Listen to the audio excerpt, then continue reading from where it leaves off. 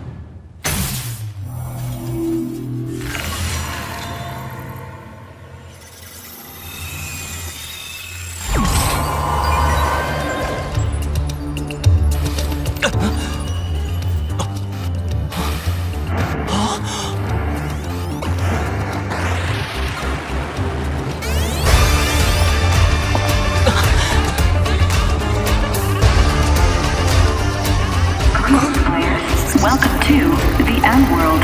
It's true. Fight as you may, become the champion and the M-World will grant you your deepest wish.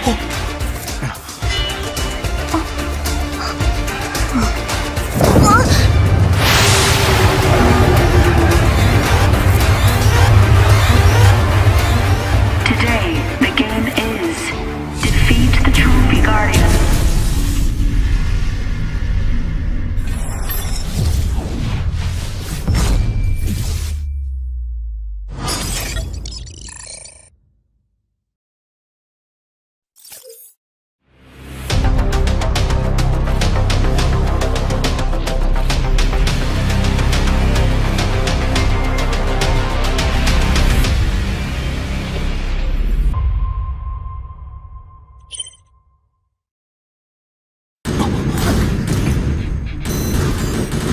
Defeated with this? Before we get started, let's warm up.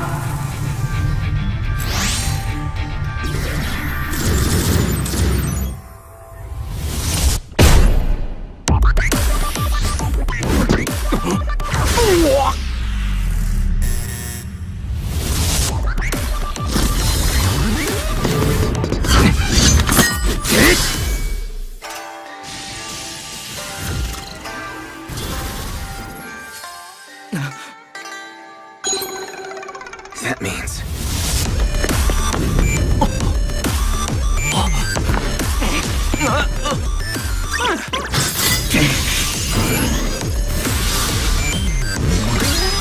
Oh!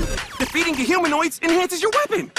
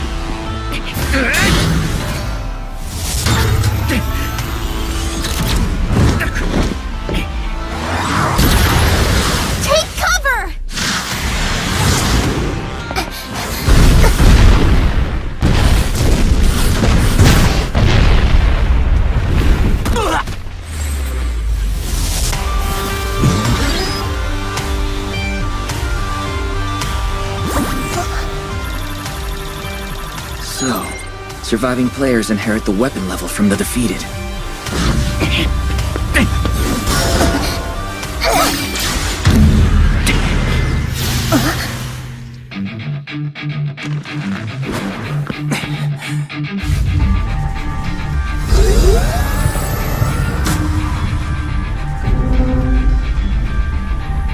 Over there!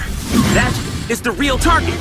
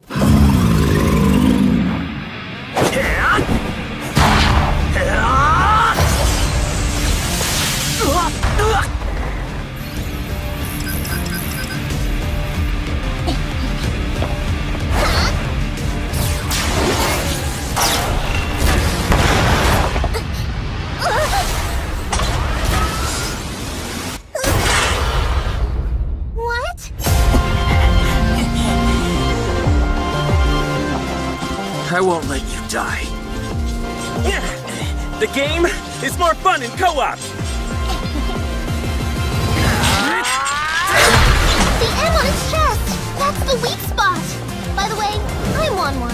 Pleasure to fight with you, Wan-Wan. Call me Yin. Name's Link.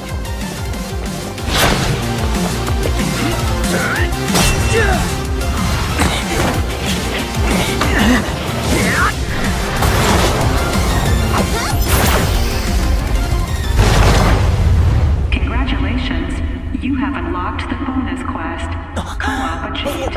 For the very first time, Emerald will grant you rewards that were never before seen.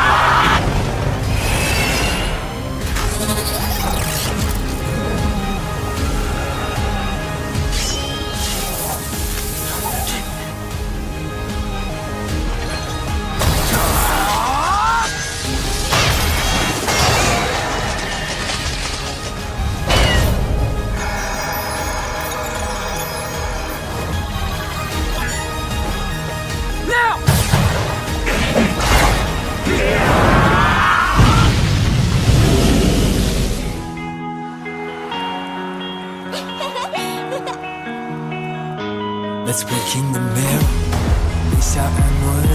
It doesn't matter whoever, however, wherever. We got nothing no more. You came from the shadow, she falls from the glow. Don't even need to know whoever we were before. We better than me, us better than me. Stay together, let it go, oh, oh, oh, oh. We better than me, us better than me. Stay together, let it go, oh, oh, oh.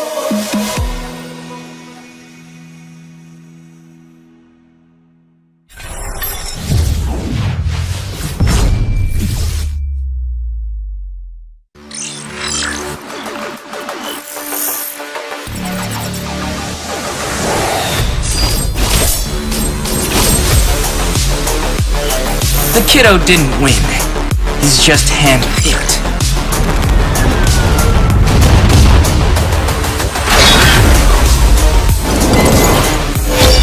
I break boundaries, not bonds.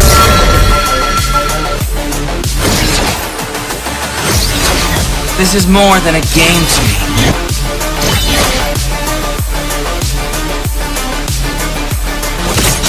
I was never meant to be a watchdog.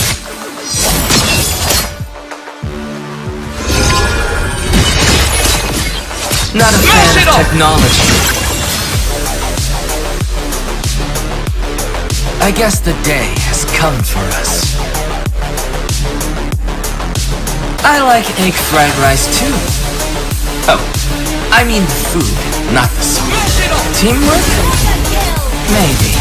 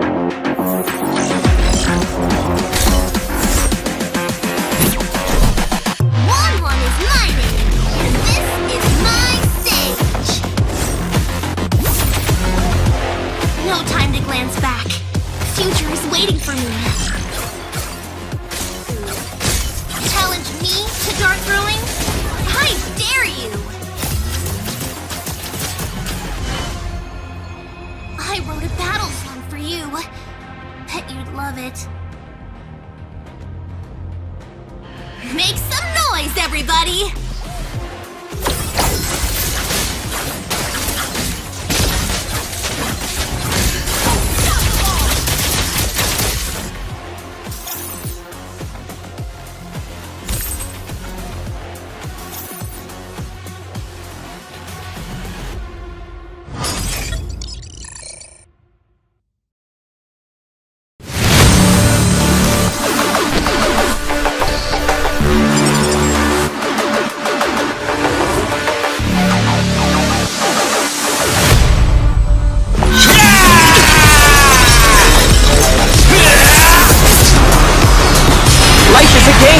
Decide how it's played. It's always the process I enjoy most. Anybody up for a duel? Pork ribs for dinner. No greens. I imagine defeat tastes like salads.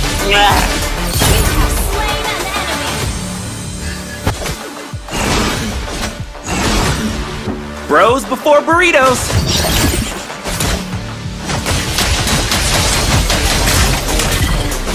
Ha, gotta move faster. My team needs me. Great team we've got here. Old friends, new team. We got this. We can make a great duo. Hope they won't ban me if I win again.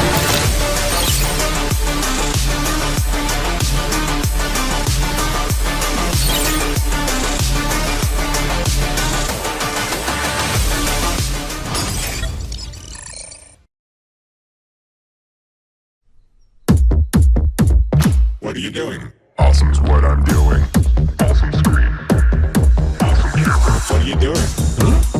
Awesome's what we're doing.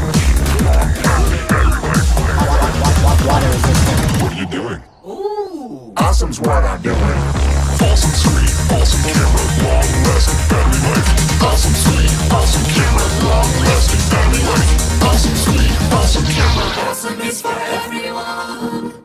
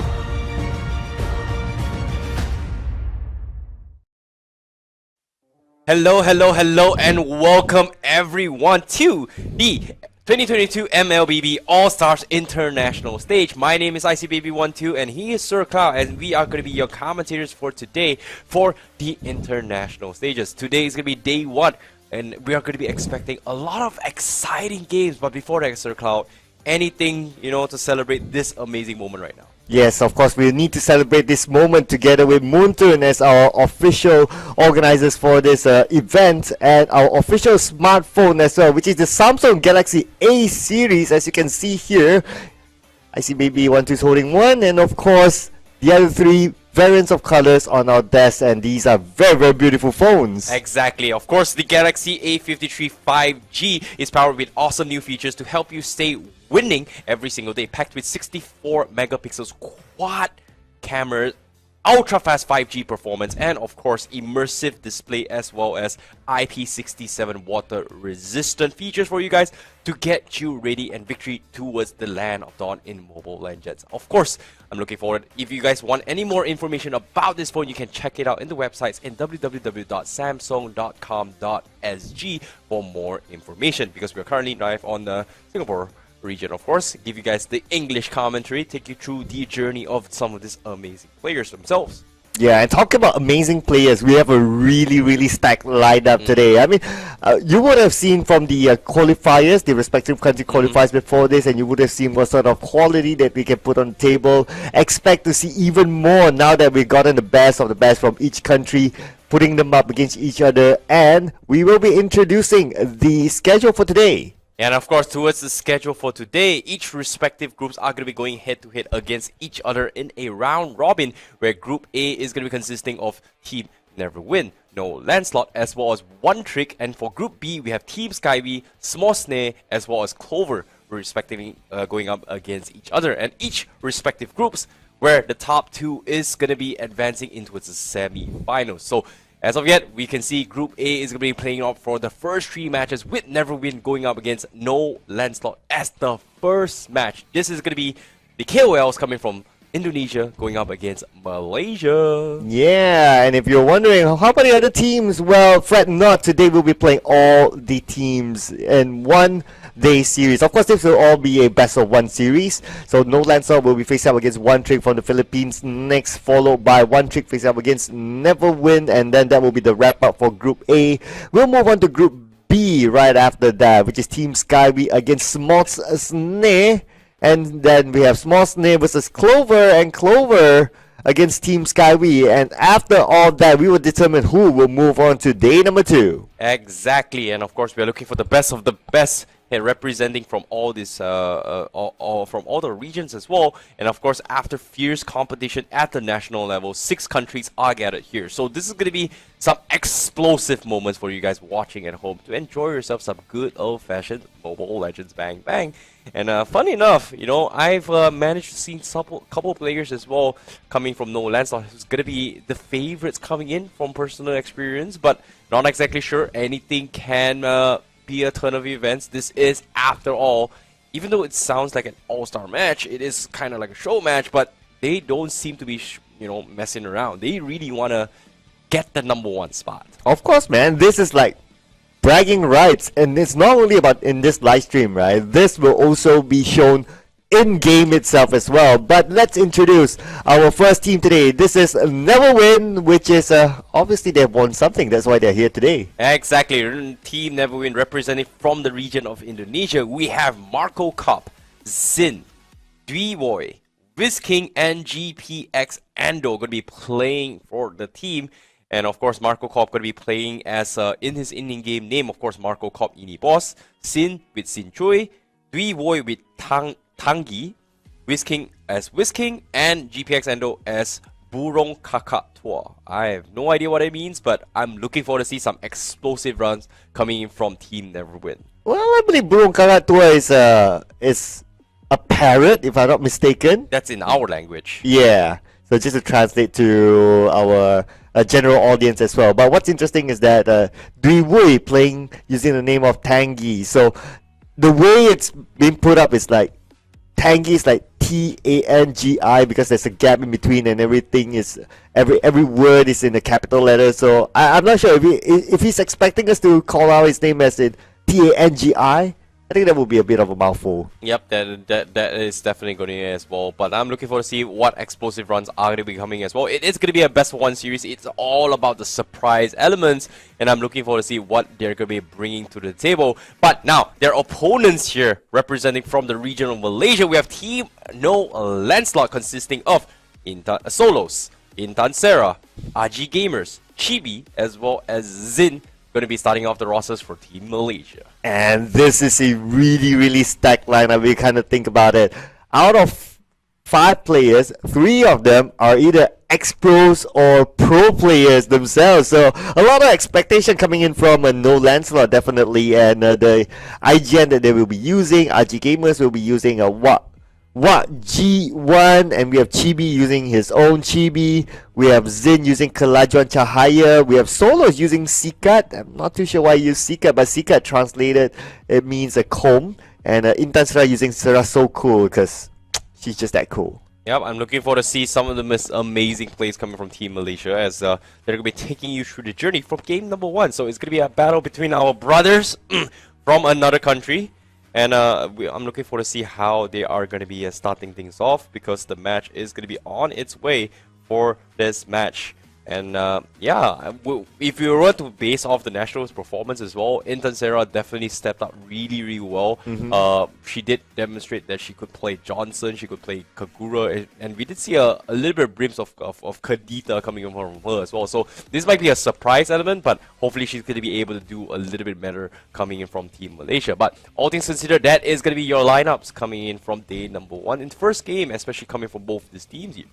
I'm looking forward to see how it all goes down, because need I remind you, the draft is going to be on its way, as we are going to be jumping into the game very shortly. Yeah, we're going to see the first draft, definitely, and this will be very interesting. Of course, we are going up against Malaysia versus Indonesia. Naturally, we look at different countries, they would have different play styles, they like different metas, they like different kind of setups, so I'm wondering what would come out between these two.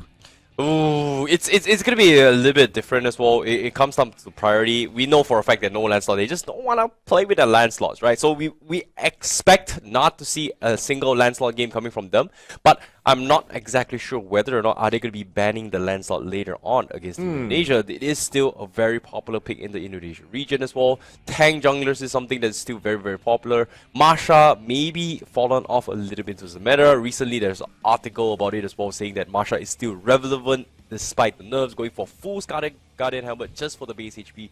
Still very relevant as well. Not surprised as well. I managed to have the luxury to experiment in it. Love it really much. Can't believe it still works. It works. It catches people off guard. And yeah, I'm surprised that it's not picked too much in the ranked games now, despite being very popular pick in the previous patch. But you know what, talking about ranked games, right? So I've been playing a good amount of ranked games recently as well, and I noticed that almost every round that I play, there's always a Layla for some reason. How do you feel about a Layla?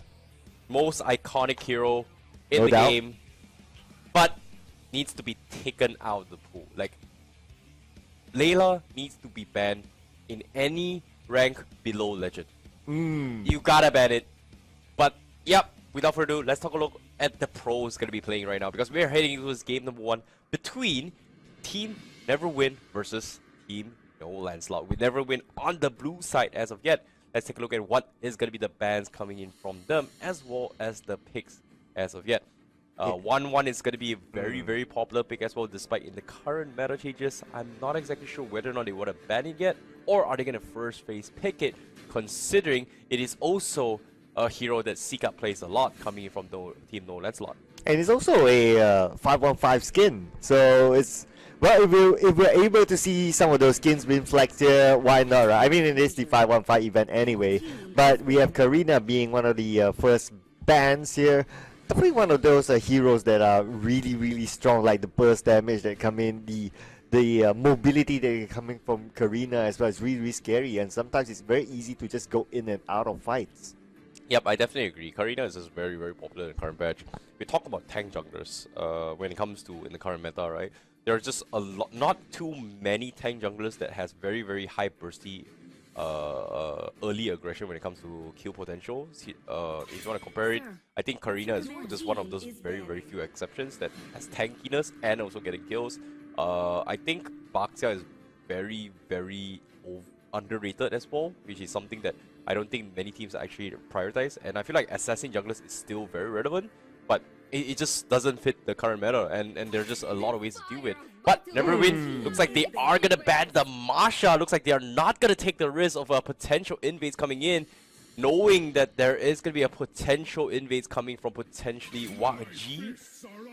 But seems like they are gonna ban the Aldos coming from No Lancelot in case they want to go for a jungle Aldos. Kind of surprising, but I'm not doubting it. Yeah, they're banning out those high mobility heroes, right? Like they ban out the Fanny, they ban out the Aldos, which is like really high mobility. He can go from one place to the another really quickly. Of course, obviously Aldos almost has a global presence as well, so that can be really scary. Fanny itself can go in and out really fast, and it's very difficult to catch. So looks like NEVERWIN, they're not willing to deal with that. No LANCELOT, they're not willing to deal with mobility. Yep, I definitely agree. I feel like the Aldos is a little bit overkill, but Valentina needs to go for sure. It is going to be meta bans coming from no LANCELOT as well. But first pick in the hands of NEVERWIN, 1-1 is going to be up for grabs. Are they going to prioritize on that, or do they want to go for something else? Because as of yet, I like that Valentina has been banned off. Xavier is also up for grabs for either of these teams. Are they going to go... okay, I'm not exactly sure are they going to go full sweaty or not, but based on the first 3 bans coming from NEVERWIN, they really don't want to deal with this meta ban heroes coming from the get-go. But NEVERWIN, they're ignoring the 1-1. They are going to pick the Ling as their first pick, and that's going to be the 515 skin available later on. Pretty sure, looking forward to see how NEVERWIN is going to be playing this, whereas no LANCELOT, how will they respond to this Ling? Yeah, I don't think we have seen a full lineup of a 515 skin lineup just yet. The last time we saw in the other region, I believe it was Singapore, we had 2, but we did have the third one. I forgot what the third one was at that game. No, we had a Yin and a Yin 1-1, and that was the last one again. Ling, yeah. This is a 3-5-1 heroes. But Yin is something that I'm not a big fan, but I'm surprised. Okay, no LANCELOT. They're going for the Angela first pick, as well as the Paquito. Angela, very underrated. Not gonna lie, very underrated, but at the same time pairs up with a lot of composition. So I'm looking forward to see how and who's gonna be playing the Angela coming from no LANCELOT and how would they pair it. However, speaking of 515 heroes, 2 out of 3 coming from NEVERWIN, we have the 1-1 as well as the Ling. That's gonna be the Oriental buff available coming from them. So only one more to complete the set now. Are they going to go with the Yin? Maybe, they may go. They could though. If they want to go for it. Like, we have a Yin XP, we have a Jungle Ling, we've got a Gold Lane 1-1. I want to see how it goes like down that way. It could be happening, but NEVERWIN, are they going to go for it? Nope, looks like it's not going to happen. We are not going to be seeing the Yin. It is going to be the Esmeralda XP lane coming from NEVERWIN. Whereas no LANCELOT, they are not going to go for LANCELOT, as they are going to be going for the Hayabusa for Chibi as the jungler. Ooh, okay, so Hayabusa definitely a very old school sort of hero as well. As we can see here, a lot of damage output that is able to be dished out by the side of no LANCELOT. Now, for bans, are they going to ban Yin just because, like, okay, we're not going to let you complete the set? Nah, I highly doubt so. It's just very unpredictable. But based on the picks here coming from NEVERWIN, they are missing a roamer as well as a mage down mid. It makes a lot of sense why no LANCELOT is going to be banning the Xavier, whereas from no LANCELOT slide, they are going to be missing out on potentially a gold laner as well as a mage. Yeah, definitely. It's either that or they are going to force the Angela mage, which is something that I'm not a big fan of. But most likely it's going to be that case. So NEVERWIN, they can opt to mirror ban this and just ban off as many mages as possible, or they could just straight up target roamers coming in from sorry, not roamers, I mean gold laners from the side of no LANCELOT, which is going to be a bad matchup against 1-1. But seems like that's going to be the case. They are going to ban the Beatrix for Seacat, so forcing solos to play heroes that is a bad matchup against 1-1 is going to be a very it's going to put him in a very difficult spot. But no LANCELOT at this point, they also lack tanking power, right? So I think if NEVERWIN wants to pick a final ban, it would be any of the tanks. We've seen in like in the Singapore region, for an example, because those are one of the recent ones that we casted together. A Grog was really good as well. Maybe a Matilda as well, one of those tanks. But looks like no, they're not going to go for any of those. Yeah, I guess that's going to be the case. Mages wise as well, no LANCELOT, they definitely need some sort of mage potential. Or maybe even a gold lane with mage potential. Kimmy is pretty good if they decide to go for it. But at the same time, they don't exactly have a strong front laner. So it's going to be a lot of emphasis for Kaladro and Chahaya to actually play on the Paquito. But looks like they are going to force the Lilia coming from no LANCELOT. Whereas NEVERWIN, they're going to instant lock the Yori Yagami skin on the Cho, as well as the Kagura. Very decent lineup coming from NEVERWIN, and that is going to be the roaming Cho up on him. Whereas from No Lancelot, what is going to be their frontline tank? That's something. No, they actually need a gold laner, so they don't have a tank. That is going to be the Angela in the front lines soaking up, and Seacat going to be playing the Clint. Okay, this is a pretty weird draft coming from me, but it's a very risky one. I'm looking forward to see how they're going to be handling the issue, because I feel like NEVERWIN, they've got a very scary composition. But I'm slightly disappointed with NEVERWIN. They didn't pick the Yin, so we couldn't complete the the trio of 515 skins. We haven't seen that yet. Hopefully we get to see that later on. Hopefully throughout the days it's going to be coming here, because this is going to be all 3 days, and this is only day 1, first game in the series, as we're going to be having more games for you guys here in the 515 All-Star International Stage. The best of the best, the people that you voted for, the stars are battling it out, and this is going to be Indonesia going up against Malaysia for game number 1, and in this group, respective groups as well, who is going to be the ones that advance forward into the semifinals. I'm looking forward to see how it all goes, but that is pretty much the drafts coming from No Lancelot as well as NEVERWIN, and as we are going to be jumping straight into the game very shortly in 5, 4, 3, 2, 1, go. See, magic. See, 1 point. And you were the prophet before this, and now you're the magician today. Wow, something's been brewing in the past few days for you. Yeah, you know, maybe it's a good time to be going for the lottery, but as of yet, the game will continue, because this is going to be the match coming from Team NEVERWIN as well as No Lancelot, with Team No Lancelot on the red side. We can see Chibi already farming his way through, where Sin also going to be farming respectively as well. Don't exactly have jungle emblems up on Sin, so I feel like Chibi is going to have a little bit of upper hand in terms of rotation speed. No jungle invade yet, but Tangy looks like he's caught somewhere in the middle, but just managed to get away. Still very early. Everyone's still pretty much level 1, level 2, so their skills are still not up yet.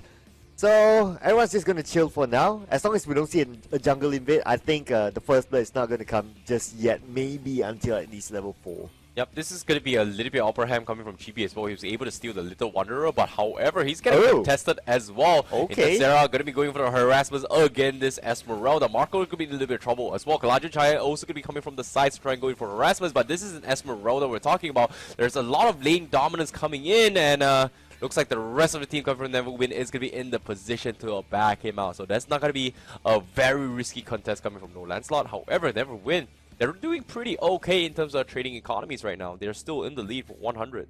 You know, and Esmeralda is the definition of looks can be deceiving. Like, she looks pretty and all, but actually she's really tanky and can sustain really well. But Sarah's so cool. Last hit, wow, okay, super close, but finally Zincho able to secure that first blood. And Tangy will need to get away, but shouldn't be a problem as Chibi now just got his level 4.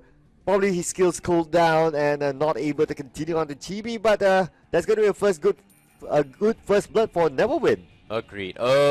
But as of yet, this is going to be the turtle going to be contested up from top side as well. Sarah going to be trying to open up the map a little bit. Unfortunately, doesn't have the tankiness as well. Seacat doing a pretty decent job against the 1-1 as of yet. Whisking struggling down towards kill threshold. Going to be forcing him out of the recall now, as he is going to be farming his way through. So Seacat is doing pretty decent coming on the bottom side. Meanwhile, Chibi is going to get contested from Tangy. Tangy is going to get a force as well, but here comes the flick away of the dragon towards the Sarah, and that's going to be a shutdown as well. Sarah cannot do anything about it as well. Unexpected flicker away of the dragon. That was some quick reactions coming from Tangy. Wow, but talking about quick reactions towards the turtle, but now they're going to be contested by Kelajuan Cahaya. Oh my goodness. Tangy is now in trouble. Probably a counter on the Tangy, and Tangy still survives. Yep, Chibi, however, managing to sidestep his way through with the Wave Dragon. He's got the Shadow Clones available, but he doesn't have the Ultimate available. Sarah is going to be coming in with the Hard Guards a little bit more, but Sintui doesn't have the energy to contest this. But it doesn't really matter. Esmeralda goes through the shield, though that's going to be his downfall. Well, Sarah is going to be stranded his way through. Kalajan Choi on the sides as well is going to be focused down. He goes for the KO, but tries to turn things around. But the Kagura turns the tide. Burong Kakatua turns it around. Gets one, almost gets the second one, but Sintui going for the finish, gets the Lilia on top of it all.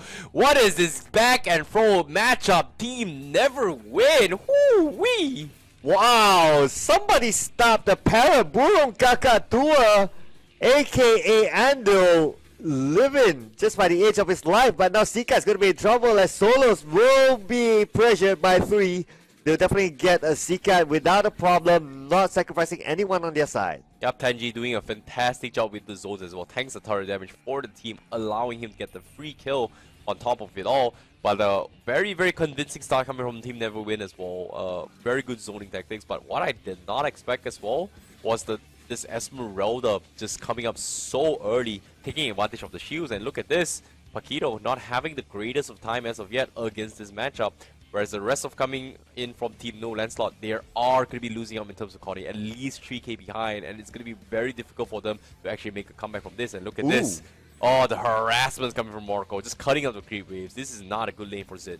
I mean, you already have a 2-kill lead, and you're bossing the lane. At this moment, you can just do a wave cut, and you can try and stomp onto Klajuan Cahaya. Zin is currently in trouble. Good thing he's still alive with the help of his turret, but unfortunately not enough to keep him alive any longer. Yep, now Burung Kakatua going to be sidestepping his way through, but the OK Shadow did not chain his way through. He's going to get cancelled from the Kagura, whereas the rest of Team NEVERWIN is going to be swarming the as they pick them up bits by bits. Sarah is going to be down for count. Double kill coming in from the Kagura as Burung Kakatua looking to go for more, but the rest of Team NEVERWIN comes in. The Wave of the Dragon will seal the deal. A double kill coming from Team NEVERWIN as they completely shut down this No Lancelot composition. Angela not having an amazing game because of this Esmeralda. Oh, this is a fuse bad moment coming from Team No Lancelot. Oh yeah, it is really tough. 2 double kills back to back, so technically they lost 4 in that fight in the middle. And on top of that as well, Marco Company Boss is still bossing the top lane. Yeah, this is very, very hard game coming from Team No Lancelot. Like, Heartsguard is just so good, but not against an Esmeralda. This just completely ignores the shield, and we've seen time and time again how Marco is able to get benefit from all these kills. And now we can see Wiz King going to be getting the Demon Hunter sword available, but as of yet he is going to struggle a little bit when it comes to going for compositions. But we do see the invades coming in from Sin Choi as he takes down another big fry. That's going to be Chibi. Double kill on Intansera. Here comes the Tempest Blade, but he's going to go for more. Wak G going to be sidestepping with the Black Shield. Burung Kakatua looking for the fight, but Tenji goes in for the final third follow-up, and that's going to be the way of the Dragon. Hit him once, not enough. Hit him twice, not the way to go. But third time's the charm to take them all out. That is a lot of aggression coming from Team NEVERWIN. And to top that off, he did it under the turret. That was insane confidence coming in for them. But hey, you're 15-1. You're allowed to do some mistakes, but it didn't become a mistake at the end of the day. But the Klajuan Cahaya, Zin, looks like he's not going to get away with this. Wiz King is going to come from behind, and Marco with a combo. But oh, good thing, managed to slip away with the help of the turret. Yep, Chibi, however, going to be taking a little bit too much damage. The crits coming from Sinchoi is going to do a little bit too much. And double kill for him as well. And this is a big one for him. Sika, however, going to get focused down as he gets picked apart. And that's going to be a 3-for-1. But at the same time, wait, what? Sinchoi, what was he doing? He was just standing still, loses his life. And, you know, they tried to go for the disrespect. But this is solos we're talking about. You don't give him kills like that. He's gonna make a comeback eventually.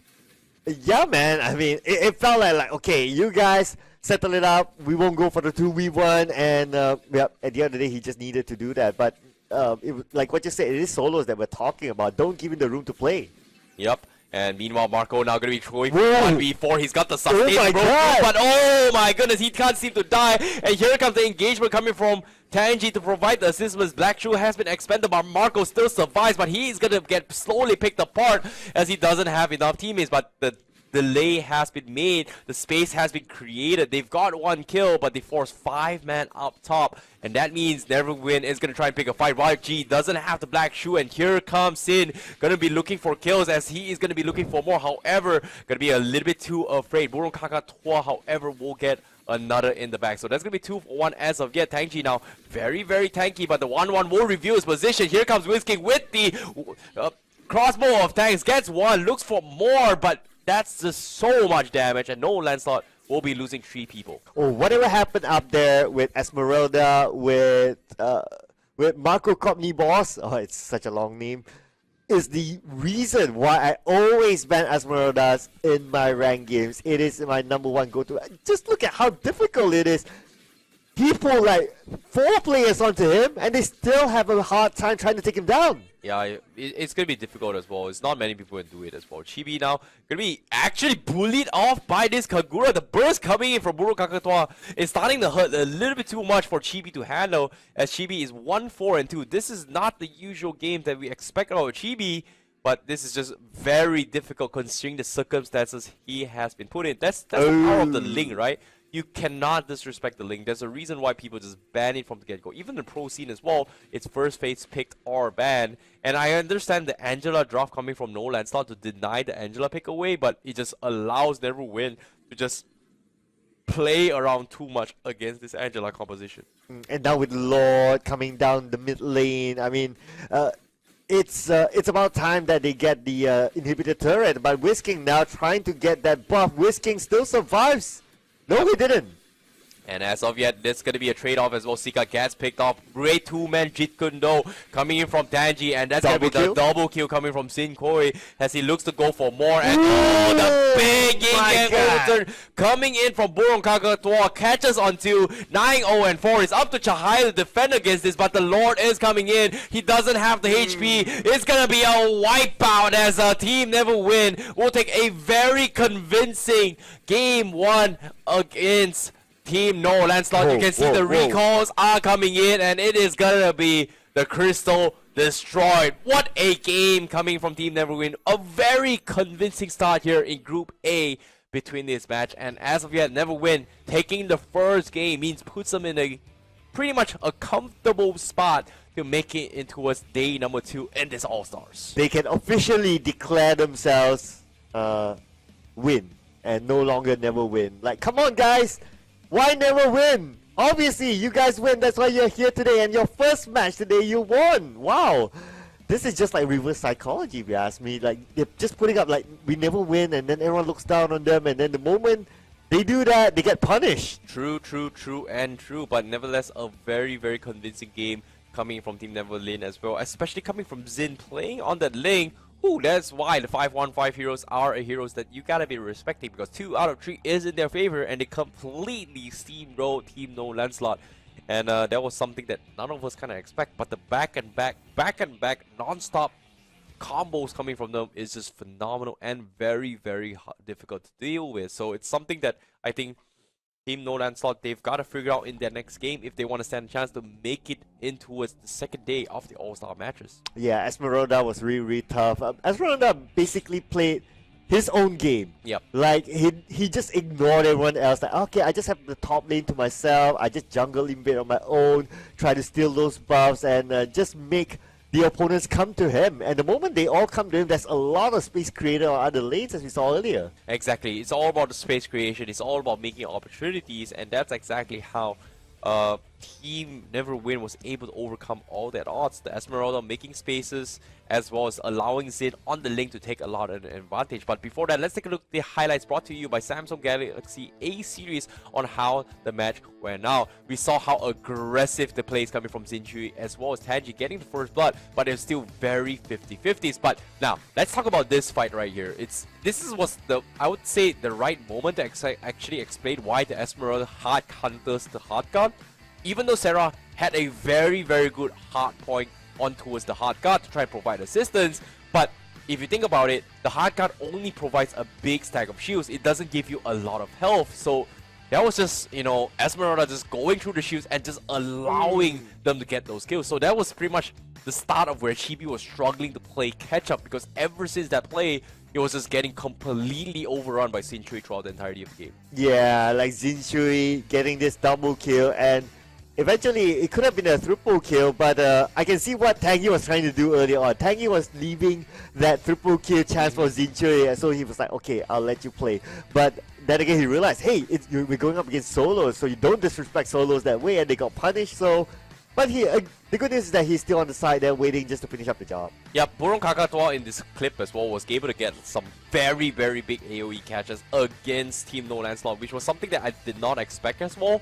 It's super underrated for Kagura to hit those magic damage because we were so focused on the Link, we're so focused on the Esmeralda. Tentatively, we do forget that the mages do contribute a lot as well.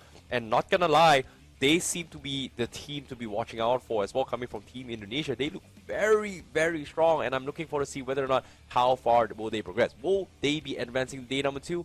As of yet, they're in a very comfortable position. However, Team No LANCELOT is going to be risk being eliminated here in the All-Stars by day number 2 if they do not win their game against their next opponent, which is going to be one trick from the region of Philippines. Yeah, so it's going to be a must-win for them because we will only take the top 2 from each group. So naturally, if you go home without a win, you will be at the bottom, and that means you'll be eliminated from day number 2. So for any hopes of them moving on to the next round, they need to win it against one trick from the Philippines. But let's check out the stats from the previous round before we move on to game number 2. Yep. Let's take a look at the items real quick as well here. MVP, I feel like the items here is just full slaughter coming from Burung Kakatua. That was just insane. He was able to go for the traditional build as well, going for Clock of Destiny, Lightning Trunkin. That's going to give you an early burst against the composition. Intan Sarah as well seems to be struggling considering that she was playing a supportive role on the Angela, but they needed a frontline tank, and unfortunately to say, the fleeting time just does not help in the situation. They needed Kaladron Chaya to actually soak some of this damage, and it was very difficult for No LANCELOT to actually fight off against a very strong frontliner, which is going to be the Cho as well as the Esmeralda, which kind of led them into a situation where they need to dodge a lot of these fights, and it's just everything kind of went south considering that the idea was to make sure that, hey, the Heartsguard shield is going to give them this tankiness that they need, which immediately gets gone through by Esmeralda. So it's not just once that Team NEVERWIN was able to break through the Heartsguard shield. It's actually multiple times as well. So I feel like based on the drafts as well, NEVERWIN just completely outdrafted No LANCELOT, and hopefully No LANCELOT is going to be able to come back in the next games. Oh, wow, you don't see this all the time. Like, only Solo is getting 100% touch on the turrets. No one else touched any turrets. This is insane. The amount of pressure coming in from NEVERWIN, and of course the damage output coming in from Zinchue himself. We saw he got like what, 12 kills or something like that, and his damage output here is just crazy. It's like 51,262. Oh, wow, like only Solo is getting 100% touch on the turrets. No one else touched any turrets. This is insane. The amount of pressure coming in from NEVERWIN, and of course the damage output coming in from Zinchue himself. We saw he got like what, 12 kills or something like that, and his damage output here is just crazy. It's like 51,262. It's definitely the highest among all of them, and I would say it's they couldn't touch the turrets. It's not because like they couldn't push per se, but it's because of Zinchue just playing the active role of just pushing them back. Yeah, you know, when it comes to rotation and mobility as well, Link, there's just not a lot of heroes that actually I would say out-rotate a Link, so well done coming from Team NEVERWIN, but let's take a look at the stats coming from Team NEVERWIN as of yet. As you can see, this is going to be the official stats as well. 30% damage output coming from Zin, 26% coming from Ando, as well as 24% for Marco Cop. So there's going to be the 3 players that you'll be watching out in terms of DPS. A very balance between the XP laner, the mage, as well as the juggler to be carrying the team. So I'm looking forward to see how well they are going to be progressing in the next few games to come. Damage taken soak here is going to be none other from Marco Cop on his Esmeralda. Of course, he's going to be taking most of the damage, but I'm looking forward to see who the MVP of this match for Team NEVERWIN.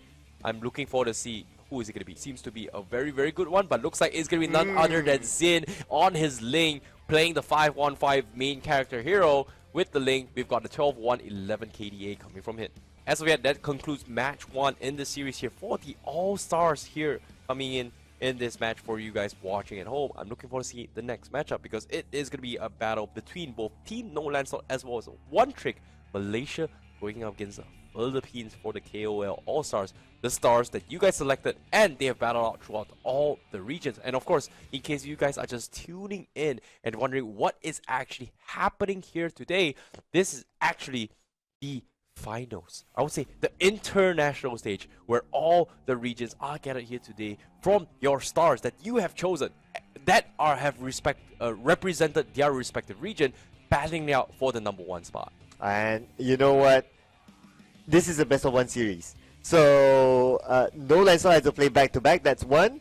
But One Trick, they had the advantage of watching the previous game, so they kind of like had this little bit of a edge, like, oh, okay, we get to see what type of heroes they like to use. But here we are, the schedule again, just to remind everyone. Of course, we were just done with NEVERWIN versus No LANCELOT. Next up will be No LANCELOT against One Trick from the Philippines. Agreed. As of yet, I'm looking forward to see how the match is gonna go. And like I said as well, this is gonna be game number 2. No LANCELOT going up against One Trick, and later on it is gonna be One Trick going up against NEVERWIN. And of course, that is pretty much the Group A for all the first 3 matches. Meanwhile, the remaining 3 matches is going to be Group B, where we will see Team SkyWee going up against Smos Sne, Smos Sne going up against Clover later on, and the final match for Clover versus Team SkyWee.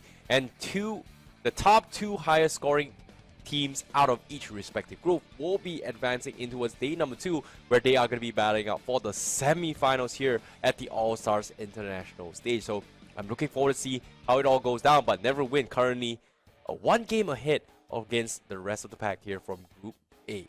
Yep.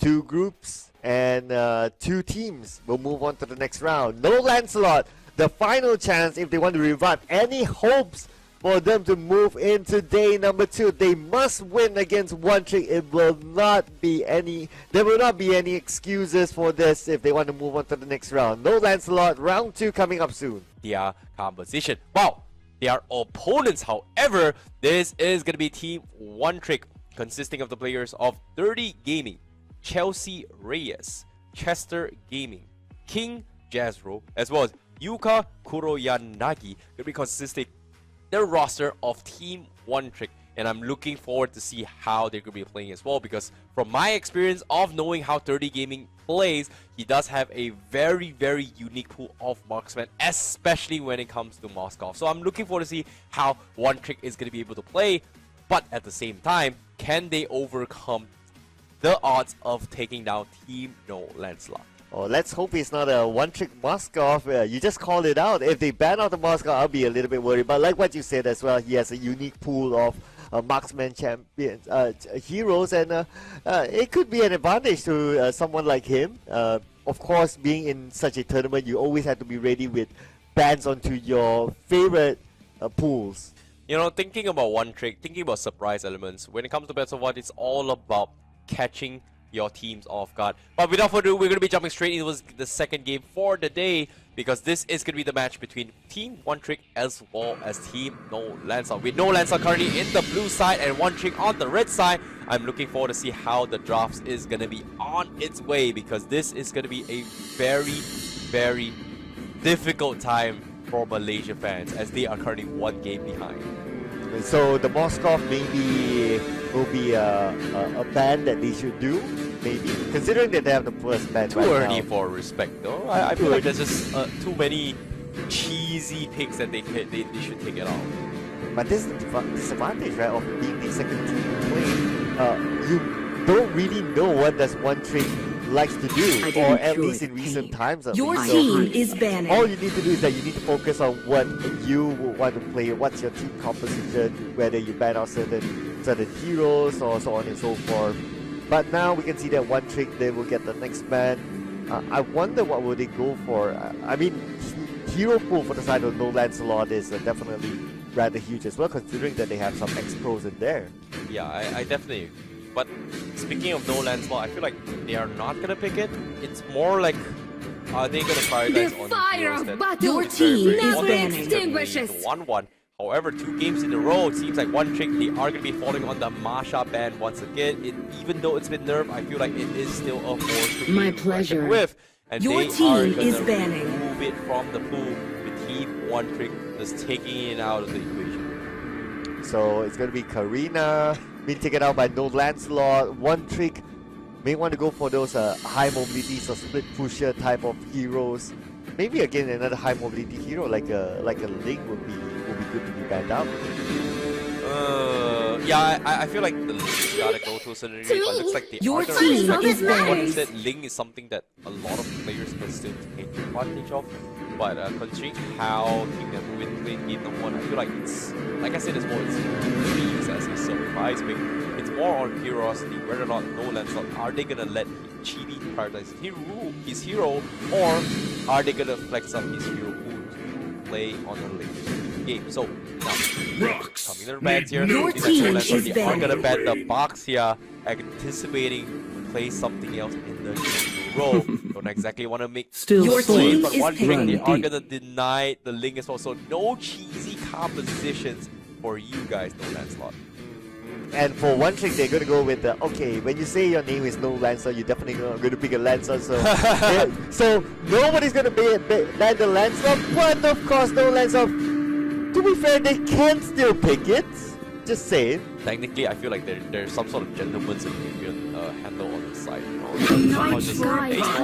Your team is picking. But as of yet, no Lancelot. They are gonna prioritize on Esmeralda. Maybe traumatized from game number 1. You don't exactly want to take the risk. Maybe even potentially picking up the NEVERWIN later on. So I'm looking forward to see how one trick is gonna be handling the situation. 2 out of 3 of the 5 fun heroes is gonna be out of the equation. Are they gonna go for the yeah? Not exactly. Not exactly. Yeah, but what's sure is that I'm disappointed that we won't be seeing a 3 5-on-5 skin in one stack just yet. But the graph will be big. Swing! This Your could be a team jungle is invade picking. graph from the start. Yo, not just a jungle Not invade. bad. Talk about fannies as well. This is vengeance something that incarnate. you have to pick or ban from the get-go. But for a first phase pick fanny coming from one trick, this is gonna be a scary one as well because no Lancelot, they have the luxury to play against a fanny composition. I don't think they are gonna go for a Kufra pickup to deal with this, but I feel like it's something that they need to worry about. And the Grok can be, like you said as well, flexed into its XP, flexed into its roaming roam. I feel like no Lancelot, they have to find a way to deal with the fanny. Well, they took the Moskov. Yeah, that's gonna be respect against it. Yeah, so instead of banning it, they Once, take it. once upon a time, there was a matchup in solos. Your team is picking. He was like, oh, I know you. I know you love this hero. I'm just gonna take it away from you. Just so that he can try to maybe play out against him, like Maybe, outplay maybe, him. maybe. Yeah, that will be interesting. Anyway, Atlas was picked for the side of no Lancer, so this time they have 2 kind of tanks, but same goes same Your style on the team side is of one banning. trick as well. Also 2 very tanky heroes. Looks like it's gonna be all absorbing for both sides. Yeah, I guess one trick they are gonna go for XP lane coming in from them. Thorns and- remain. Your team Okay, is one trick banning. banning of the Lancelot, even though they specifically said no Lancelot in the team, but alright. love It's at kind night. of Your weird, team but is banning. I can respect that. You know, it's Chibi we're talking about, MPL Pro, coming from Malaysia. A punch He for a has a punch. big Your variety team of is banning. junglers as well. So I'm looking forward to see how he's gonna play this because as of yet, I feel like his biggest struggle right now is they don't exactly have a way to protect Chibi from being able to outfarm a Fanny or the pressure being drawn out from a Fanny. Like if it was a Kufra, maybe it's something that I can kind of expect. Your team is picking. But as of yet, I don't think he has a strong early hero if and only if the Fanny is gonna go for the invade. So I feel like this is kind of scary for him. But one trick hovering on the Nathan for okay, never mind. I think spoke too soon. That is gonna be the Xavier coming for one trick as the mage. And you made a good point though. So Chibi, he's gonna have a hard time, especially when the jungle invades come in. And naturally, on the side of one trick, they have 2 jungle invaders at least for now. If they Yeah. pick one more, then it's gonna be disastrous for Chibi. But the 2 is gonna be good enough to just stop his tracks, and that will allow other heroes from the side of one trick to farm faster. Yeah, this is very worrisome as well. Like no Lancelot, they can go for a jungle, tank jungle to actually try and compensate this well. Bakta is pretty good, but Bakta is pretty much banned for him. So this is gonna be a very awkward spot as well. Forcing the Yishun seed from no Lancelot is gonna be even harder as well. But I feel like as a pro, you're banging on the fact that I can dodge a fatty. This is too much to ask. And let's take a look at whether or not how he's going to execute this out because G1 is going to be playing the Lunox and that is going to be Chibi on the Yishun Sin as the jungle. Very risky approach, but double marksman for the late game is going to be way to go for Team No Lancelot. One trick, however, is going to have 30 gamers playing the Brody as their final pick potentially.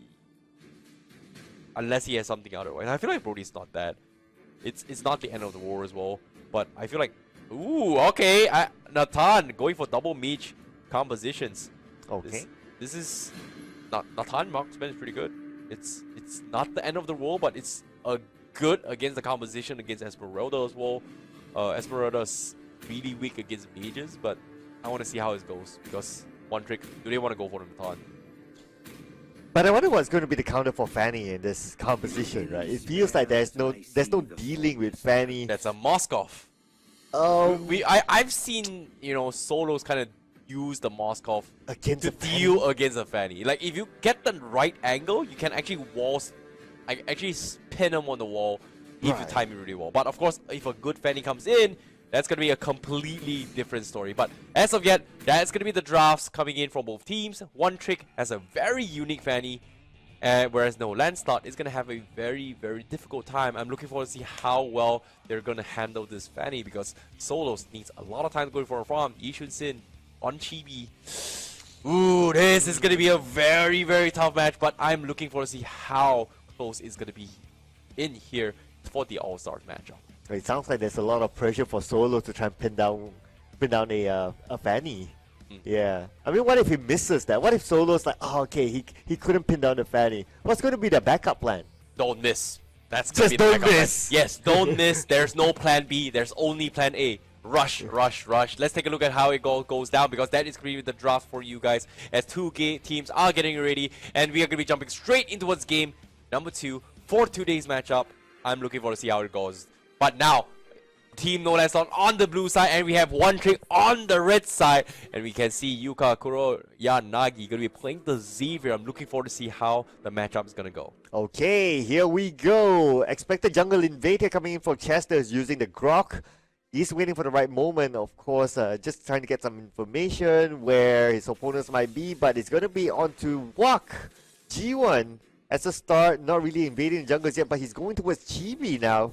But don't think he can do much now that it's going to be Chibi and Wak trying to secure the jungle. Oh, I'm not a big fan of the Demon Slayer emblem on Chibi, but considering that he needs to outmatch the farm of Fanny, it puts him in a very awkward spot. Oh. But now here comes the invade coming from Jaro, the wall span comes in, but there's just so many stuns as well. They have to back off, and the amount of damage being dished out from LANCELOT is gonna scare off King Jastro to recall back into his base. So a pretty decent defense coming from LANCELOT to respond to the Fanny invades. However, Chester now gonna try and go for the annoyance with the wall blocks, but Chibi now, does he have the retribution? He has it in 1 second. Is he gonna force the retribution? Did he? Nope. He is actually, he does force the retribution, so that's gonna be a good invade coming from Chester as he backs out. Yeah, he managed to force that out. He would have wanted the buff for himself, but hey, anyway, he got whatever he got.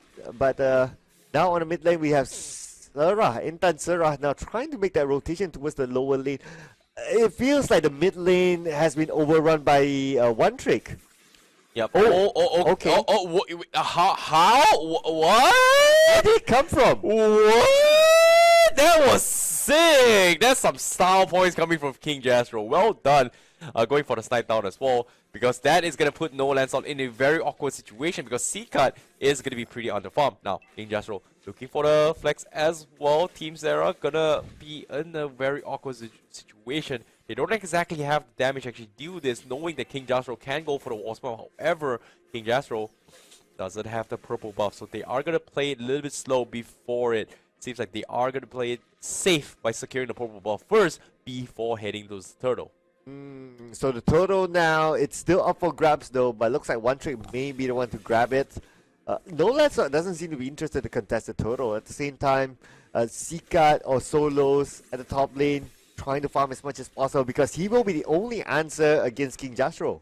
Yep, and as of yet, Sarah doesn't have the 4 to go for the failing links as well, so that's going to be a little bit putting him in a down spot. But here comes the Fanny coming in. King Jastro trying to steal off the orange buff against the Yishun Sin. This is very cheeky of him, but at the same time, considering how quick and ahead in terms of economy as well as level, he can pull it off. So great game sense. Meanwhile, Chibi is going to be mirroring up on the top side Chester to fight this.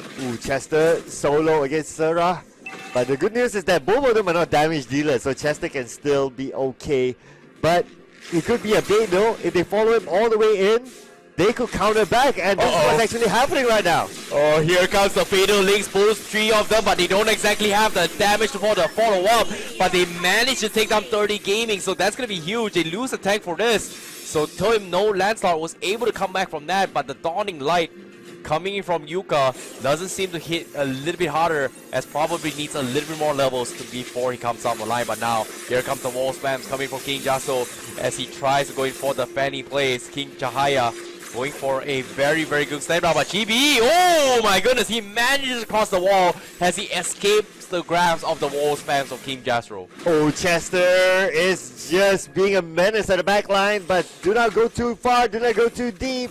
Come back when you need it. And now it's going to be 1v2, but then again he has backup from Yuka. Yuka now trying to stay behind Chester, absorbs as much damage as possible, but hey, you never put attention on the tank. Agreed indeed. But seems like it is going to be a stalemate coming from both sides as they try to save up in terms of economy. But here comes King Jasro. He's going for the wall spam. He's going to go for it as well. As this is going to be a very difficult time for Kalajuan Chahaya. But there's nothing he can do, and he's going to be popped off as he doesn't have the mana to sustain his heals with the shield unit, with the Frostmoon shield. 30 gamers. Gotta be careful. They're coming towards the mid side, but now Chester rotated to the top. Chibi is kind of blocked out, but at the same time, at the middle, we see 30 gamers being taken out by what? G1, but on the top, they were traded back as solos go down to Chester. Ooh, this is a big catch coming from One Trick as well as they take down C-Cut. That is a very important catch coming from him as well. As long as they slow down the farm on C-Cut, they're going to be A-okay because eventually 30 Gaming is going to be able to do a lot of AoE damage throughout the entirety of the fight. King Joshua once again going for the steal. Oh no! BB unfortunately missed the timing. Here comes the wall spike coming from King Joshua and he takes a freebie. Unfortunate. That is so unfortunate, and there's no one that can stop King Joshua from that play. I know, right? The moment he got that steal, and that's it. The kill is definitely in the bag. Now Chester trying to get away, but he's kind of like, he's kind of fooling around in the middle. He knows that he's the tank. He's very confident to stay there all alone, trying to buy time for his teammates as he brings two from the side of no LANCELOT towards him. I know, that was so unfortunate coming from GB as well. They needed that play, but here comes a Fatal Link, pulls in 30 Gaming, immediately chain stuns by Seaguard as well. That's going to be a freebie coming in from no LANCELOT. That's exactly a little bit of a redemption point that they need to make into this comeback. Sarah now going to be looking for this place. You can see Chester in a little bit awkward situation. Dawning Light comes in. Seaguard taking a little bit too much, but Chester is going to be A-okay. But while that's actually happening down middle, King Jasro getting a solo kill against two players. And GB has his going to be dying 2 times in a row now as a jungler. That is not looking good for GB. Oh, okay. King Jasro starting to move in. King Jasro trying to get as much information as possible as Chelsea together with his other teammates are together. So it's going to be a 4v2 scenario in the middle as they put pressure to work together with Intansura. Intansura needs to back off. Yep, and here comes the swipe down as well. They don't have enough. While G will survive the Dawning Light, but the Fanny is going absolutely crazy. They get Sarah, but that's going to be King Joshua backing out. Kalajuan Chahaya taking a little bit too much damage. It's going to be walking off. The Mountain Shocker comes in, but Chester looking for a solo kill. This might be his downfall. Chibi needs to sidesway his way through, but the damage coming from Chester taking a little bit too much, and it's going to be A-okay. Meanwhile, Chibi is going to be aggressive as well. 30 gamers. It's going to be coming from the side to get the freebie. Chibi getting clapped just like that. Very unfortunate. Seaguard, however, not going to be able to get the kill onto Zero Rainer, so that's going to be no LANCELOT losing out on the turtle trade as of yet. Oh, talking about 30 gamers, he should change his name to Dirty Gamer as he comes in with the backstab. Now Kalajuan Chahaya, aka Zin, is in trouble as he's alone at the bottom. Oh, he's going to be sandwiched as King Jasper starts to move behind and gets the kill on the Kalajuan Chahaya. Okay, King Jasper is an absolute monster as this fatty.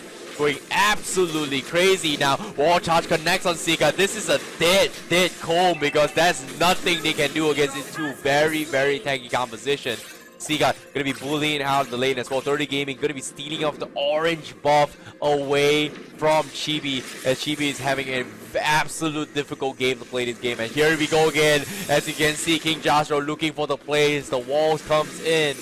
As the Fanny looking for the right opportunity, going for the spam. Here comes King Joshua. Oh, here we He's go. going to be going absolutely crazy as well. Dawning Light connects onto Team No LANCELOT. They have to back out. They're calling Kalajuan Chahaya to block this.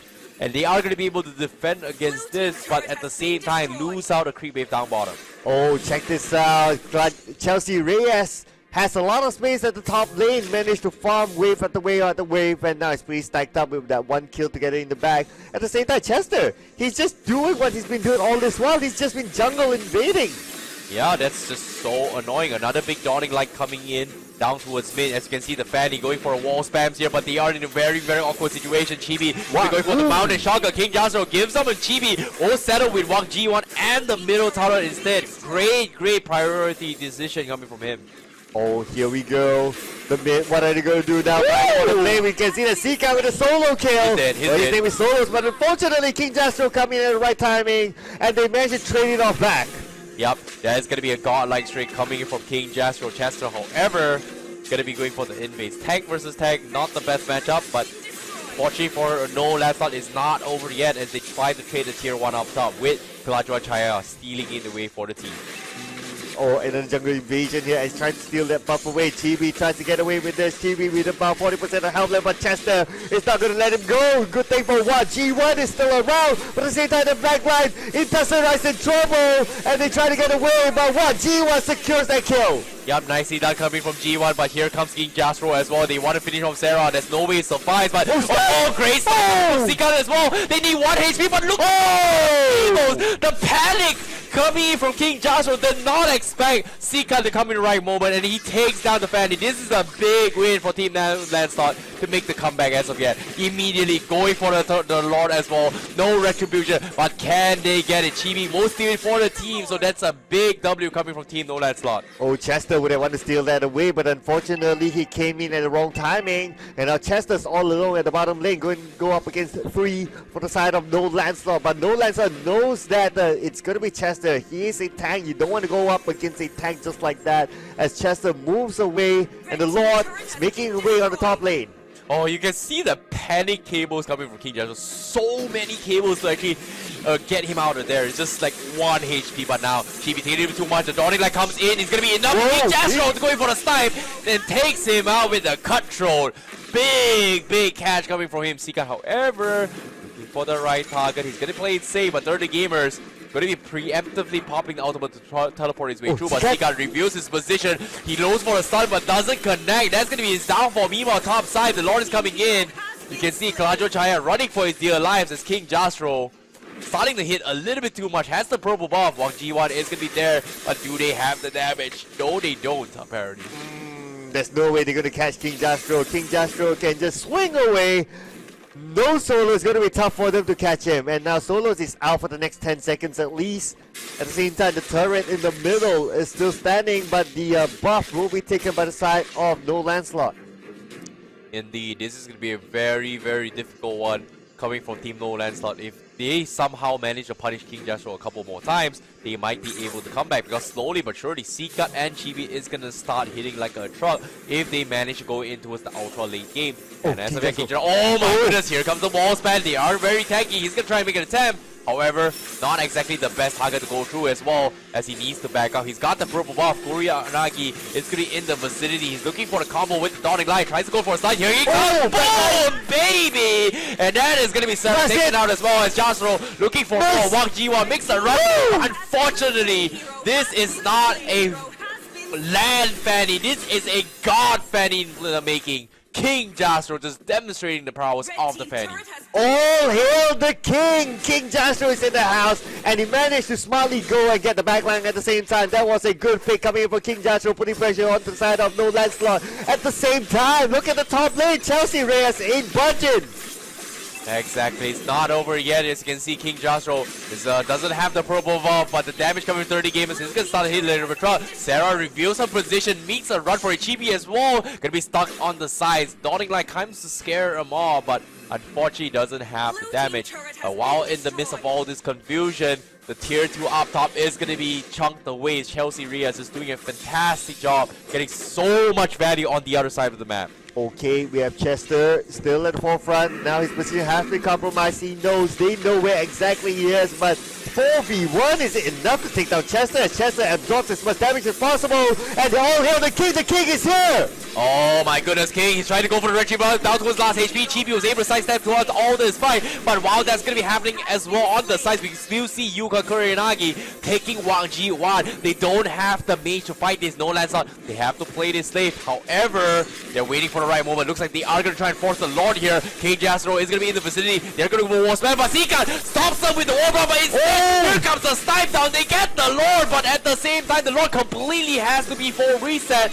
And Sika is down for the count as they completely chunk up the rest of the team from the side of no LANCELOT. As one trick is going to focus a lot instead. Chibi immediately making work, pushing the middle turret, trying to get more value. Unfortunately, not going to do too much in that situation. Yeah, Chibi can't overextend now that Grok has arrived in town, and Chibi, all he needs to do is just continue to farm and try to push out the waves of minions on the other side.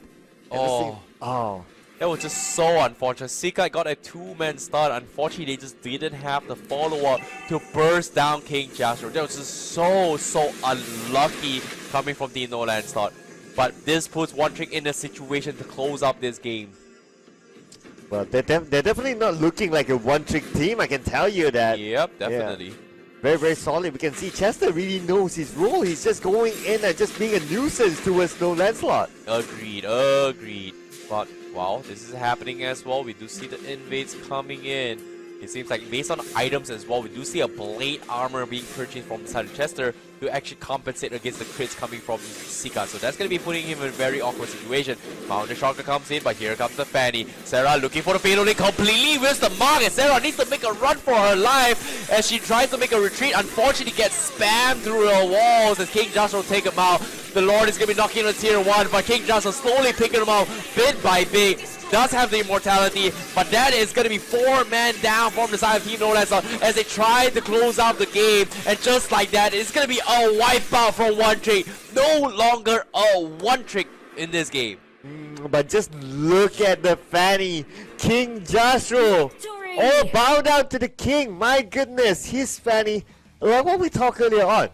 Solos has to stop him. If Solos is not able to do that, that's it. There's no plan B. What a game coming in from Team One Trick, because that was a very convincing game against Team No LANCELOT. What an interesting turn of events. I'm looking forward to see how it all goes down, but congratulations for Team One Trick as well, because them getting the one win against Team No LANCELOT means they are going to be potentially our guaranteed top 2 coming from both One Trick as well as NEVERWIN for Group A. But that also means that unfortunately for No LANCELOT, they will be eliminated from this tournament. And yep, thank you so much for being with us. But nevertheless, the bragging rights is still on the table. One Trick versus NEVERWIN. Who will top this? I'm sure they want a little bit of a bragging right. Exactly. That's why we're going to be having the official match. The formality match right after this is going to be between both One Trick as well as NEVERWIN. And of course, whoever wins that, they are still going to be guaranteed on towards the top 2 for the semifinals, where they're going to be facing off against each other again in the semifinals in a best of 3 series, which is going to be happening day number 2 tomorrow. But of course, today we're going to give you guys a little bit of snippet on the teasers on how they are going to be playing later on. But before that, let's talk about the highlights very shortly about how the match of coming out from this match. But before the highlights, let's take a look at the items. I believe it's going to be items coming in from both the teams. Oh, sorry, it's going to be the highlights apparently. So this is going to be the highlights brought to you by Samsung Galaxy A series for game number 2. We can see from the start how King Jastro goes in and invade together with Chester. Chester was super annoying as well. I mean, it was so hard to take him down. He's like the moving torch, just opening up the map, getting information for his team, and One Trick definitely owes him a lot for that. Yeah, the aggression coming from Chester just puts him in a very uncomfortable spot. You can see that multiple times Chester was just threatening positions coming from Team No LANCELOT, and even though he's just there, and knowing that King Jastro may or may not come in for the aggression, you can see the minds of Team No LANCELOT. They were just so afraid of King Jastro every single time, and it's hard to blame him considering that Fanny is very difficult to play with. Arguably, we had the Moskov to deal with it. I think there was only one time where King Jastro got paired at all, but even that, every single time King Jastro was able to just outmaneuver him. This is a expert level mastery Fanny being played coming in from Team One Trick. Yeah, even that one moment when he was pinned down, he still managed to go away, still managed to run away, and they failed to kill him off. So you can imagine like what kind of level are we talking about here when King Jastro has his hands on the Fanny. And of course, these are the final few moments with the Lord, with the split push coming in from Chelsea Reyes as well. He's been doing that the entire game as a Uranus doing a split push. You don't see that all the time. Agreed. I feel like Uranus is just in a situation where you going for split push is okay, even if you don't make force players to actually rotate you. If you can get tower coverage or objectives throughout the map, it's doing a pretty decent job. So Uranus, pretty, I would say most boring heroes, but when it comes to macro gameplay, one of the best at the game itself. So I'm looking forward to see how it all goes down. But will it work against the next opponents? That's the big question, because like we said as well, when it comes to understanding each other's playstyle, One Trick and NEVERWIN has a little bit of grasp of each other's composition. So I'm looking forward to see how the game tree is going to go. But before that, let's take a look at the item builds coming in from game number 2 between Team No LANCELOT as well as One Trick. But based on the composition here, we do see the blade armor purchase coming from Chester as well. Proves to be a very, very big problem for Seacut to actually deal with as well, considering that Seacut doesn't have Heart's Claw, doesn't have life steals as well. So if, and when I mean if, whenever he tries to take a damage onto his Chester, he's going to take at least 50% health back at himself. So it puts him in a spot where he's died 8 times, which is no surprises as well, considering that they're just so tanky coming from One Trick. And it's unfortunate again, for the second time around today, we didn't actually get to see the best of Chibi. Again, a 0-5-3 finish for him in terms of KDA, definitely not the best, but solos, giving him the Moskov, he's still showing that, hey, he can still do the business, right? He still managed to get 5 kills, and of course, he is the top killer for his side. But no doubt about King Jastro being the MVP, even statistically wise, he was on point with everything. I definitely agree. Even Chibi as well as Seika, they've got 53,000 damage as well. And you kind of expect them to do a little bit more into this game itself. But it's very, very hard for him, considering that how annoying Chester is with the blade armor. And it just puts him in a spot where whenever they try to go in for trade, you can see every single time their HP is so low, it kind of allows King Jastro to go super, super crazy. But at the same time as well, do not take credit away from King Jastro, because he played an absolute monstrous Fanny game. Very, very well done. That was something that I did not expect at all. But now, let's take a look at the official stats coming from One Trick, because this is their official player stats. Who is it going to be the MVP? I'm not exactly sure, but what I do know, the richest guy is going to be 30 gaming instead from the marksman, but King Jastro doing the most amount of damage for the team. I have a feeling that it's definitely going to be King Jastro. I mean, from a qualitative standpoint as well, we do see how he evade fights and how he goes to the backline. He definitely knows how to pick fights, pick those objectives that he wants to target down first. He definitely knows his thing. And besides that as well, the stats don't lie. 12-1-8 in terms of KDA.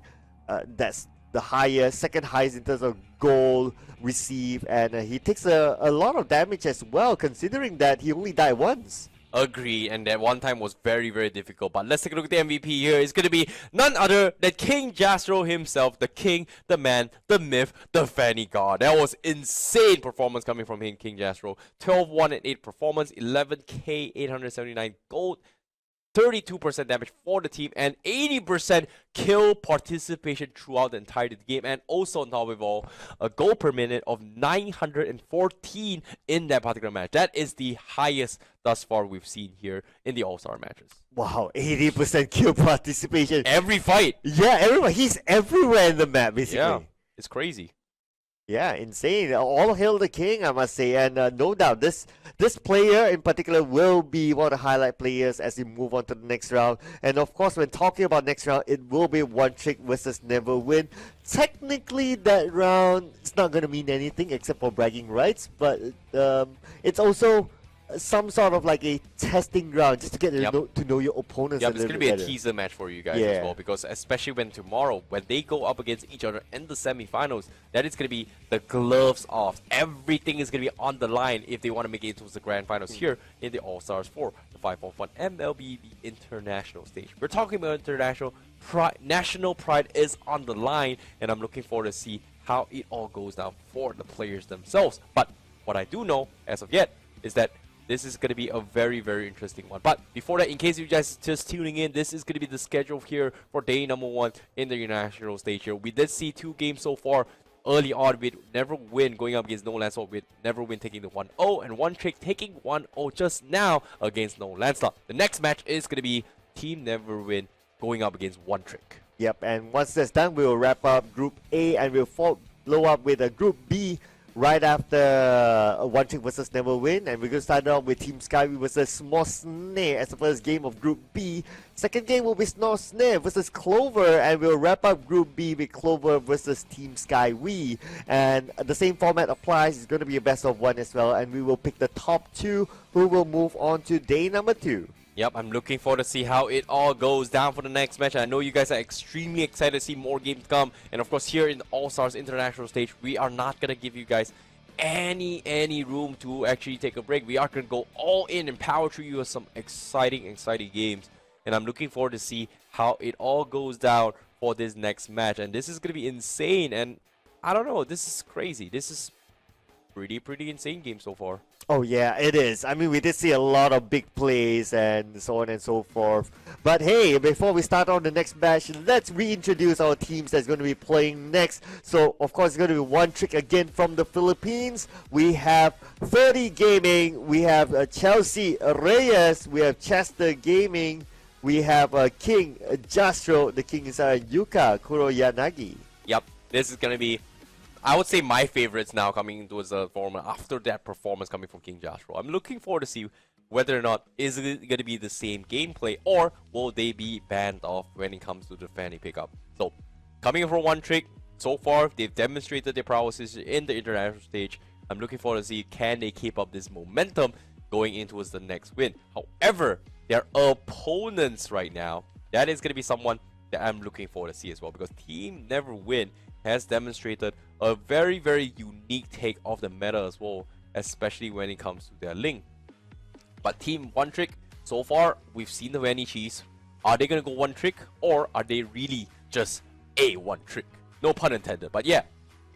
Well, to test that out, maybe NEVERWIN might need to consider to ban out the Fanny and see what happens from there. But talking about NEVERWIN, this is the lineup for NEVERWIN. We have Marco using the in-game name of Marco Cop Ini Boss, and we have Zin using the name Zin Chui, Dwi using Tangi, Whisking using Whisking himself, GPX under using Burung Kakak Tua, and this over the lineup representing Indonesia. Yep, I'm looking forward to see what Zin is going to be playing as well, because Zin was an absolute monster with his link early on today, and as of yet, their teamwork is really spot on as well when it comes to aggression.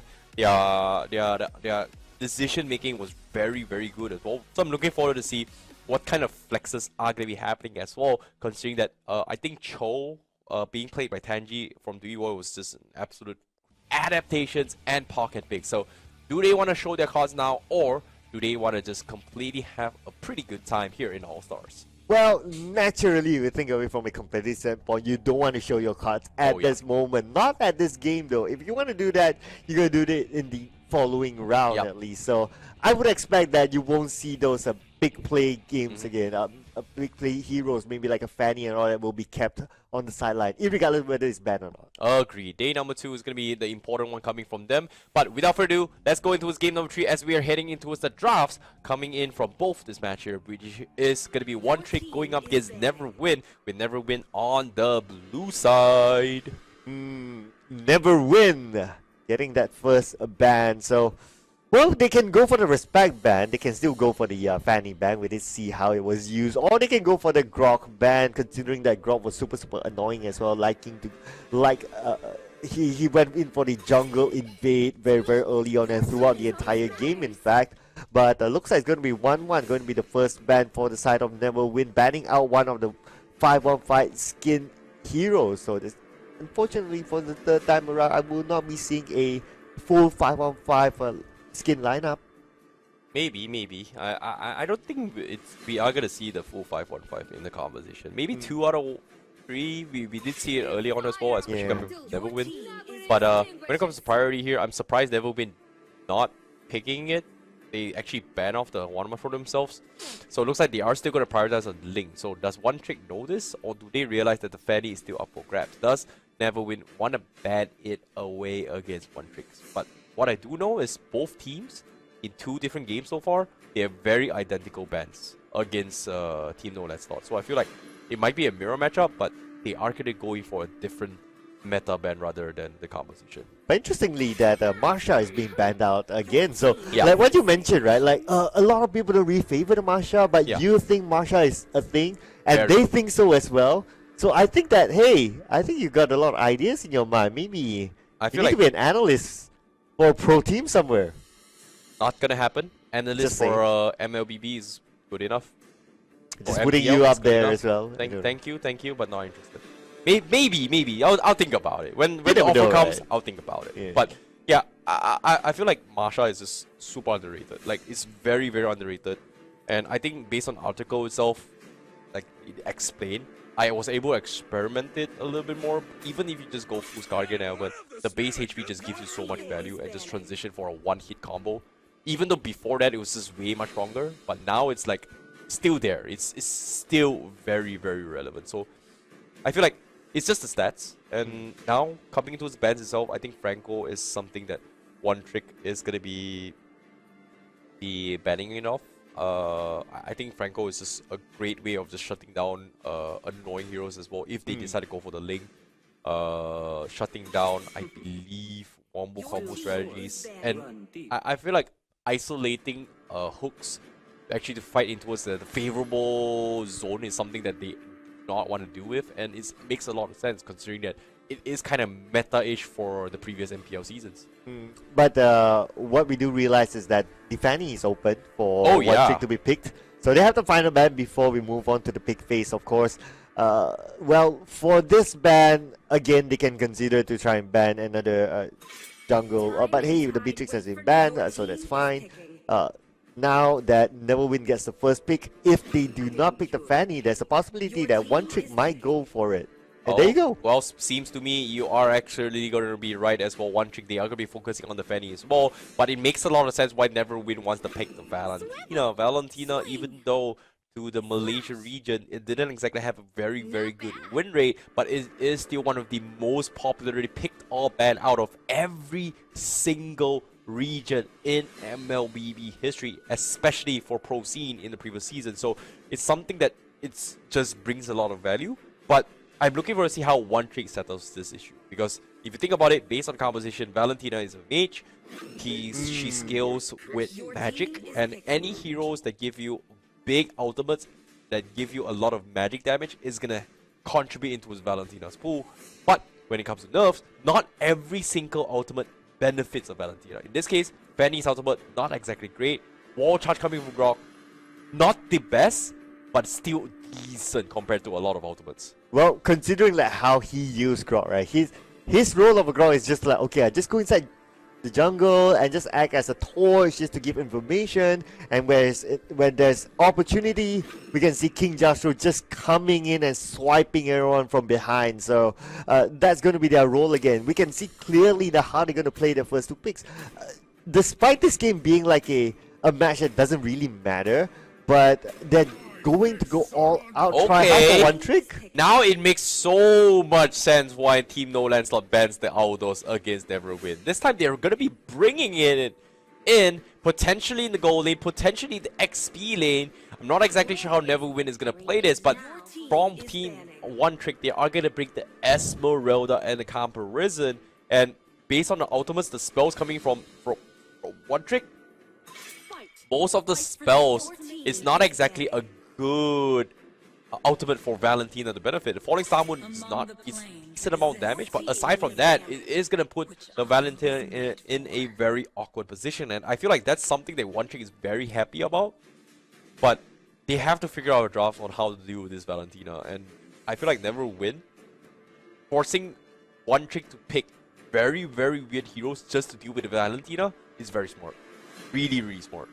Yeah, and the Esmeralda pick was needed as well. We saw during game number 1 against No Lancelot how annoying Esmeralda was. Like, it was a solo show on the top lane, so it's either you pick it or you ban it. So it looks like One Trick they choose to pick it. So now they have two heroes that are super tanky. And Esmeralda, as compared to a Uranus, I would say that this is more of a hero that is, you can just leave it on the lane. Compared to Uranus is more like a team sort of hero. So I think this is a better pick as compared to their previous match. I gotta disagree with that. Like, I feel like Esmeralda is still a little bit more team than Uranus, but when it comes to space creation, both have very unique way of playing it. Uranus is more like, oh, the more I get hit, I get regen. But Esmeralda is like, the more people I hit, the more shields I get. So it's similar mechanics, but I feel like based on the composition, the Esmeralda would have worked a little bit better against the Aldos compared to a Uranus. That's why I honestly think. But now, speaking of compositions as well, 30 gamers looking for the Moskov again.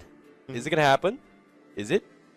Is it does make sense if they go for the Moskov because it's a counter towards Fanny, right? And wait, okay. Okay, so he Oh. flexed an entire skin of heroes that he just showed, and then goes with, you know what, you want to play a Xavier? Yeah, here you go. This is a pretty strong hero. Looks pretty good.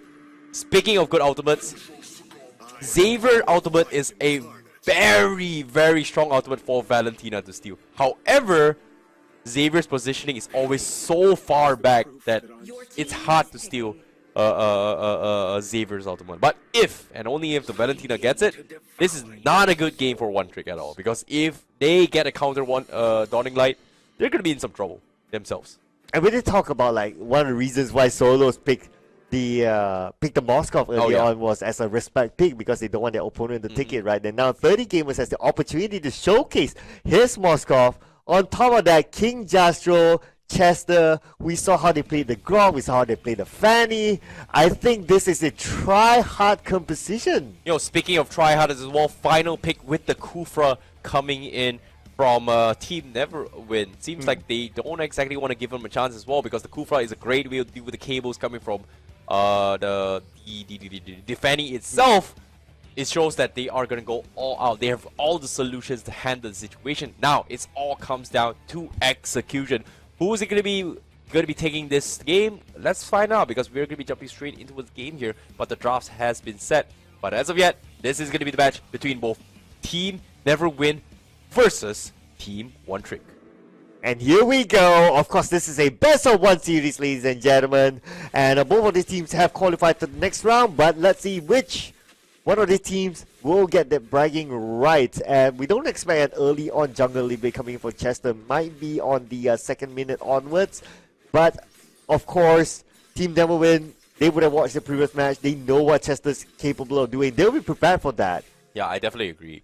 This is something that I feel like they have to play this a little bit slow. Meanwhile, 30 Gaming going for a very interesting trade from the get-go against WizKing. This is not exactly the bestest route, but you can see from the side of Team NEVERWIN, they are going for aggressive wins, and Sin now going to be in a very awkward situation. This is a good position to be in as an aggressive jungler, but for him to actually get punished, that is going to be downfall. However, both junglers from both teams has pretty much lost their life. However, on the top side as well, 30 Gamers will have the upper hand against WizKing.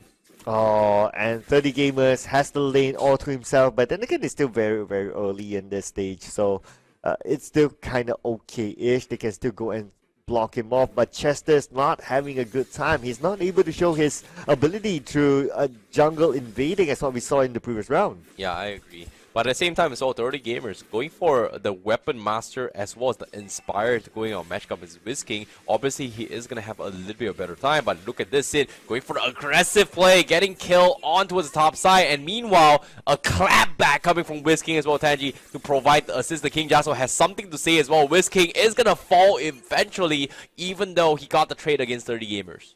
Oh, Chelsea, all alone at the bottom lane, and a lot of space created for Marco Corbini boss. And Aldous is a hero that you don't want to, you wouldn't want him to scale. He can have global presence and he can go at anywhere in the map. And now the fight's happening. Let's go. Here comes the fight as well. They try going for Clum. The bouncing ball comes in, stop King Jangstro and his stand, but he still got a lot of energy. Unfortunately, he has to play this safe. Does not have enough energy to play this round. Doesn't have the purple buff, so it looks like it's gonna be stalemate for now. As the turtle gonna be completely ignored, while King Jastro is gonna be focusing his way. Tanji going for the harassments, but he might get actually clapped as well.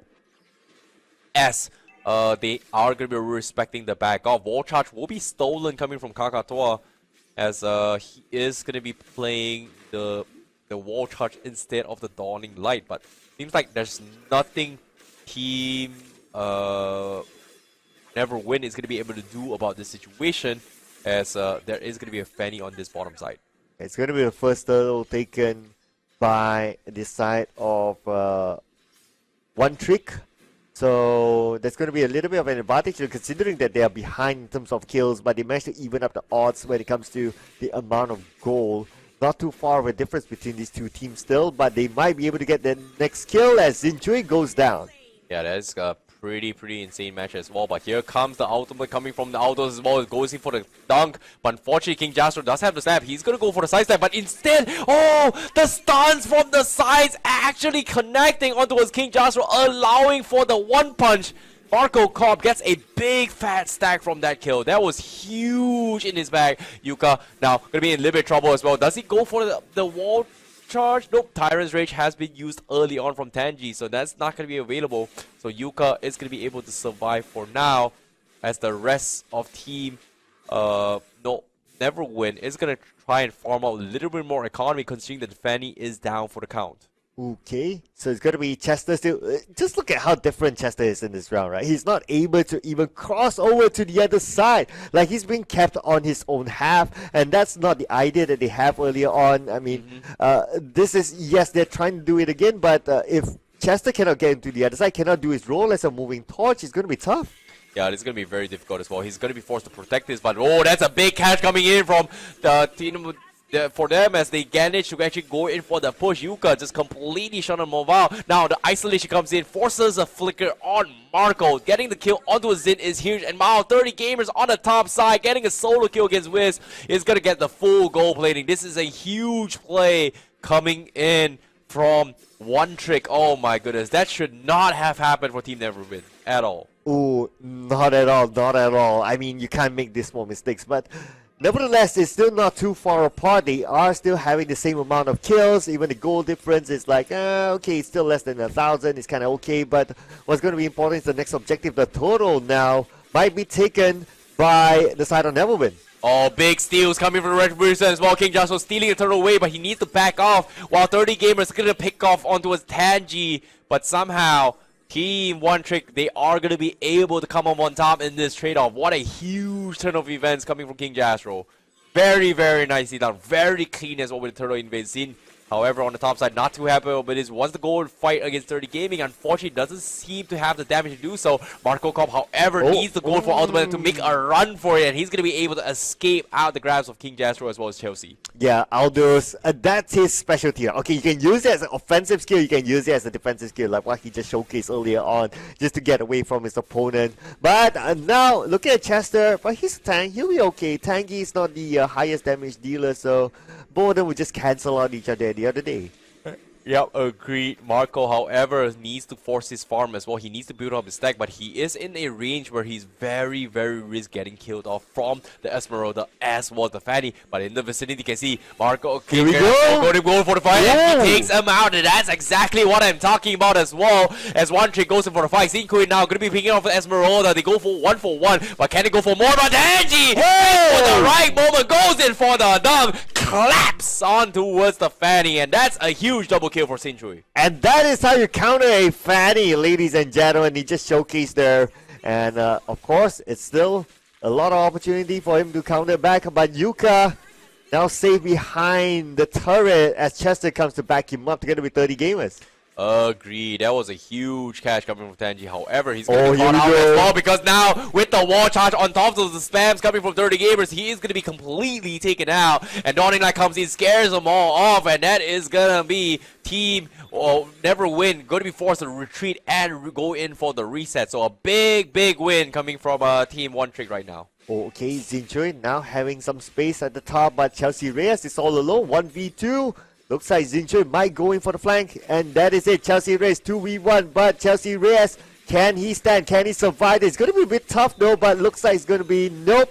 It's going to go down finally towards Jinjui. Yeah, that's going to be a very difficult thing to do as well. It is going to be two really high damage dealers coming from Team NEVERWIN to actually do that. However, Turtle is going to be freely secure coming from the side of King Joshua in that fight. But 30 gamers now going to get a very early hard call to play the sustain game. Not exactly the best item, but it is very much needed considering how close the fights usually get coming in from both teams.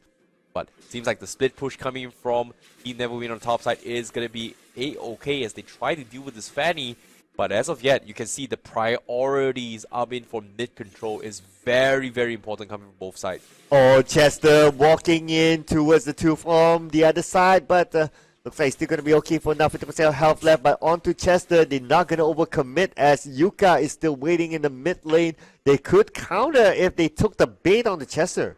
Yeah, Purong Kakaktoa still prioritizing on the wall charge for the initial stun, trying to head onto the Fanny rather than on the Dawning Light, which is very interesting. But okay, what was that? King Joshua, where? How do you see that? That is some really dirty kills because WizKing wasn't expecting that, and I wasn't expecting that as well because that was a crazy sight. But now here they turn the tides. The wall charge comes in. They get on 30 gaming, but they only clap 1 for 1. Yuka Kurenagi is going to be the next to fall, but King Joshua seems to be the bigger headache coming in from Team NEVERWIN. Oh, Chester now still being the annoying one at the forefront. By the same time, they try to get Chester, but at the back line, we have King Joshua trying to jump in behind, but unfortunately, he might be punished for no commitment. Oh, he survives. That was so close. Sintry doesn't have the skills to go in for the takedown, but once again, King Joshua seems to be a problem. He's died a little bit too many times, but this might be the moment where Team NEVERWIN is happy about because all they gotta do is just stall towards the later stage of the game. Meanwhile, King Joshua gonna be blocked in from the falling star moon comes in. Tanji needs to make a run for it. He doesn't have the bouncing ball, but from the side of Team One Trick, they don't want to risk it. They are going to focus on the blue buff instead. Sinchoi won't get the Sky Guardian's helmet on that Karina. So that's going to be a very tanky Karina as of yet. Oh, more like they're going to focus onto the Lord. But they must be aware that Zincho is waiting at the top lane, waiting for the right moment for them to steal it away. Yep, 30 gamers going to be taking the full thrust as well, but Zincho needs to make a run first. But what was the Lord Storm? Gets chained up, he's going to die for it as well. They've got no retribution, but the Lord is down towards low health. But you can see Team NEVERWIN, they're all out, they're going for the cancel as well. But do they even get the cancel? No, they completely concede the Lord, and that is going to be Team NEVERWIN taking the Lord instead, as the rest of Team One Trick completely runs for their dear lives as they go 1 for 1. The Dawning Light misses the mark. Chester is going to try and survive for his dear lives as Purong Kakatoa is going to be there. Here comes the wall block, but eventually he is going to die from this Valentina. So that is a huge win coming from Team NEVERWIN. Yeah, there's no way that he's going to get away from that. I mean, he's running the opposite side. If he's running towards his base, there could be an opportunity, but it is what it is. At the end of the day, the Lord will be summoned, and it will go on the top lane, but they're going on top of 30 gamers, 2v1. That is some really risky play coming from Tanji. He got the hit, immediately takes out 30 gamers, 25 seconds on the sidelines. This is perfect time coming in from Team NEVERWIN to close out the game. My goodness, what was that? But before we head into this next fight, let's take a look at the items real quick. They do have a decent amount of items, but as of yet, do they have enough damage to deal with the Lord? 7 seconds left for 30 gamers, but it seems like Team NEVERWIN, they are going to focus on the outer objectives. This Lord up top is going to eventually fall as 30 gamers is going to come in to clean house. Oh, here we go. Lord now knocking on the front door. By the same time, the mid lane will be destroyed. The tower will be taken down. And now they try to defend the inhibitor turret, but can they do it? Chester is still at the forefront. He should be the right bodyguard to do so. But now they're trying to get inside. But it's going to be tough here for the other side. Yep, this is going to be a very difficult situation to be in. But as of yet, this is actually happening, coming in from them. But it's not over yet. They still have the inhibitors, and that's going to be very important. Wall touch going to be stolen from Kakatoa again, looking for the initial stun setup. Tanji also going to be in a position to try and catch the Fanny as much as he can. As, of course, Team NEVERWIN does have the damage composition to shut down or potentially one-shot the Fanny if he gets caught out of position. Ooh, what are they trying to do now? Probably waiting for the next objective. But Tangy caught Chester, but then again, it's only Chester, so it's not going to be a big issue for now. Chester definitely can tank this out. Tangy moves away as he's out of position, but I think that they are just buying that time, buying some time for the Lord to appear before they go for that and try to finish this game off. Yeah, I like the freezing coming from Team NEVERWIN as well. They don't exactly want to push out the lane. They don't want to give free economy for Team 1 to really make a comeback, and because of that, they're just not giving too much XP. But seems like they are going to be prioritizing on objectives instead. It seems like Zinchoi looking for a play. Tyrant Tree connects on 2, but oh my goodness, a big wall charge coming from the side as well. Buru Kakatoa connects on 3. They take down 30 gamers. They take down King Joshua. Because of that play, triple kill for Marco Ka as he's looking to go for a one punch, but does he have the one punch? The turret is going to hit him right, but he is going to be A-okay as he backs off. Tanji mocking with the recoil. He's stuck. He needs to get out. Can he get out of the situation? Yes, he will. But the rest of Team NEVERWIN, they want to close out the game. Here comes the wall charge, and they're going to turn the tides, but he is just so tanky. But tanking the turret is not the wise choice, and that is going to be the full reset coming in from Team NEVERWIN as they back off. Going to be focusing on the Lord, potentially. Oh, yes, potentially. But okay, it's going to be a reset for all these players before they come back up and maybe going for the Lord. Okay, so the Grok's in, he throws out the wall, and now Sincho needs to get away. But then again, it's going to be Chelsea Reyes as well as Chester. They don't have much damage. Zincho, what are we too worried? Well, it seems like they want to try and contest for the Lord as well, but Sin Chui, he's going to try and harass his way through, but he's one trick in his vicinity, but you can see the recall taunts coming in from Sin Chui to go and start for the Lord. He is going to be a little bit late to this regards, but the rest of the team from one trick is going to be coming in. As you can see, King Joshua looking for right moment to strike, but he doesn't have the purple buff to contest it, so it's all about timing. But do they want to reset the Lord? Because slowly but surely, he's down towards half HP. They are looking for a moment to strike. However, you can see Sin Chui doing a fantastic job going for Retrieve as well. Does he get the Lord? But the Spirit comes in! Oh!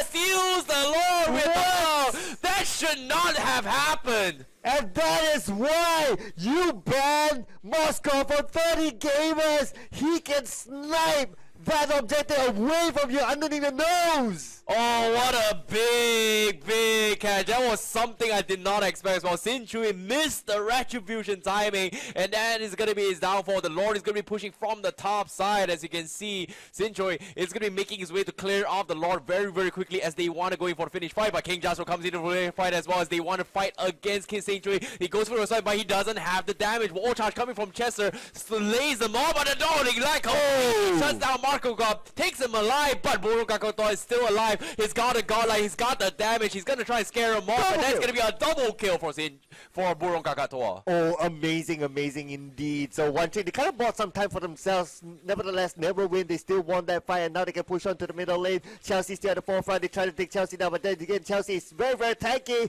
but as tanky as he is, he might still go down. One last stick of health left, and Chelsea still alive. The side of Team One Trick as they go in for the dunk, and they are gonna be able to close out this game just like that. They take the crystal, and that is gonna be Team NEVERWIN taking the game against Team One Trick.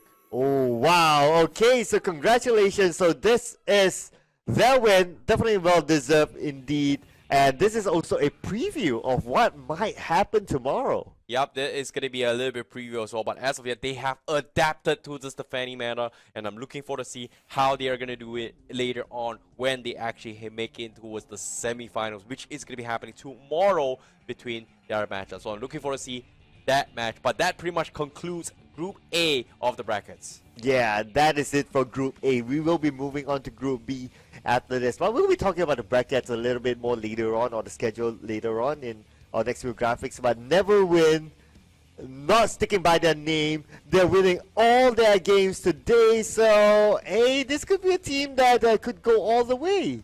Yep, I'm looking forward to see whether or not can they go all the way, because that is going to be the way to go for now. But that is pretty much Group A. We haven't seen Group B yet. Group B seems to be an interesting one as well, because that is going to be a match that you guys do not want to miss out on. But that is it for Group A as of yet.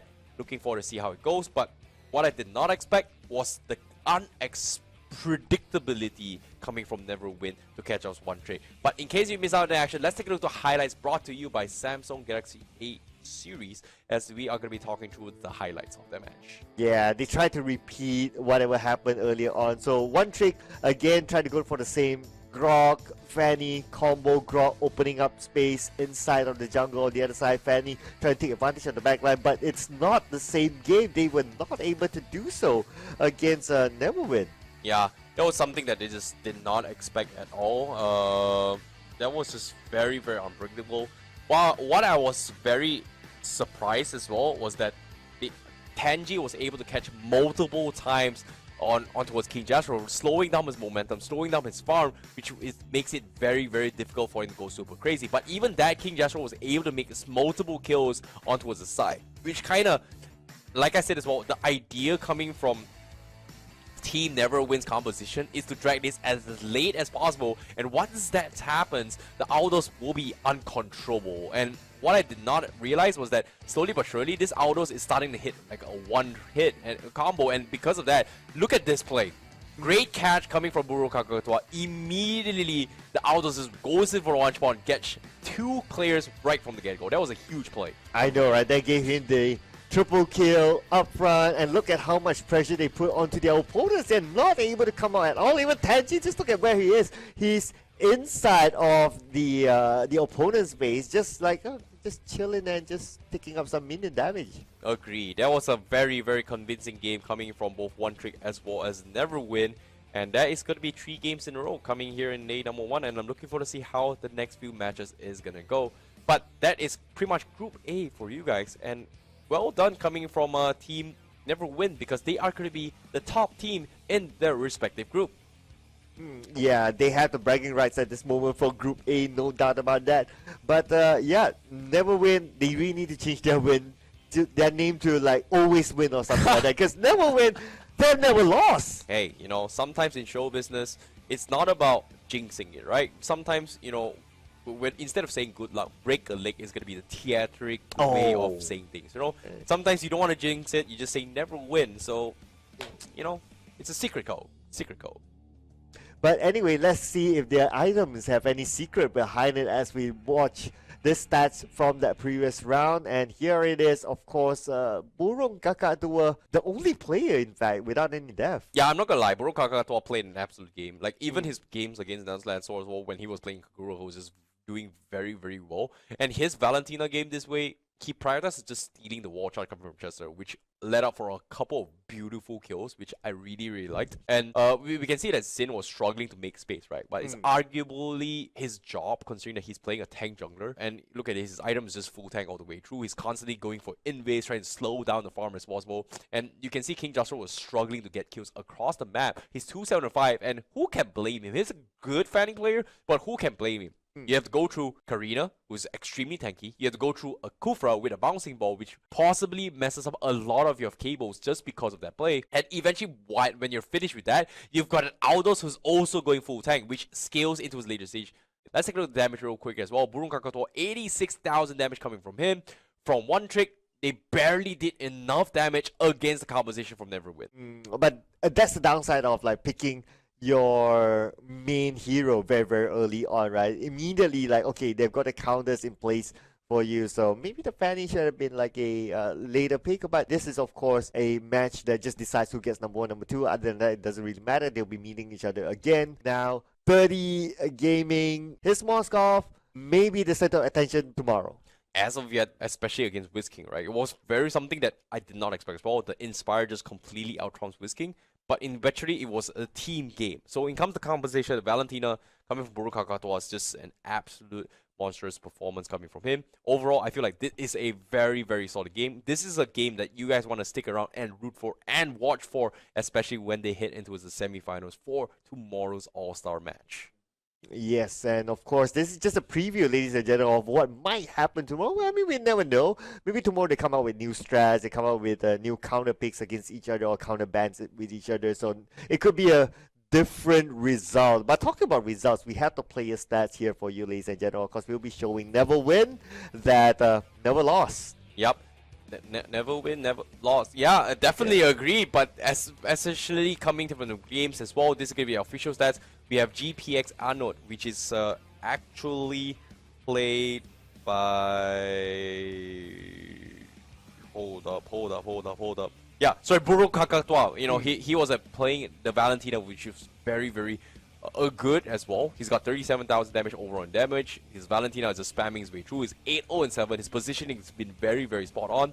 And it's something that played out in his mind. Gold-wise, he was actually top on par with Visking, on par with Sin, on par with Marco Cop. Everyone has got a very balanced gold economy throughout the entirety of the game. And because of that, he was able to snowball throughout all of the match. So nicely done coming from them. You know what? I really like Marco Cop's picture. Like, everyone's tried. Either you try to be cool or you do the typical esports pose, but he's like, nah, I'll just do my own thing. I'll just be rugged, and that's just his personality. Yep, he is gonna punch people in his face. That's Oh, yeah. literally Marco Cop. Alright, I see it, but without further ado, let's take a look at the MVP for this match. Who is gonna be? Is gonna be none other than GPX Ando with his Valentina. Very nicely No done. doubt. Well deserved and as well, especially with his performance on that Valentina. He's got 8-0-7. 10k net gold net worth, and he's got a pretty decent amount of damage as well. Kill participation of 65%. Yeah, again, the stats don't lie, right? It's 807. He's the only player on the battlefield to have never died in that round. And besides that, as well, qualitative gameplay, as what you mentioned earlier on. Everything was on point with Ando himself, who used the name Burung Kakak Tua. In case you just missed out on who did he play earlier on? Yes, it was Burung Kakak Tua.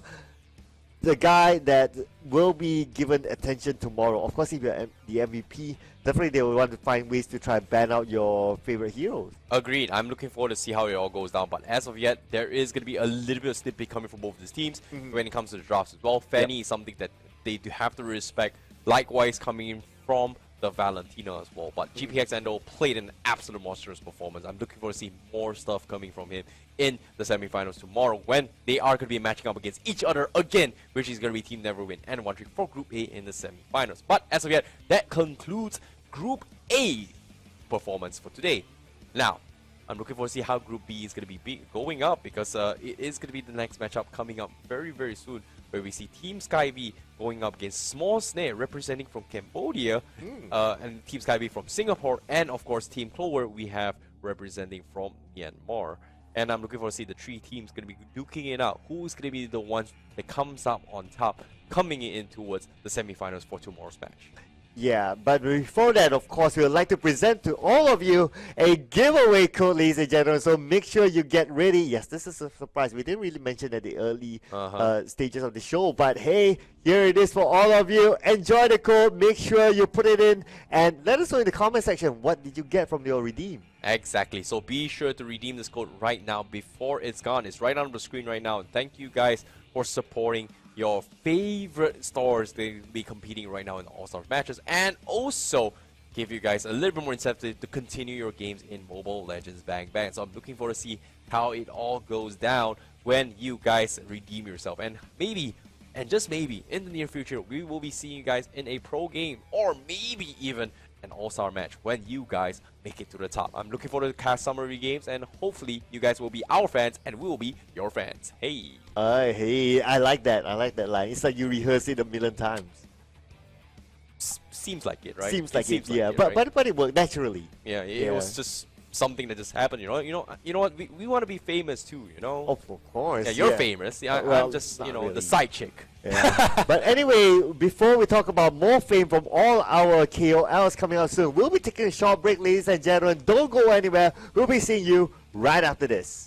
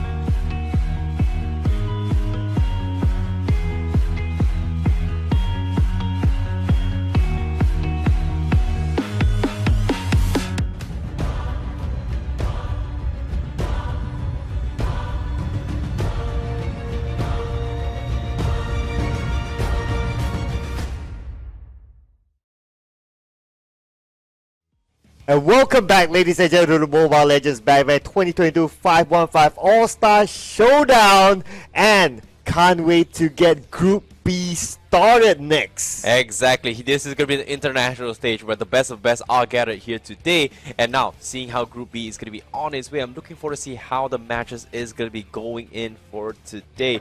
Okay, and of course, just a little bit of a recap as well. Group A that happened earlier today. So NEVERWIN won against No LANCELOT. One Trick won against No LANCELOT in game number 2. And then finally, NEVERWIN won against One Trick in game number 3. Next, we will be starting Group B. Team SkyWee will be going up against Smos Sne for the first game. And the second game will be Smos Sne going up against Clover. And Clover will be taking up Team SkyWee as the last game for today. Let's take a look at the lineups coming from Team SkyWee. This is going to be the roster coming in. We have SkyWee as the captain, of course. MZ Livestream played as MZ Livestream. Per Gaming played as Per. Jasmine as Jasmine. And Vincent as Vincent.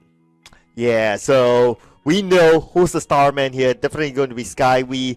MZ Livestream as well. He likes to jungle invade with the Grog. We're seeing with the Grog and the Matilda as well. So a team that needs to be given attention. But Smos Sne will be represented by Ty, Mano Gaming, Alice Hills, Nika Gaming, as well as Che Official. Yep, this is going to be your rosters coming in from Cambodia. I'm looking forward to see how are they going to be playing coming from Team Smos Sne as they are going to be duking it out against Team SkyWee. This is going to be a pretty interesting one. I'm looking forward to see how far can they progress. But that is going to be your rosters for today. And this is going to be the representatives from Singapore as well as the representatives coming in from Cambodia. Your all-stars that made it all the way here in the international stage. Yeah, it's going to be the same format again. It's going to be a best of 1 series, ladies and gentlemen. So it's going to be all-out warfare between these two teams. Let's check out the draft for game number 1. Let's go.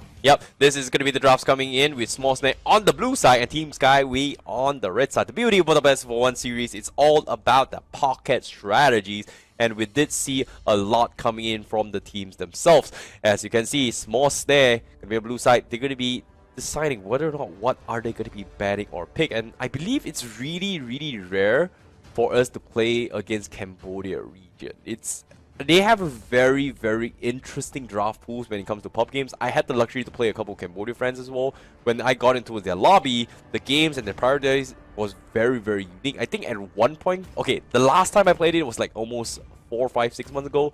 They were prioritizing a lot on Estes. So I'm not exactly sure is it going to be the same case here. But let's take a look at what kind of priority bans it is. Seems like it is going to be the Xavier coming from Smos Sne and Johnson coming from Team SkyWee. Alright, Wow. Not expecting this. Okay, totally didn't expect that. But if Smos Sne, if they did their homework, they would know that Team SkyWee, MZ Livestream likes to pick those Grogs, Matilda likes to jungle invade. So some of the considerations, especially they want to try to control the early to mid game. Of course, other than that, SkyWee himself can play multi-role. It's going to be hard to just ban him out alone. But if you want to think of like, okay, let's get a good start, let's at least live until let's at least have a good game until the middle stages of the round, consider banning out MZ Livestream's heroes. Yeah, I definitely agree. But at the same time as well, let's talk about the drafts real quick, right? I think the last time I remember I was watching MPL Cambodia, there was a specific team. Can't remember what team it was. It was very respected by every single other team in the MPL region itself, where when they face against this team, the 2 heroes they've got to ban is pretty much the Johnson as well as the Fanny. And back then, it wasn't even meta yet. It wasn't even meta, it was just a cheese pocket pick. And when they face against the team, they have to respect it. So, not like I can't remember the specifics of that team name, but it seems like Team SkyWee, they just don't want to take a risk, knowing that Cambodia, they pull off some very, very interesting strategies that may or may not pull the big W. So, I guess they just don't want... Alright. Okay. Okay, alright. Looks like they're sticking to that ideology, I guess, coming from Team SkyWee. I'm not sure, but seems like that might be the case. Yeah, looks like it as well. But I'm really curious to know what's going to be the first few picks now that you mentioned some of the cheese strats that Cambodia used to pull off. And not too sure if they want to show hand, considering that this is going to be a only best of 1. And without winning this round, they could still move on to the next round as long as they win the Was next it one. impunity? That's the thing, and I can't remember it. I remember I was doing like a little bit of research like 2 seasons back, in one of my Facebook live streams. I think I was watching some of the Cambodian games.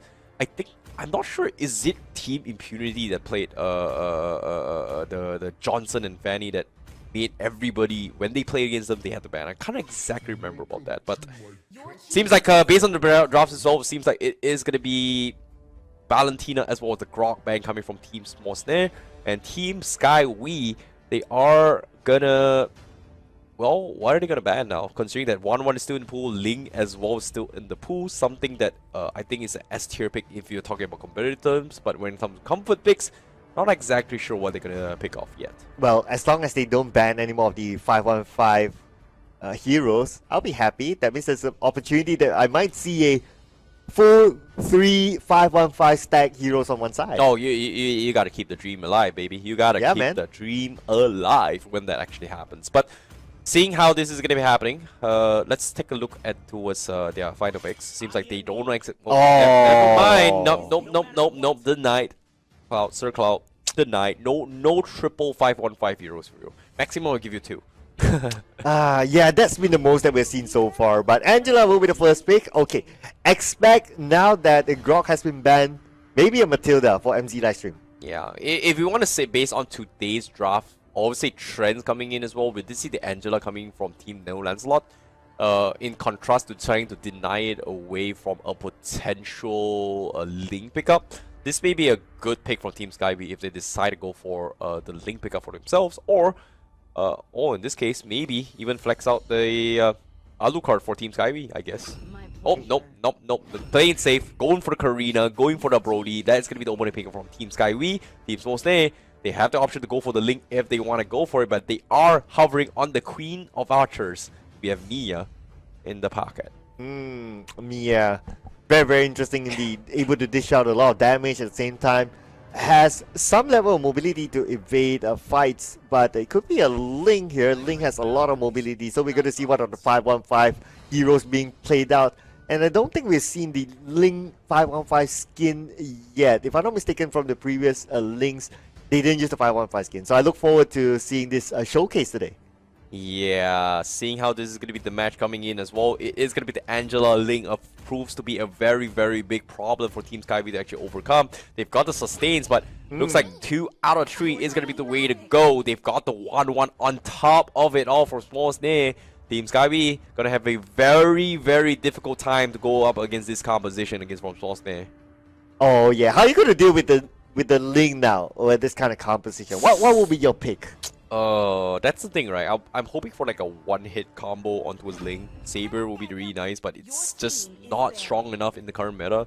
Kaja is okay as well. Akai is actually not too shabby, but the biggest threat is not just about the Link, it's how do they catch the 1-1. Phobius is going to be a pretty obvious pickup if they want to go for it, but based on competitive setting and competitive statistics, most of the profs now have figured a way to deal with Phobias now, rather than especially for 1-1 players. So I feel like it's not exactly a good solution as well. So it's definitely something that Team SkyWee has to consider figuring out on how to deal with the 1-1 as well as the Link. Yeah, so you got two fairly different headaches here to consider. Now, you did talk about the S-test use as well for Cambodian team. So it looks like they're banning their own sort of like a signature hero here. I wonder what's the thought process behind this. I think when it comes to Enchanter style of draft, if you want to base off 2 patches back where every single team, especially coming from M3 as well, Enchanter supports was like very, very popular. It was either between like Estes, Rafa, Angela, etc., or maybe even Matilda as well, which fits the picture. I feel like Smos Sne, they want to play it very similarly with the Angela composition. Whereas for Team SkyWee, do they match it? And I feel like Team Smos Sne, they're just not going to give them a chance. Like, if you want to play healers, okay, we're just going to straight away take off healers. Matilda is very annoying. We're going to take it later on, perhaps. But if they want to double down on this, they could just completely take out all the healing heroes. Maybe Rafaela, maybe even Matilda. I think that's pretty much the only 2 left. I might be wrong. Yeah, that should be the only 2 left. Right? Yeah. In terms of healing heroes. Yeah. That's pretty much it. So at the same time, do they want to just give it a risk? But Team SkyWee, betting off mages, Eve as well as Luna, Chang'e, okay, mages, but Smos Sne said, I don't want to deal with Franco. Makes a lot of sense. It does. When we talk about dealing with Ling, I feel like the Franco is an amazing way to deal with the Ling. So this is something I completely ignored, but yeah, good ban coming from Smos Sne. Yeah, and considering that Team SkyWee, they took high loss, so I think this is possibly the XP laner. XP laner. It's So either XP laner or roaming high loss. They can still flex it out for Team SkyWee. Masha, however, has been banned almost every single game earlier in the Group A's, but now sliding off into the final phase. Smos Sne, they are gonna go for it, and I actually like this. This is actually an XP Masha rather than the roaming Masha. Oh yeah, so I think it's going to be the first time that we see a Marsha, if I'm not mistaken, at least for today, that is. So Yeah. because previously Marsha has been banned out a lot, and you did mention that how much you favor Marsha Oh as yeah, a for pick. sure. Yeah, I'm looking forward to see what kind of Masha itemization is gonna go, because based on the articles as well, it's just go full Sky Guardian helmets all the way through. No braid, no, just one item is good enough. You don't need any other items, and it's very popular in the in YouTube as well, and on memes as well. As everything was just going super crazy with this. Even though the nerf came in, people kind of stopped banning Masha and stopped picking it, but I feel like it's still very, very relevant, right? As a roamer, it's not that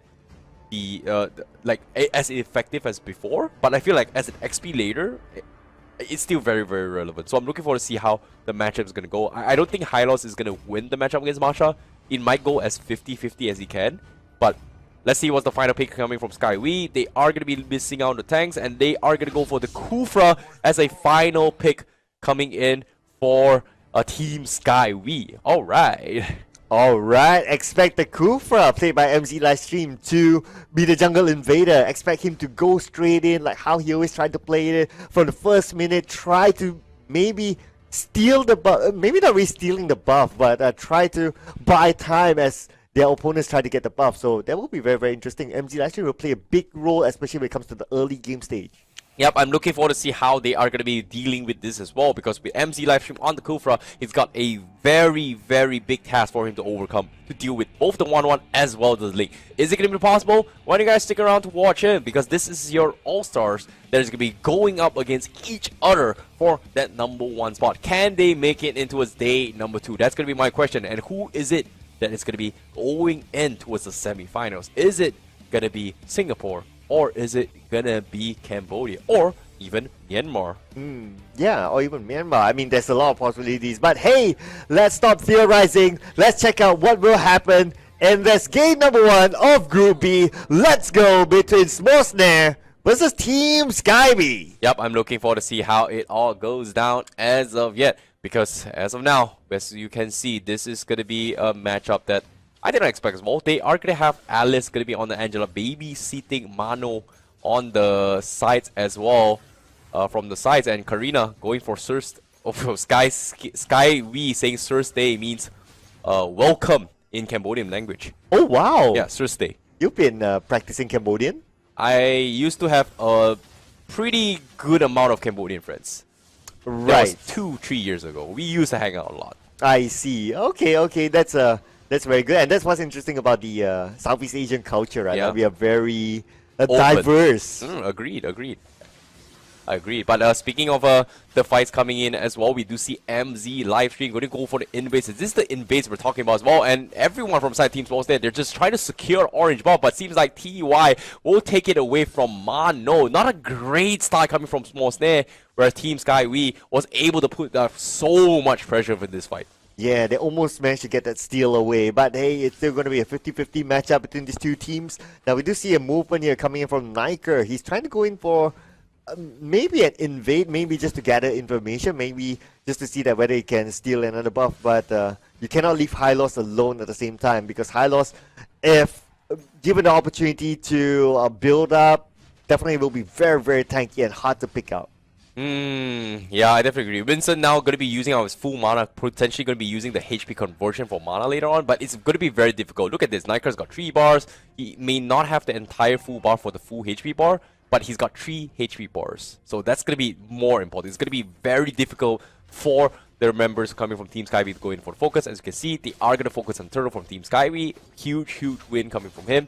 MZ Livestream preemptively going for the invades. You can see Smos Sne is going to get harassed as well. As you can see, Mano having a very difficult time. He doesn't have the opportunity to get the purple bomb, and there's going to be invades coming in from Team SkyWee. Oh, it's going to be Mano on Mano, but he has his teammates now to back him up. As now SkyWee looks like he's in trouble, but then again the buff will be stolen away by SkyWee. At the same time, MZ Livestream will try to take it up, but MZ Livestream looks like he'll be able to get away, but not anymore. Tries to flicker, but that's as far as he goes. Oh, nicely done as well. Niker just taking advantage, got the bigger HP pool, the bigger HP bar, just immediately mows him down. I'm surprised they were able to get MZ Livestream, but that's the downside of a Kufra, right? Once you engage, you don't get a kill. Disengage is going to be very difficult, and on top of it all, this is a Masha we're talking about, right? He's got the mobility, he's got the movement speed. I was surprised the sprint was not used, but it was more than enough for Smos Sne to actually come up on top with that fight. Per playing that perfect move in the middle to not get himself caught out and still getting that first blood for the side of Team SkyWee. So far, a perfect start for Per. Nice. Here we go again. Circle. Let's go. I like it. I like it. You know, that's the circle I like. It's back in action, going for the perfect moments. And yeah, speaking of perfect moments, let's talk about the fight real quick, because it seems like Team SkyWee, they are not too happy about the trade-off, but Per now gonna get dived on. Mano taking a little bit too much damage. SkyWee is gonna go turn the tides, got the Tempest Blade, but the Hard Guard is gonna keep him alive, so he's gonna be A-okay. Zhang not connecting from Che. That is gonna force Team SkyWee to back off. MZ Livestream is not going to be able to reconnect as well, as the rest of members are a little bit too low. TY, however, playing it very safe, knowing that there may be an invade. I like this defensive maneuver coming from TY, making sure that I'm going to farm as a 1-1, but I don't want to overcommit and get punished for this. Yeah, but talking about overcommitment, so it looks like, is it a Jasmine or Ty? But looks like they're tied down at the bottom lane, as the turtle will be taken out by Team SkyWee. They try to invade onto the turtle, but now SkyWee managed to get a kill. Let's go to your first kill. Mano on Mano, double kill given to SkyWee in fact. Yep, nicely done coming from them. However, Niker does have the 3 HP bar. This is a XP Masha. Not exactly sure what kind of item Niker is going to be building yet. But as of yet, SkyWee is slowly transitioning in towards a tank role as a Karina. Got the Curse Helmet already purchased, and SkyWee not opting to go for the second turtle. Seems like he is going to play it a little bit safe, going for the purple buff. Meanwhile, bottom side, MZ Livestream is still taking an advantage, trying to go for that kill on towards 1-1. Mano going to be in the vicinity, going for the retribution. Still, Harsguard is hovering his way through, but MZ Livestream catches him off guard. He's got the Tempest Blade, but they don't have the damage for the retribution fight. Smos Sne waiting a little bit slow, but SkyWee will be the one to steal the turtle buff, and that is going to be Smos Sne needing to force him to disengage, but TY does have the crossbow attacks, pops it off, doesn't get any kill. He's going to get caught out. Tyrant Rage comes in, but TY sidesteps his way through, and it's going to be okay, and MZ Livestream will be caught off, and that is going to be a 1-for-1 trade. A tank for a mid, but SkyWee wants to go for more, but TY is a little bit too fast to escape, and he's going to be in a little bit of trouble, but SkyWee will settle with Mano instead. Mano will sidestep his way through, but the heals coming from Alice is going to keep him alive. So that's a big win coming from Team SkyWee as they invade the orange buff. Niker, however, is here to party. They are going to go over fight against Per, but no, they lose the lane. Per, however, will be mowed down by Niker. Does he have the HP? He's going to go for the challenge against SkyWee, but he's a little bit too low as he will back off. What a back and forth fight. Ooh, SkyWee managed to survive that somehow. A lot of attention given towards Per at some point. But then again, Per was super low. So Per having a perfect start. They don't want Per to continue on the rage as they take it down. But SkyWee now, still a perfect game for him. 4-0-0 when it comes to his KDA. Yeah, Team SkyWee playing an absolute game. He's got the economy. Tyrant's Rage comes in. TY sidesteps his way through. Looks like he's going to try and turn the tide. He's got the trash hole as well. Jasmine will be chunked his way through. And he's got the crossbow. It might be a double just like that. And here he comes. He gets what he gets. He's looking for the chain, but the rest of Team SkyWee is going to be coming in as well. Here comes the Per going for the catch. He needs to make a run for it as well. But SkyWee looking for finish. He goes for the shutdown. He takes him out. But here comes Mano with the link, with the Tempest Blade. They need to find a way to shut down Per, and that is going to be the disengage coming from Team SkyWee. What a trade coming in from both sides. But Che will settle down with the middle turret instead. Yeah, but considering that the middle turret has been taken out by the side of Smos Sne, it seems like it favored Smos Sne a little bit more. Yes, they traded up equally at the bottom lane, but then again they left the middle lane exposed. Now the total will be the next objective as Niker, together with MZ Livestream and Vincent right at the forefront, and Cheche is on the other side as well.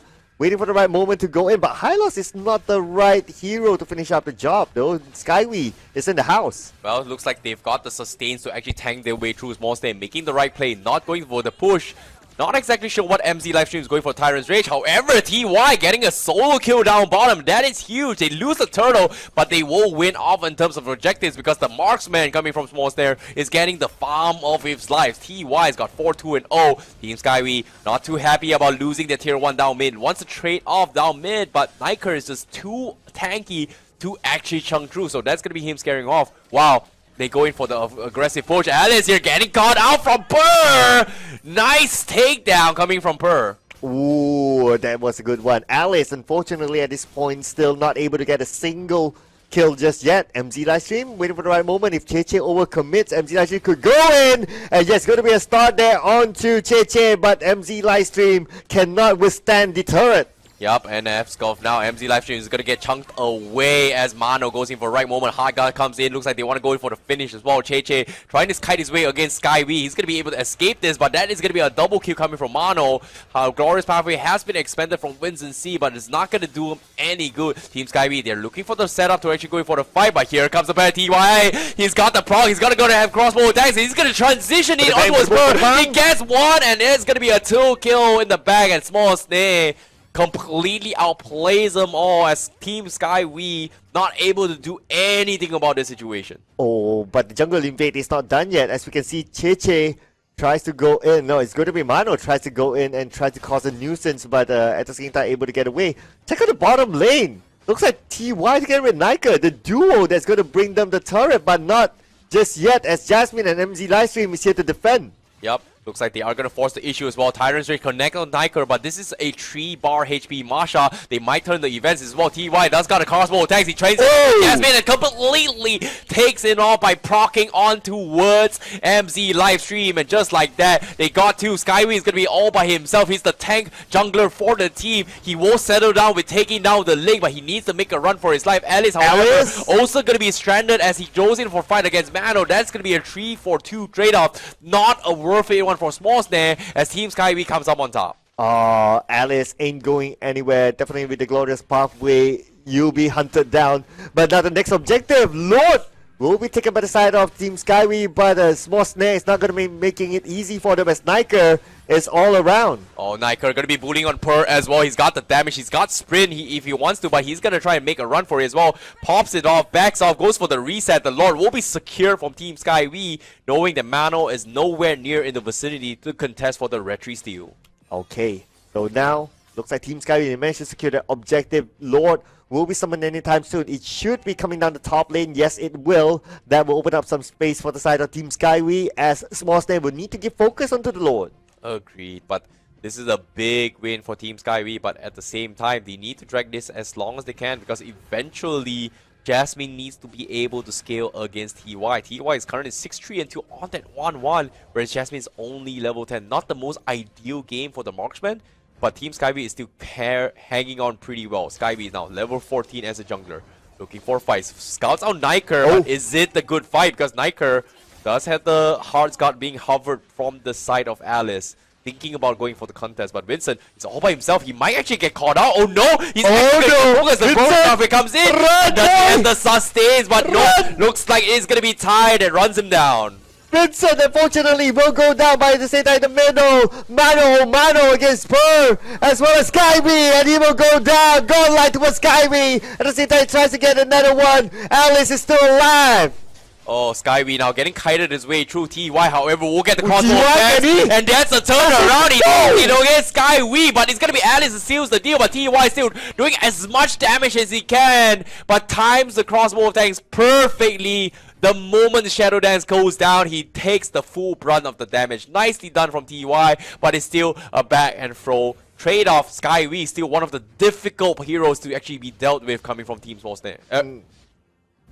Yeah, early on we saw that Mano trying to do that split push at the bottom lane, but Jasmine was there to stop it at his tracks, so I guess that kind of failed, but there was a good attempt there from Jasmine. Despite not having any kills so far, but they contribution for Jasmine, stopping that split push. That was good. Yep, agreed. Now, we'll be going for the purple orange buff. MZ is in the vicinity. He can look for the Tyrant's Rage catch, but there's no one in his vicinity. He catches one, but he might get swamped in. Sanguine Claw misses, but the rest of the team is not going to be in the vicinity. Niker is going to try and make a chunk as well. They slowly pick him up, but the rest of Team SkyWee is going to be here as well. They completely shut down JJ there with Perch, completely going for a one-shot. Oh, as this fight is going to break down as well as Mano gets a double kill, looking to go for a little bit more. Poor girls for the psych set, but can she survive? Absolutely not. That's going to be 3 kills in the back, and TY bullying poor old Winston as he takes him out, and it's going to be a 4-0. SkyWee completely being ignored throughout all this fight coming from Smos Sne. Mano likes his Jasmine T as he takes down Jasmine for himself. Now the next Lord will show itself very, very soon, as SkyWee is the only member standing. No chance for him to try to contest that Lord. He might as well just stay out of it. Yep, and that's going to be the Lord coming in from Smos Sne. It's up to Team SkyWee to contest this. SkyWee is a little bit too far off. Looks like he is going to concede the lore. Whereas MC Livestream, where is he going? Okay, he backs off. Respect. But big item purchases coming from Team Smos Sne. Divine Glaive on JJ and the Ice Queen's Wand up on Alice. That is going to be a little bit more damage from the magic department. So SkyWee needs to be a little bit careful for the next few fights. Yeah, SkyWee, he's definitely the main man right now. Just look at his amount of kills. 7-1-2 in terms of his KD. Obviously the best at this moment. Per coming in at second. Not the most perfect of games so far, but still 6 kills. Majority of the kills is on SkyWee as well as Per. So they gotta keep this duo alive as much as possible. I guess, but Niker now gonna try and keep the lane synced on the top side while this is gonna be pressured in. But the Lord is gonna be pushing from the bottom side. You can see Ling from Mano trying to bait out reactions coming from Team SkyWee. They've got the information, but looks like they are not going to fully commit to this. Meanwhile, they know there's going to be 4 people down bottom. Vincent is going to be all by himself as he baits out the Glorious Pathway. That is huge for him. Meanwhile, on the bottom side, MZ Livestream, he's going to be caught out. And there's no way he survives. He gets one slap by Che to get the kill. Oh, but talking about slap, looks like Lord is slapping the turret, but the turret still survived. They managed to defend the inhibitor turret. At the same time, they need to be aware that they might lose the top turret. It's unguarded at this moment, and Alice is going for it. Yup, and while this fight is actually happening as well, we do see Niker gonna be waiting for the right moment. He's got 3 bars of health, level 14. Not exactly sure what kind of items yet, but I want to see how this all goes down. But inhibitor-wise, Team Smos Sne, they managed to equalize very, very hard and also lead with 5k economy. Jasmine could be in a very awkward position, but he's going to be poked out. But oh no, the Sanguine comes him back! And that's going to be Jasmine punished for the aggression right there. And that's going to be Smos Sne getting a kill. Not what I was expecting, but another big Sanguine Claw once again. TY looking for a party. Per tries to go for the jump, and Hardguard comes in preemptively to keep him alive. Oh, SkyWee now trying to stay alive as much as possible. He knows he cannot go down. He is one of the forefront pinnacle for his team as MZ Livestream goes in, but where's the follow-up? Oh my goodness, MZ Livestream goes for a Tyrant's Rage, but they can't seem to kill off Niker at all. Just a little bit too tanky to shut down, as the rest of Team SkyWee, they need to defend against this SkyWee. Now, going to be in the forefront, he does have the immortality, but he needs to open up the map for the team, and it's going to be very, very difficult to do so. Inhibitor still stand, TY on the bottom side. Gonna chunk a little bit on the economy-wise, but Jasmine, almost close to his level 15. It's all about making those mistakes. With 10 seconds left on the Lord, it seems like Smos Sne will say, play it safe. We are going to focus on objectives. Oh, but at the same time, look at this. The inhibited turret at the bottom lane has been taken down. So now Smos Sne, they have that advantage. At the same time, space created for them to take their next objective, which is the Lord. And it's going to be tough for Team SkyWee to come and counter, as Niker will be the forefront to hold them back. Yep. Seems like that's going to be the Lord slain from side Smos Sne, but they are going to force the issue. Mana going to be going for the backlines, focusing on Per. That's going to be mega kill coming from him as he picks them all apart. Winston, however, will be caught off with the stragglers from the side. Double kill coming from him, but the crossbow attacks from TY is going to be good enough as they shut down the back as well. Dives into back side lanes. It's all up to SkyWee, but the rest of the members from Team SkyWee is down for the account. It's a 2-for wall trade. And this is not looking good for Team SkyWee. Not at all. Against SkyWee, the last man standing. all they need to do now is just put pressure on the mid lane, put pressure on the bottom lane with the Lord, waiting for the Lord to come in, and they're pretty much a done deal. Now SkyWee will need to defend this, but how long can it last? I don't know. JJ looking for the catch as well as they slowly chunk him down. The rest of the teams is a little bit down for the count here. Nike going to be focusing on the crystal, completely ignores him. SkyWee will bleed out with first immortality. Can they kill him off? He makes a run for it. Nike slowly runs him down, but can they get the kill? Yes, they can. They eventually got it with Alice chunking through his shield, but the rest of the members from Team SkyWee does have the respawn time. SkyWee sacrificing his life for the respawn, but they will lose a little bit too much in terms of inhibitors. Smos Sne now having so much control in this match now. Oh yeah, now without any inhibitor turrets, definitely going to be super tough. All super minions will be mobilized in all lanes. Now with 90 more seconds till the next Lord comes up, they could play the slow game, they could play the freezing game, and just wait for the next Lord, and the moment they get the next Lord, it's pretty much game over for Team SkyWee. Agree. Nike now 2-0 and 12 on this Masha. Very, very hard to kill coming in from Team SkyWee. They need to figure a way out. But look at this, Nike doing a fantastic job just zoning for the team. Gonna open them up on the map for information.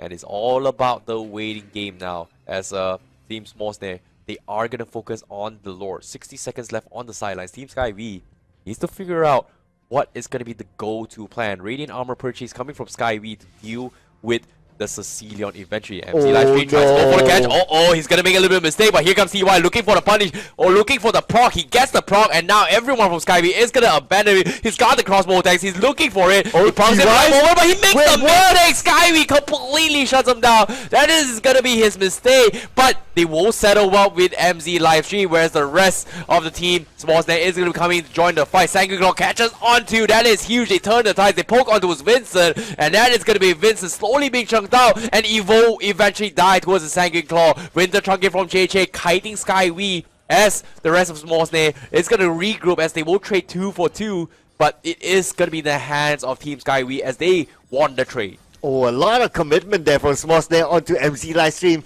chasing it all the way to the back line and got punished for that, unfortunately. But then again, the trade came in, and at least Team SkyWee, they got a couple of kills for themselves, and that buys them a little bit more time as now the Lord will appear. Now Team SkyWee, they just need MC Livestream as well as it's Vincent, and they can go and challenge it. Yep, seems like they are going to try and start the Lord as well, considering Nike does have the capabilities and damage to actually fight the Lord. But I like this decision coming from Nike. Bait reaction from Team SkyWee and then try to get kills out of this. And it seems like SkyWee, they are going to check the vicinity. Like MZ Livestream going to be the first one to open up the map. But the rest of Team SkyWee is in no position to fight this. And slowly but surely, Smos Sne, they are going to try and bait this out. MZ Livestream gets the catch on towards the 1-1 TY. You're going to be in a little bit of trouble. Can't seem to get out of bouncing ball, but manages to proc the crossbow attack. Turns the tie. Jasmine going to be in some trouble as they go in for the snap down. They take down Jasmine. That the fight is going to be split off between the two teams, and then Emano will go in for the pickoff. 1-1 will eventually fall, but the rest of Team SkyWee is going to be coming up top. Double kill coming in from Mano as they clean out the rest of the remaining members of Team SkyWee. SkyWee will be the first to run off as they lose 4, leaving him behind. What a catch coming from Smos Sne. I mean, as much as you're carrying the team, unfortunately, with only one person left, it's going to be tough. Okay, SkyWee now looks like he's in trouble, but they're not going to get focused on the SkyWee. They want to end this game, and we could see a finish here. Looks like not possible for Team SkyWee to defend this anymore, and Smos Sne will take home this round. What a game coming in from Team Smos Sne. What a turn of events. It could have gone 50-50 coming from this game, but Smos Sne pulled out the big W in this game. Well done against Team Smos Sne to take the win against Team SkyWee. That was something we did not expect, but Masha seems to be the force you do not want to mess with. Yeah, now there's a reason why Masha has been banned despite not being popular. Now we know why. Yeah, very, very annoying. Does have a lot of damage, but I'm looking forward to see how and what did Nike actually build on his Masha later on, which we are going to be taking a snippet later on. But it's not over yet for Team SkyWee, because even though they had a pretty close loss in that match, they still have a chance to make a comeback later on if they win their matchup against their opponents, which is Team Clover from Myanmar. I heard it is going to be a very difficult match, but I'm looking forward to see how it all goes down. But as of yet, that was a very, very close win, and Smos Sne deserves it. Oh yeah, absolutely deserve it. So after this, well, Team SkyWee, they will be in the same position as no LANCELOT before this, right? Like they must win their next game in order to revive their hopes on moving on to day number 2. But talking about round number 1, that was really, really awesome. For Team SkyWee, actually, if you kind of think about it, like what you mentioned as well, it was 50-50 throughout most of the game.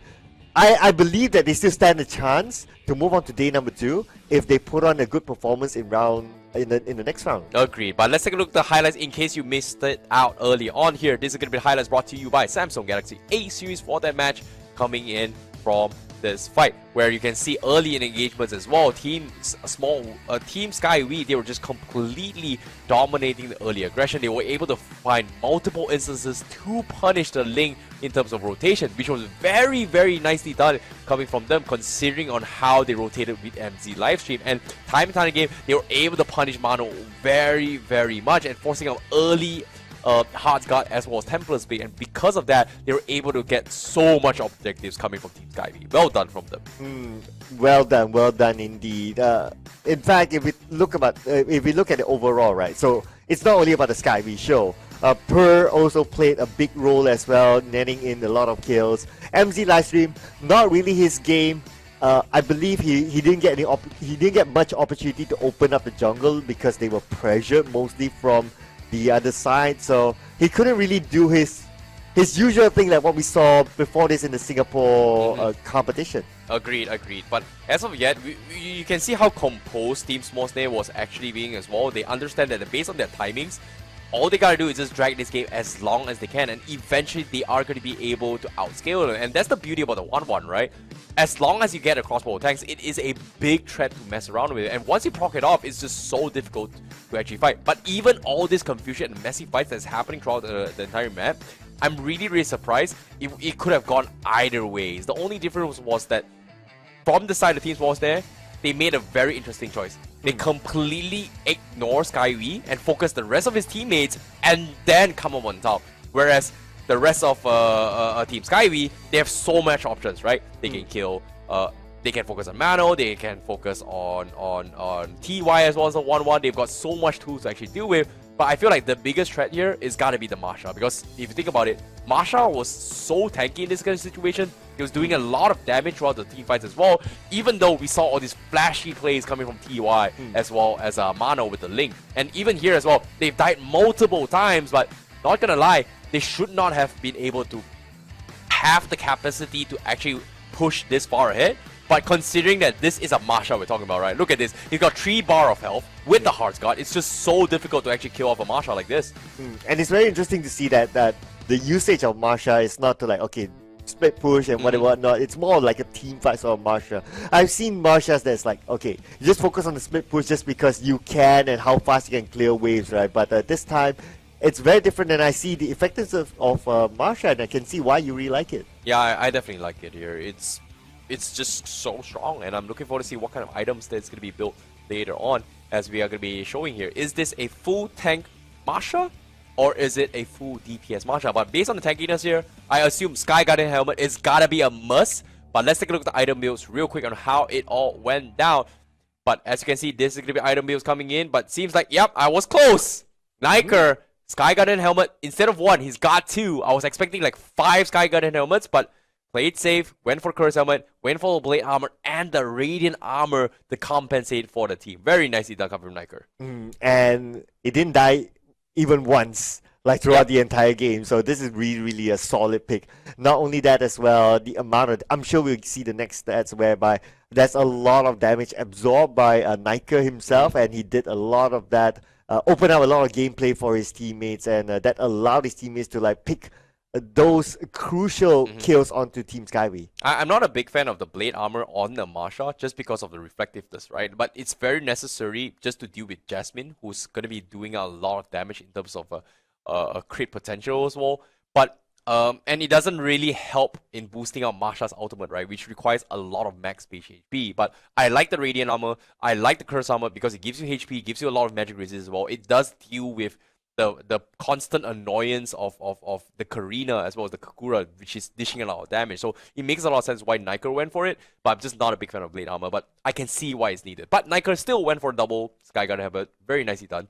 But that's pretty much the itemization coming from that.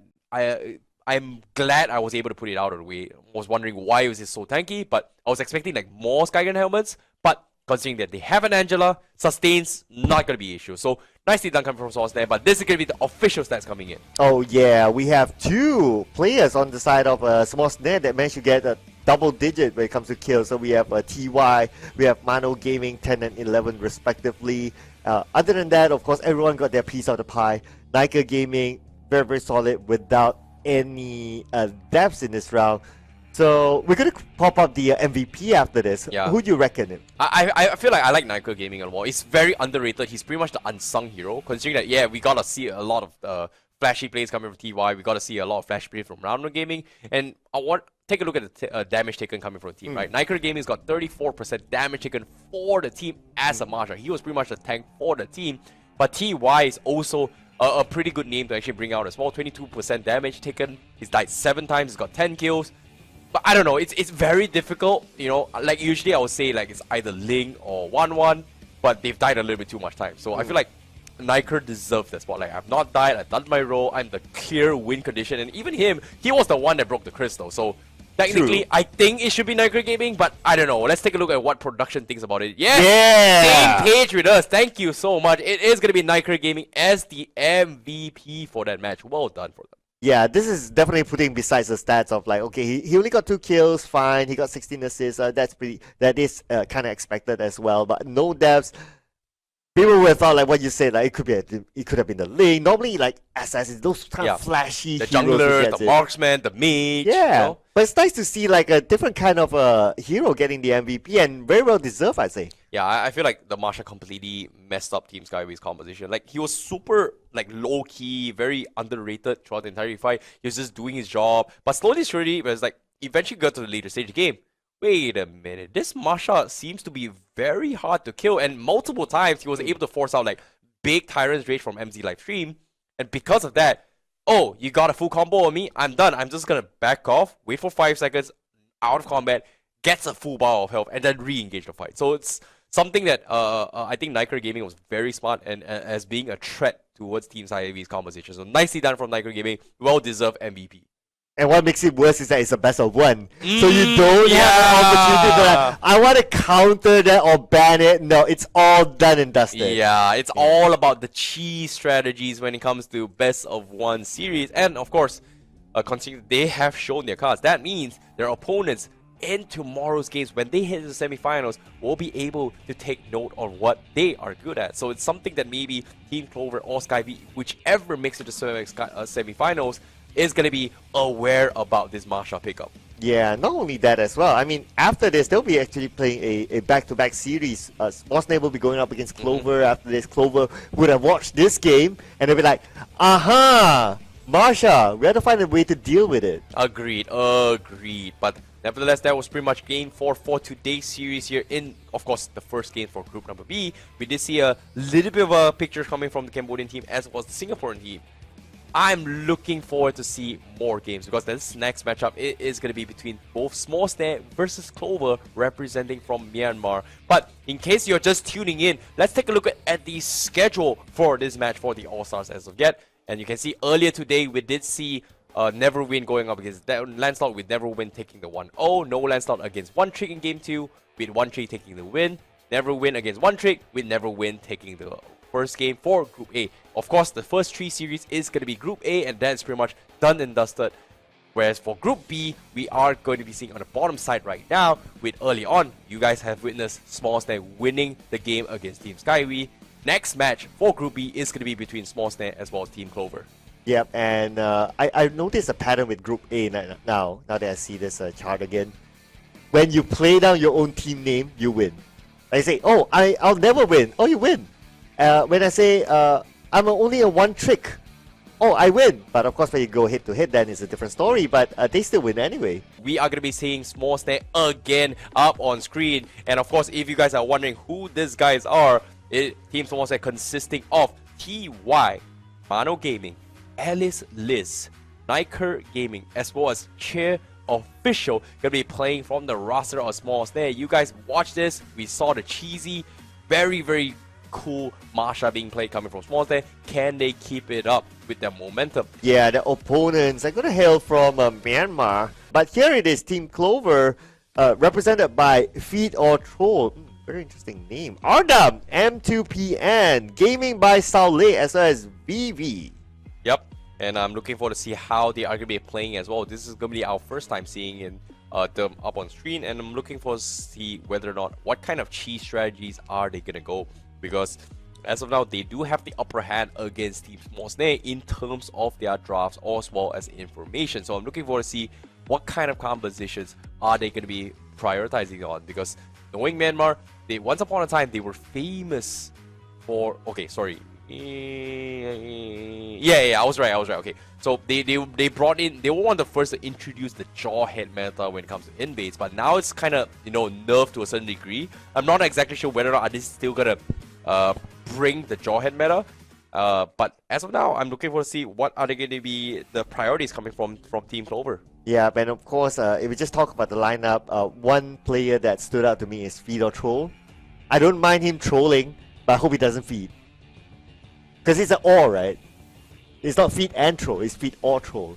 So he has to pick either one. Technically, you're right. You know, feeding is just feeding. Trolling is you win the game, but you're messing around. Yeah. That's just having a little bit too much fun. So maybe he might be able to troll the opponents here, because I don't know, what's a good troll hero?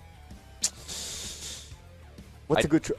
There used to be this very cheesy strat by this hero. What's it called again? The one that goes invisible. Amon. The other one. The one that looks like a bird. What's it called again? Yeah, it's so hardly used that right now I need to recall it again. It goes into a bird and goes it looks like a bird, yeah. It goes invisible. Yeah, that's that super cheesy one. When it dies, you still can go around. Oh, Faramis. Alright, I'm looking forward to see how it goes. Whether or not we're going to see it here. But before that, let's take a look at the drafts coming from Smos Sne and Clover. That was a pretty long one, so yeah. Faramis. Yeah, there you go. Yeah, that would be like super cheesy, super trolly. If you were to pick that, then we know. No, okay, actually, you're not gonna right. That's actually pretty trolly. It's like, you know, having unlimited lives non-stop. Yeah. Having a life. Yeah, okay. I get it. I was a little bit, you know, confused as well, but yes, you definitely brought up a very good point. But now, let's take a look at the drafts coming from Team Smos Sne. Once again, they are going to be going for very similar bands again, and that is going to be the Xavier again coming from Smos Sne. Clover, however, are they going to respect the Masha? That's going to be the question. Yeah, that'll be a good question, right? So, they're thinking hard right now, but it looks like they're going to ban out the Link first, but anyway, they have 2 more bans to go. So if they don't ban out the Masha has to be one of the early picks, maybe like the first pick if Smos Sne gets the opportunity. So yeah, if not, there's a possibility that maybe Clover might be looking at the Masha and say, hey, you know, it's something that we can use as well. We might pick it up out of you. So Smos Sne, now that they have that opportunity, they must pick Masha as a first. If not, it will be banned out or something else. But we'll see. But so far, going to be a very slow pick ban here for Smos Sne. They are really thinking hard as Kagura will be the next ban. Yeah, Kagura is something that I think definitely threw them off guard from the previous game against Team SkyWee. They weren't expecting Kagura to just do so much damage, especially played by Purr, right? So it understands why they don't exactly want to deal with it, the matchup in this particular game. They are going to try, I would say, flex a little bit in terms of composition. I'm a little bit surprised that Fanny completely being ignored from both sides. So Clover, they are going to ban the Valentina, assuming that both sides don't play Fanny. I assume, right? But 1-1 is going to be up for grabs. Yin is something that I think Team SkyWee doesn't want to deal with previously, but I don't think it's big of a threat for Smos Sne as well as Clover, because there's just so many other heroes that can actually deal with Yin. I think Lilia is a good way to deal with it. My pleasure. Well, Karina. Alright, Smos Sne. They are gonna ban it off instead. Yeah, after what they had to deal with early on. They were like, nope, whoever it is, we're not going to let the Karina go. So I think it's a good ban as well. We've seen Karina in recent times as well being one of the very, very strong picks, very, very mobile, able to burst damage, able to take down foes, especially going on to the backline as well. So definitely a good ban, I would say. So now Clover with the final ban. Marsha is still available to be picked. I'm just saying though. So Clover, make the right choice for yourself. Marsha still available to be picked. Yeah, I think Marsha is something that Smos Sne might go in for the prioritize as well. They were able to pick it up towards the later stage of the drafts. I don't think it's gonna be a first pick material, but I feel like Smos Sne they might still consider first picking their Angela so that they can flex up in towards a different role. So, but okay, I'm wrong. Looks like they are gonna pick the Grok instead, potentially played by Niker or potentially played by Alice as a roaming role. Not going to be playing the Marsha again this time. Yeah, so looks like they're not going to overuse their cheese strat. They don't want to be overexposed that they have a problem tomorrow, assuming that they go into day number 2, right? So I think it's okay to kind of like show that, oh, okay, we can flex. We have a wide enough hero pool that you don't need to focus on only one. Yeah, I guess, if you put it that way. But now, as of yet, let's take a look at the drafts coming from Team Clover.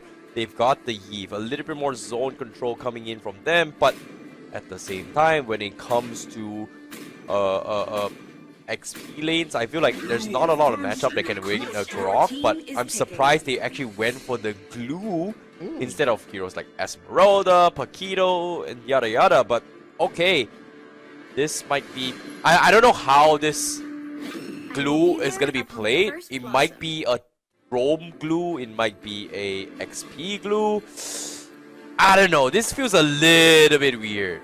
Well, if you want to live up to his name, he needs to stick with his teammates, right? Oh yeah. Yeah, that's the only way. Yeah, like the split glue. form, you know, and you stick on someone and then yeah, alright. I get it, I get it. Close. I'm trying Close. still. Yeah, I get it.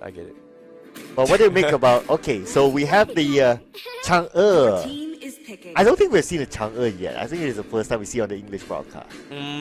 Okay. Was it? Yeah. I think Chang'e was super... it's actually very underrated. It's not very popular in Malaysia, Singapore region. But in Cambodia region, I think I saw a lot of games in the previous season. I think their first MPL season, I saw a lot of Chang'e. And at that time, it was like, what, Season 7 for Malaysia, I think Season 2 for Singapore, if I'm not mistaken. There wasn't a lot of Chang'e. There were still Chang'es, but it's super underrated. I feel like Chang'e does a lot in terms of team fight potential, in terms of objective clearing as well. I think it's not the end of the world, but I can see why that early on, Team SkyWee, they actually opted to ban the Chang'e against Smos Sne. Maybe it's a comfort pick coming from Smos Sne. Yeah, and I guess it's also part of the early laning phase, right? Whereby the poking ability from Chang'e is definitely something that is super annoying. So you don't want to deal with it during the early phase. But anyway, they picked it, so it's going to be a puzzle for Clover to solve. Now, talking about solving puzzles, they still have the opportunity to ban out the Marsha. I'm just saying. Although we have a Grok, but I'm just saying, if you want to go for the respect ban, you can. I think the Grok is pretty much going to be the XP lane coming from Smos Sne. I don't think they would pick the Marsha again. Because if that's the thing, right? If you go for that, it's very difficult to play. Just because, like, if that's gonna be a roaming Grok, that just means that Angela might be either an XP lane or a mid Angela, and forcing the Chang'e on XP lane means that they're gonna lose out a lot of lane control because all these heroes are gonna be farming a lot, and it's gonna be heavy emphasis on the jungle role to actually make space for the team, and it's gonna be very difficult to do so because Clover's hero pool has a very strong tanky composition, and I like the bans coming from Clover, taking the Fanny, taking the Baxiao away. These are heroes that have very strong early aggression. Yeah, so when we talk about early aggression, I guess that should be the focus. So far we've seen that whoever controls the early game to mid game at least, they kind of like go all the way for most of the games that we have seen so far. So I guess that's why a lot of teams that they like to go for the jungle invades a lot and try to see that who can win out those trades. But finally we see a Paquito ban. We don't see that very often in at least our English broadcast. So the last two picks, definitely no Marsha, I guess. Yeah, I'm a little bit surprised by the Paquito ban as well, just because it may be a jungle Paquito coming from Smos Sne, but I think this is reading a little bit too much considering that Clover has two very strong tanky composition. They probably need some sort of late game composition as well. I think going for another jungle tank coming from Clover is not going to be good. I feel like the carry pickup from Smos Sne is going to be okay as well if they decide to go for it, but I don't know. I feel like Smos Sne is in a situation where they can do whatever they want, but 1-1 is still up for grabs again for the gold laner. They are going to be hovering it for TY, and the Hellcurt jungle is going to be the way to go. I like it, but I feel based on the comp coming from Clover, it's very risky because of how tanky the composition Clover has. True enough. I would say mobility, maybe mobility. I would say mostly on the tankiness side. It's going to be a tough spot for what we call it, for Hellcurt. So I think Smos Sne will have this in the bag though, but we need to see the execution at the end of the day. Irregardless whatever happens, Smos Sne, they already have one game in the bag, so now the pressure is on the Clover. Smos Sne, if they win this fight, they are through for sure. But the pressure is definitely more on the Clover, considering that, well, it's their first game. Exactly, and whoever wins it here is going to have a very, well, I would say okay time against Team SkyWee later on, because if, and only if, Team Smos Sne wins 2-0, it's going to be a battle between Clover versus SkyWee to actually make it in towards the semifinals for tomorrow. But if Clover wins this, it is going to be a battle between Clover and SkyWee, and if Clover wins that match against SkyWee, SkyWee is out for the count, while if SkyWee wins the game against Clover, we're going to be having a 3-way tie, so that's going to be a little bit of a different approach. Yeah, it's going to be a bit different, but let's not count our chickens till they hatch, right? So let's give focus onto this game. So far, that is going to be the pressure, more onto Clover, of course. So let's see how they're going to pull this off, being their first game. Yep, I'm looking forward to see how it all goes down, because from the side of Team Clover, they have demonstrated a little bit more of a prowess when it comes to draft. Why don't we just stick around to find out, because this is going to be a battle between Cambodia versus Myanmar. Ladies and gentlemen, this is going to be the game coming in, and Smos Sne going to be on the blue side and Clover on the red side. Alright, here we go. Let's see. I want to see if there's any jungle invasion so far. So far, I want to see Niker. He's going to play the experienced laner down on the bottom lane. So don't expect to see him going all in to try and invade jungles. If any of that happens, maybe it could be from Mano. It's gonna be very difficult, right? Like, I like the idea of the Hellcurt, but the problem here with the Hellcurt is that the people that he can bully is pretty much the Hayabusa or the Eve. If he can get early pickups of that, that is gonna be huge. But to top of it all, he's got to go through two very annoying hit shields. But begin hit shields here, top side. We do see a little bit invades coming in. It seems like Niker looking for going for the contestant round. He needs to back out, and that's gonna be the rest of Team Smos Sne. Gonna be respecting this Clover. However, immediately quick reactions. This goes for objective Artem on the Hayabusa, just making sure that his clearing jungles is dead.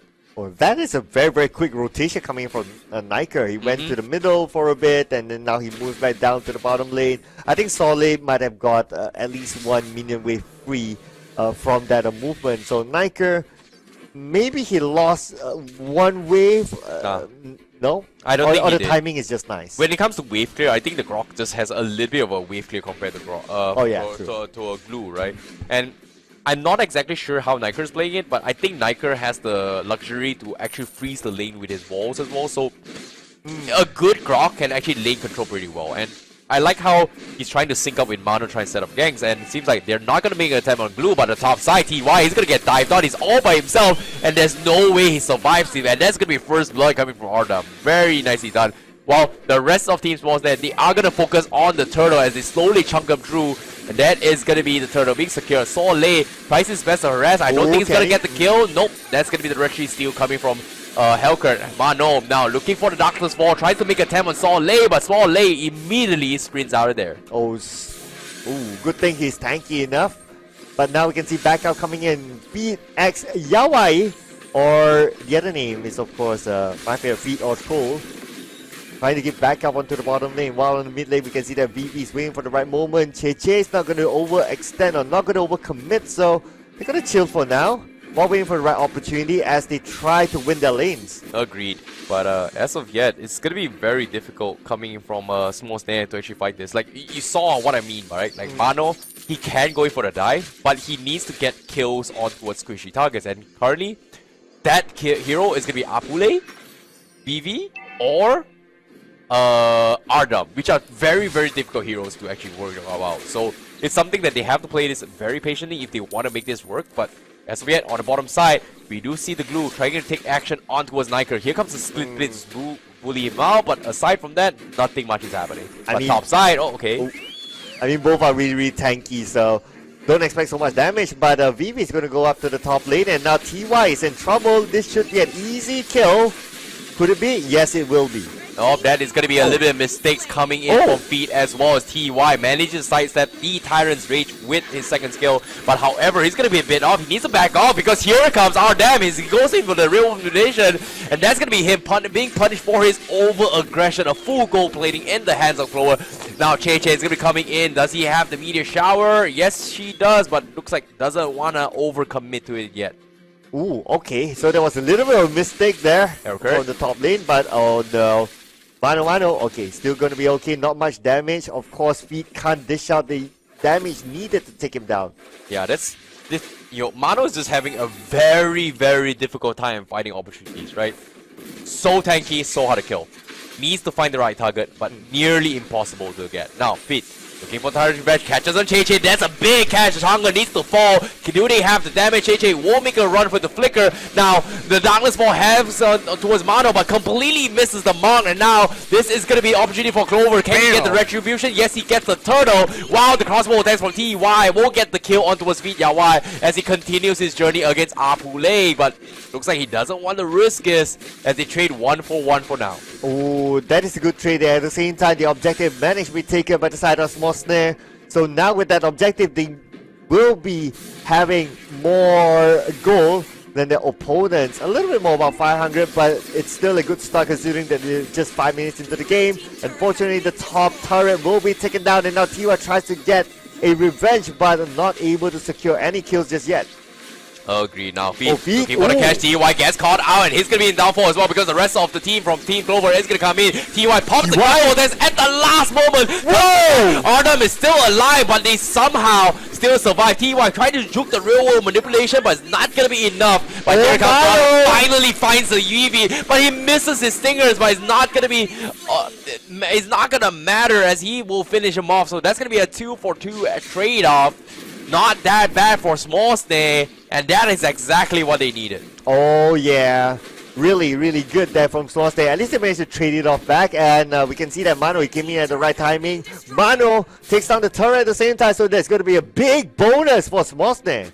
Yep, and now Wall Charge comes in. Niker looking for the fight against Saw Lay. It's a little bit too low. He's sprinting his way through, but oh, he's stuck. He needs to go for the split. It's going to be A-okay. Real manipulation won't turn the tide, but Saw Lay going to look for the pullback as well. But he will eventually fall in the hands of Mano. But they will settle down with 1-for-1. Che losing his life. Clover looking to get more out of this as well as Niker now going to be looking for the fight. Niker going to be focused down with the hard guard. He's keeping him alive, but unfortunately they do not have the damage to do so. That's going to be the disengage coming from Clover. However, on the other side of the map as well, Smos Sne is going to try and trade off with the tier 1 down bottom.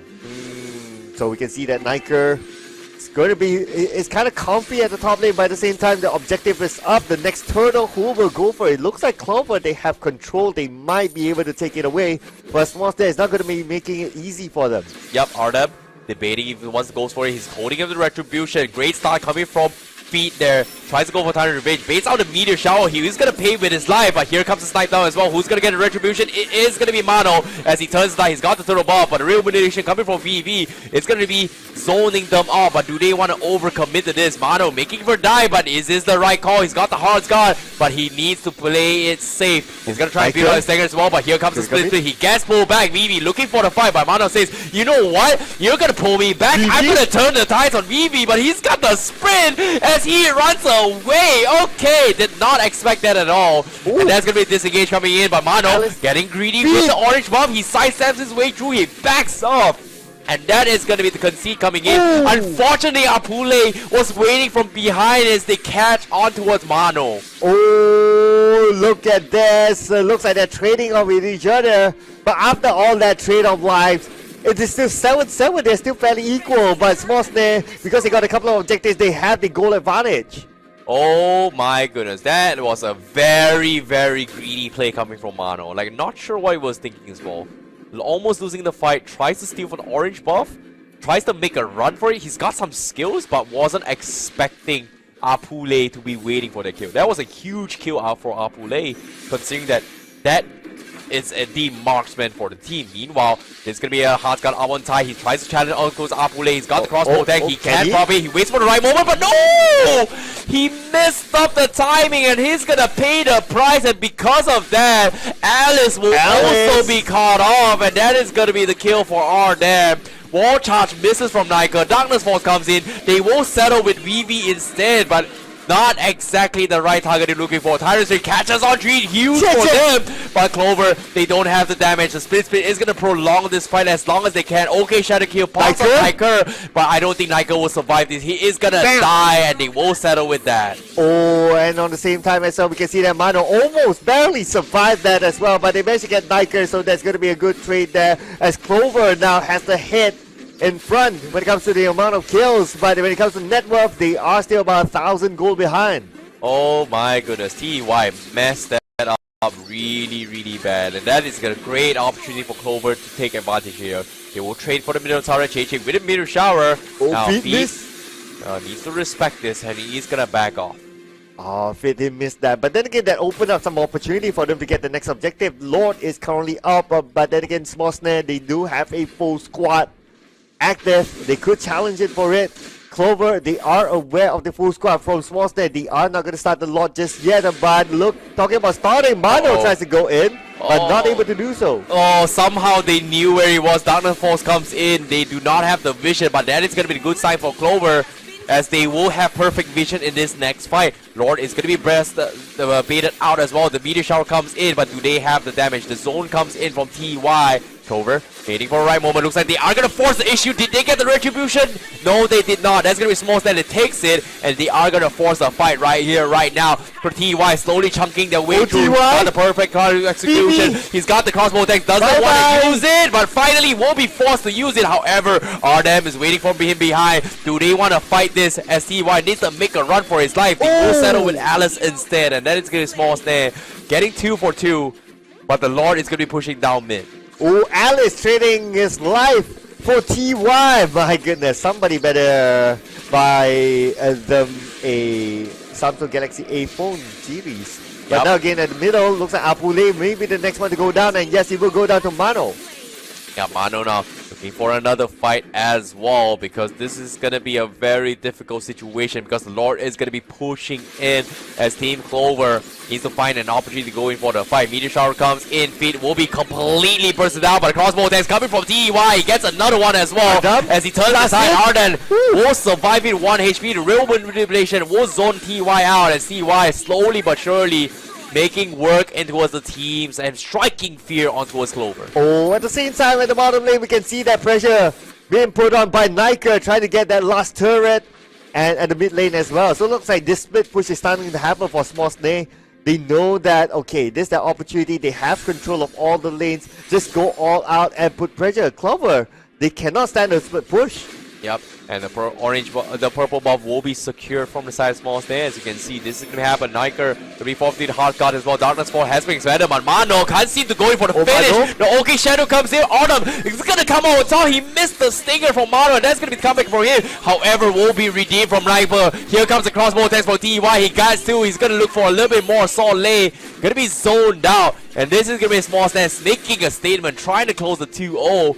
Getting 3 in the back, but at the same time, do they have the minions? Yes, minions is going to be coming in. Clover, they've got to throw bodies for this. Yeah, they should be able to do it. It's only Solly as well as Feet. They can't do much. As now they start to move in, they could finish up this job. This could be a win here for Smos Sne. Smos Sne could finish up the job. Feet, together with Solly, they can only be bystanders. They can only watch as the horror unfolds right in front of them. Yeah, please, VV is going to be back online as well. Soga is going to be Ardam. You can see the respect coming from Smos Sne. Let's back off. They've got the real elimination. Ardam tries to make the play. Got an okay shadow kill, but he's not doing a lot of damage, and that's going to be the disengage coming from Clover. There's nothing much they can do. Great response and discipline coming from Smos Sne for this play. Meteor shower from JJ. Oh my goodness, they are just contesting all the balls, but no, JJ, he actually gets caught off, and that's going to be downfall coming from him, and that's going to be kill in the hands of Ardam as Clover. Ooh-wee! What a game. What a game indeed. It'll be a bigger game if they can get this Lord and they can finish this off. But do they need the Lord? Looks like, oh, Clover goes in. Oh, Clover tried to go for the concealed play. Apule needs to back out of that fight. Solly, however, going to be proccing in the way. TY looking for the opportunity for the crossbow attack. He does have it, but the Tyrant's Rage stops in the try. Chase does come through. He doesn't even get the time to pop the crossbow attacks. And then Clover turning the tides. What a catch from Feed or Troll. He was toying the entire time, but gets the right opportunity to shut him down, and now Niker gonna be playing around. What a catch from Feed as why? Oh my goodness, what a Kufra. But because of the trades that happened on the side of Clover, it's difficult for them to even try to get this Lord. Okay, they can try, but will there be enough time? Because 10 more seconds before the rest of team members of Smos Sne will come up and they will challenge the Lord. Yeah, this is going to be hard. Ardam does have the retribution. Smos Sne is going to be coming in. Feed also going to be zoning his way through. He's got the retribution and he's going to get it for sure. Big win, re-engage as well. This is the mistake from Smos Sne and Clover. Both find it. They get one, but Ardam, he's down towards last HP, but the going one thing is going to come in. Is he going to die? Yes, he will from the flames coming in. And now Feed now is going to be the next to fall. He tries to kite TY, but unfortunately not going to be able to do too much as Clover tries to defend against this, but they have the Lord, they have the Empower Minions, they will survive for now. Yes, they have the Lord. If they didn't get the Lord, it will be a game over for them. But this is opportunity for Smos Sne to actually counter back. Let's see what happens at the top lane as Mano tries to get a kill onto VV. VV not able to counter back onto Mano, and Mano gets away and tries to get the Lord, but it's going to be 4-on-1, 3-on-1 onto Mano. Mano got to be careful. This is crazy, this is crazy. Smos Sne, does he want to risk it? He's taking a little bit too much damage. Apule gonna chip his way through, but TY from the backs is gonna isolate the fight. They're not giving the crossbow attacks, but eventually gets it. But the Wind of Nature from Apule is gonna keep him alive. Actually, no, not the Winds of Nature. He actually gets chunked down from TY. Oh, TY coming in from the back line. That was really, really smart move. Actually get the kill onto VV, and that could be an opening for Smos Sne to finish up the job.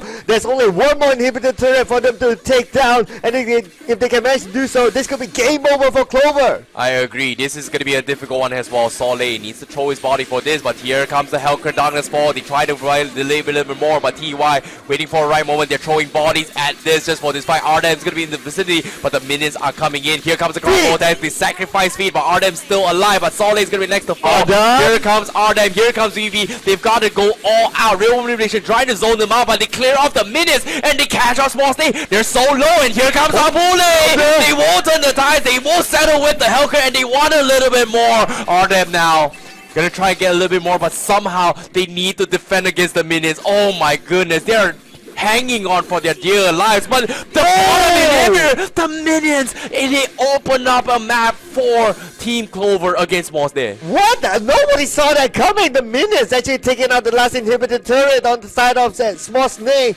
This could give Clover hope. Just look at this as a totality.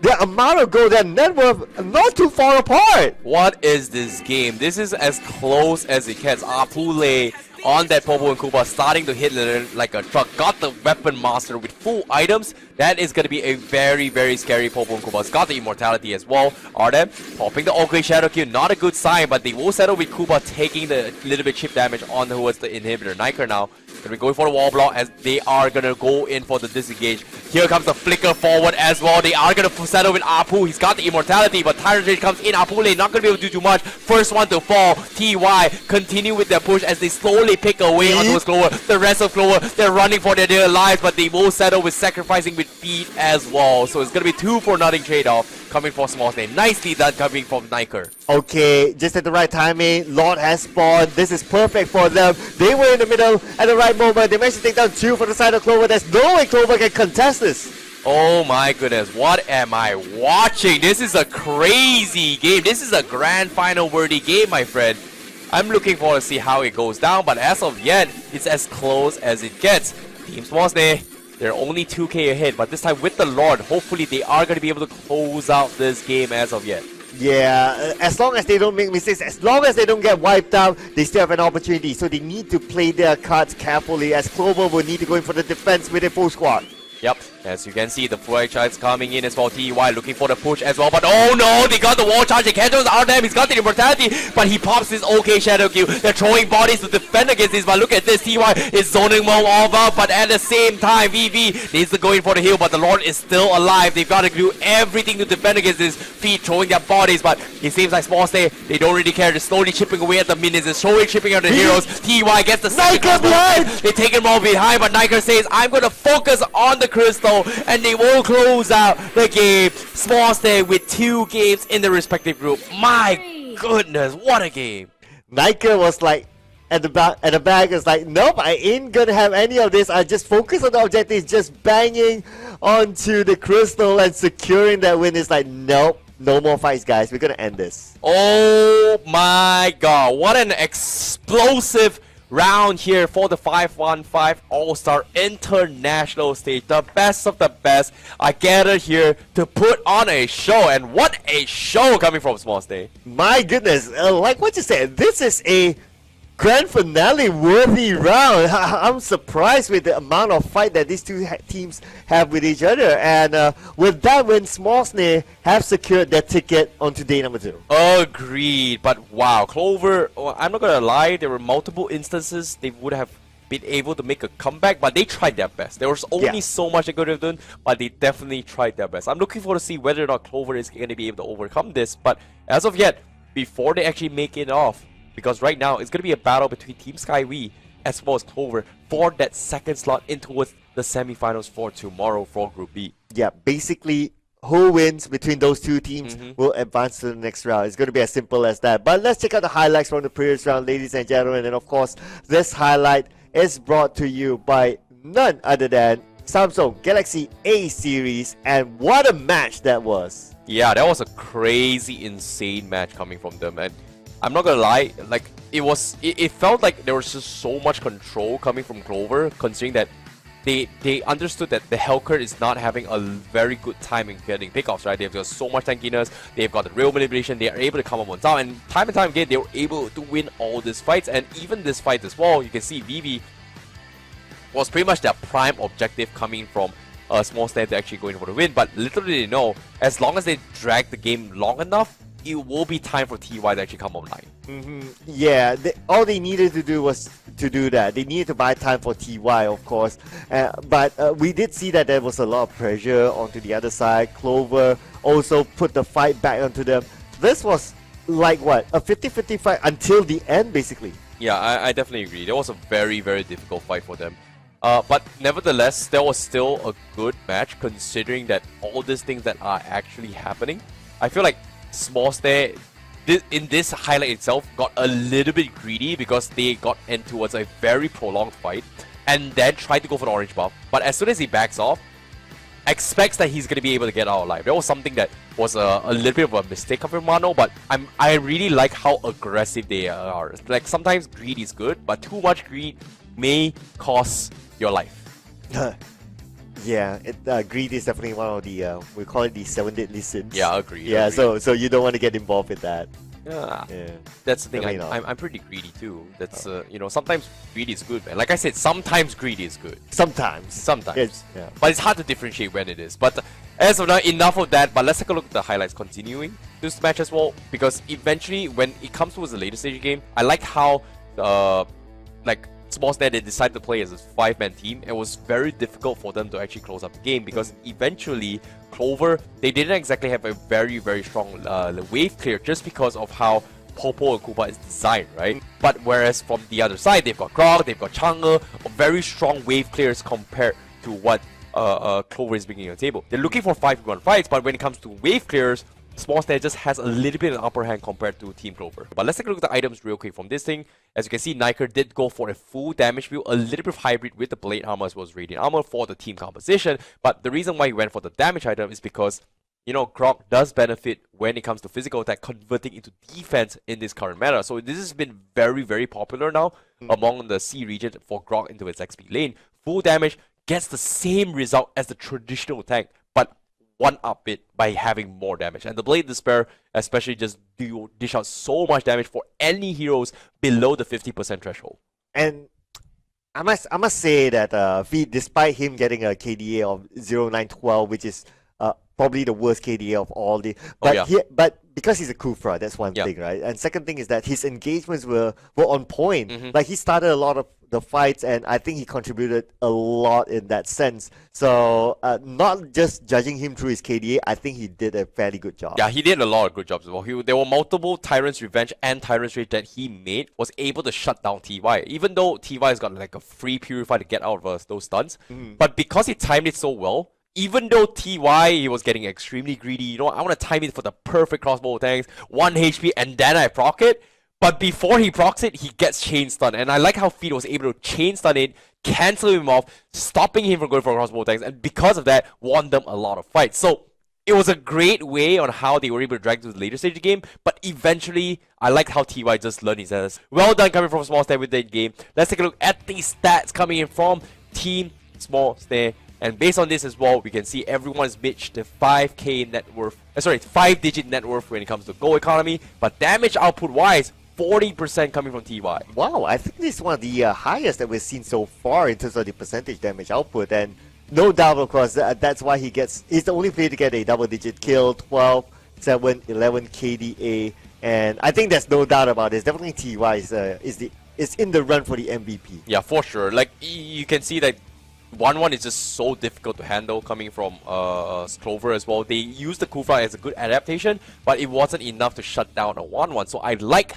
how they were able to deal with the situation, but eventually TY was just going absolutely crazy in that game. It was just going all over the place, was able to get kills after kills after kills. I'm looking forward to see whether or not are they gonna make it all the way. But what I do know is Smos Sne now is up and running for the semifinals. But without further ado, your MVP for the match is gonna be TYY himself on that 1-1. Yeah, it was just that insane, right? 3 out of 10, man. 3 out of 10. Okay. I'll take it. But well done coming from TY. He is absolutely crapsolutely. Crapsolutely. Like yep. Crazily, crazy. absolutely. Yeah, absolutely. Yeah, I get it. Yeah. I can't believe we did it, but I'm sorry, TY. But yeah, that's your MVP moment right there. Yeah.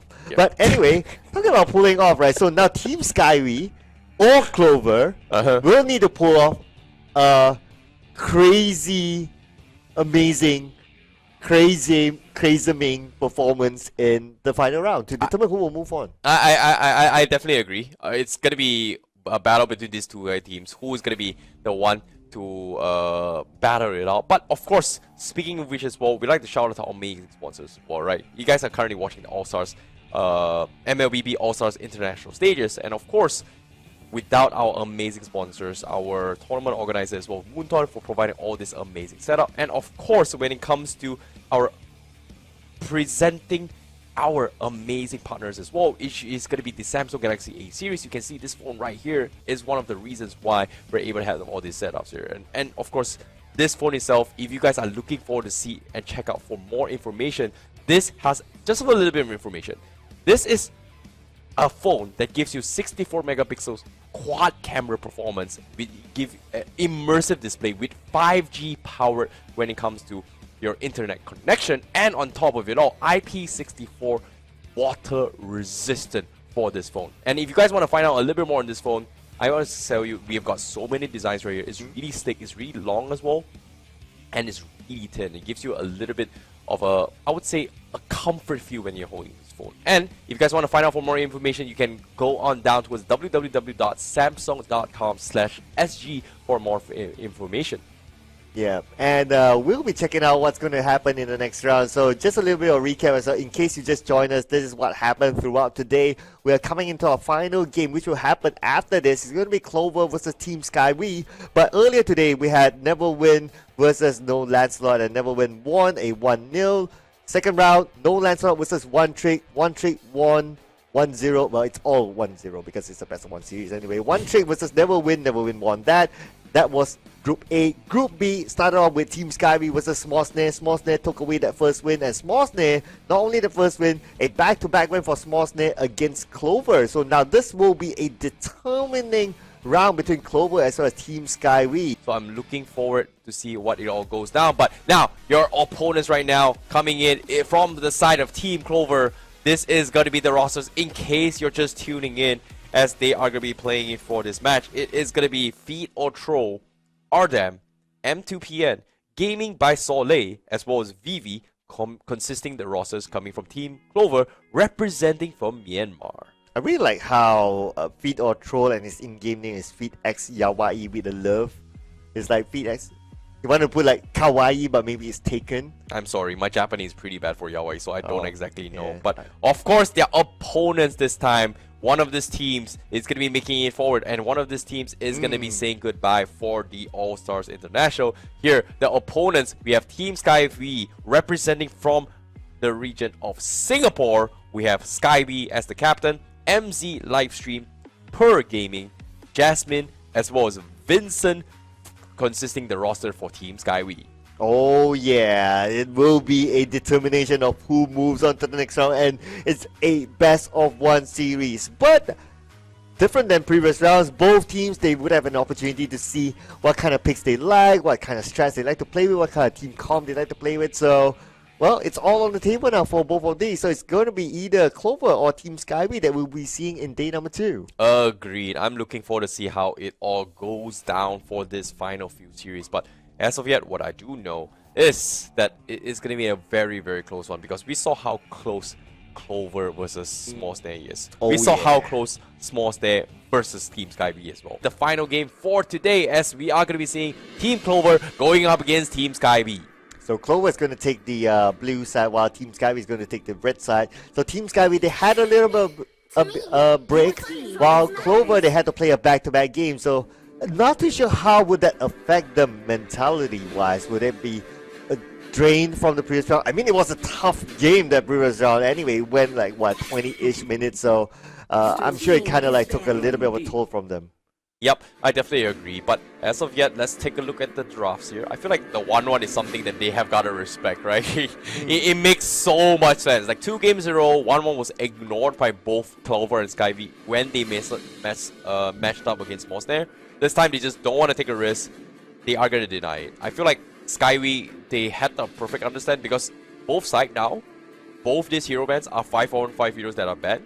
But these 2 heroes are heroes that Smos Sne played in the early stage, and they just don't want to take the risk to face off this composition again. Oh, and the Karina ban definitely, they've probably seen what SkyWee is able to do with the Karina, so definitely the option to ban Valentina. SkyWee had to go up against a Valentina. Of course, that was played by Smos Sne earlier on, and it was a nuisance to them. So they're banning out very, very familiar heroes. They're like, okay, we went through this today, we just don't want to go through it again.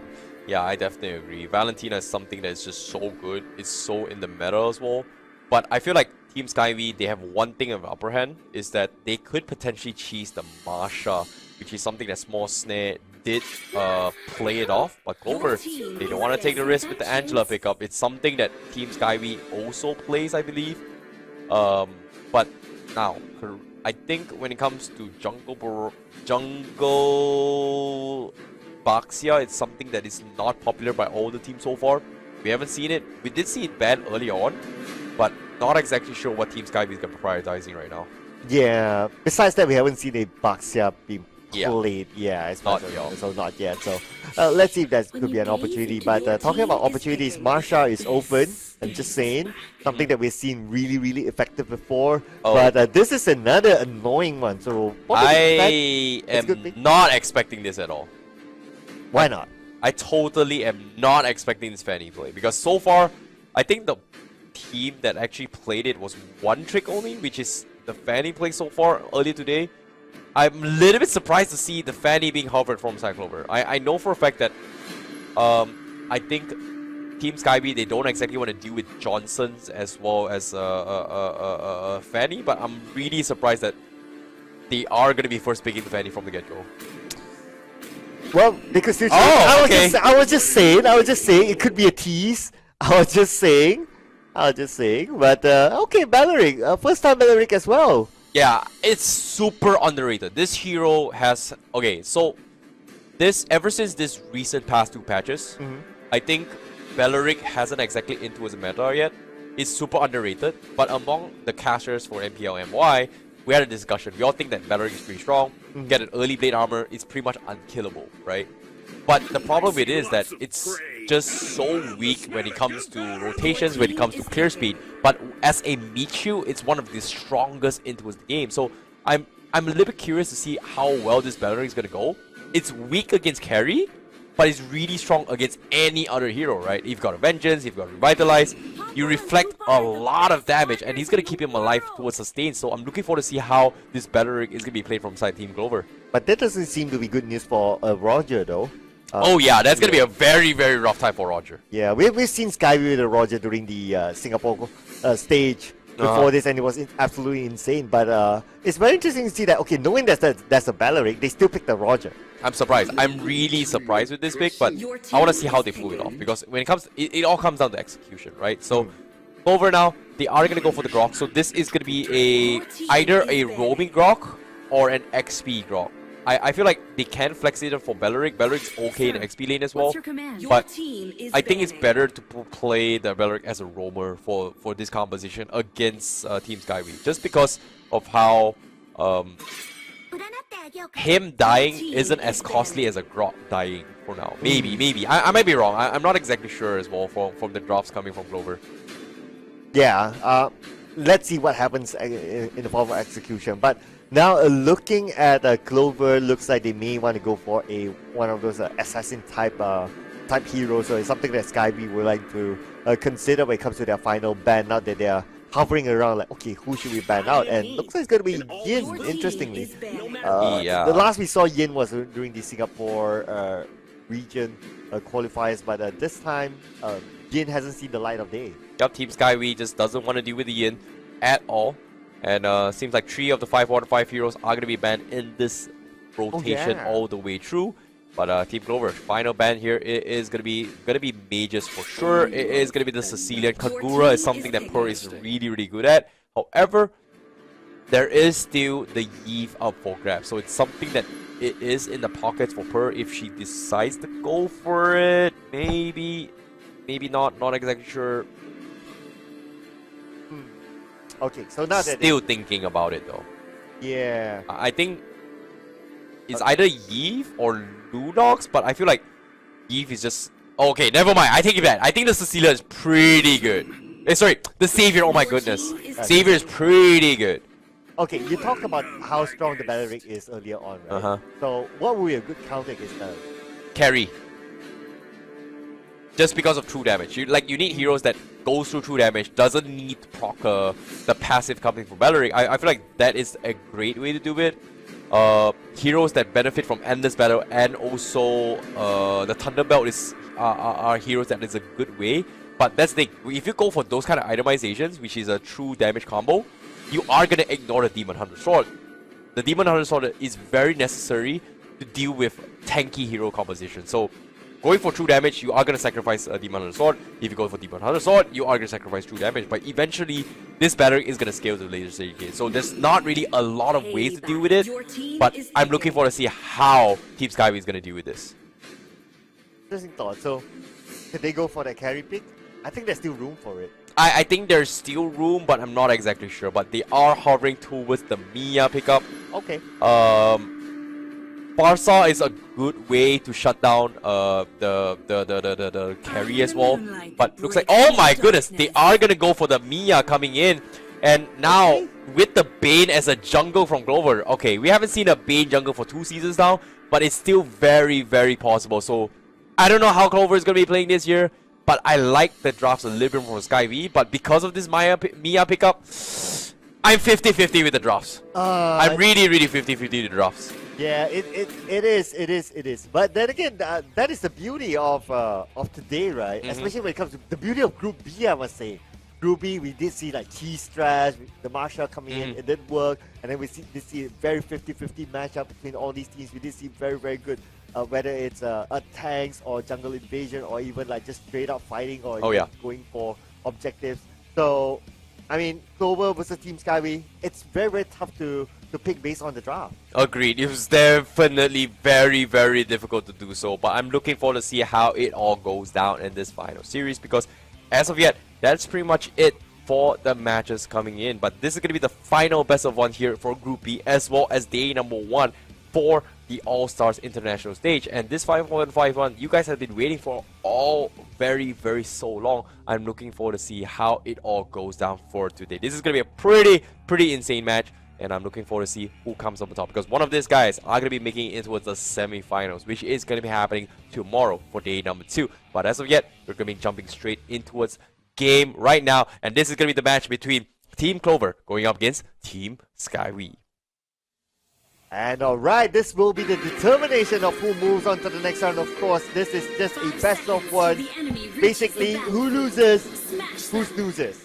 So they can't afford to drop the ball. Now, let's see what's gonna happen. So, okay, I see Chit to Myanmar. Oh, what does Chit mean? I don't know. Is that one of the greetings as well? I have no idea. Maybe it's a greeting to Myanmar. I'm not a language master, but it seems like they are replying, so maybe it is, you know, good day to you, I guess. Alright, I will assume that it's a greeting.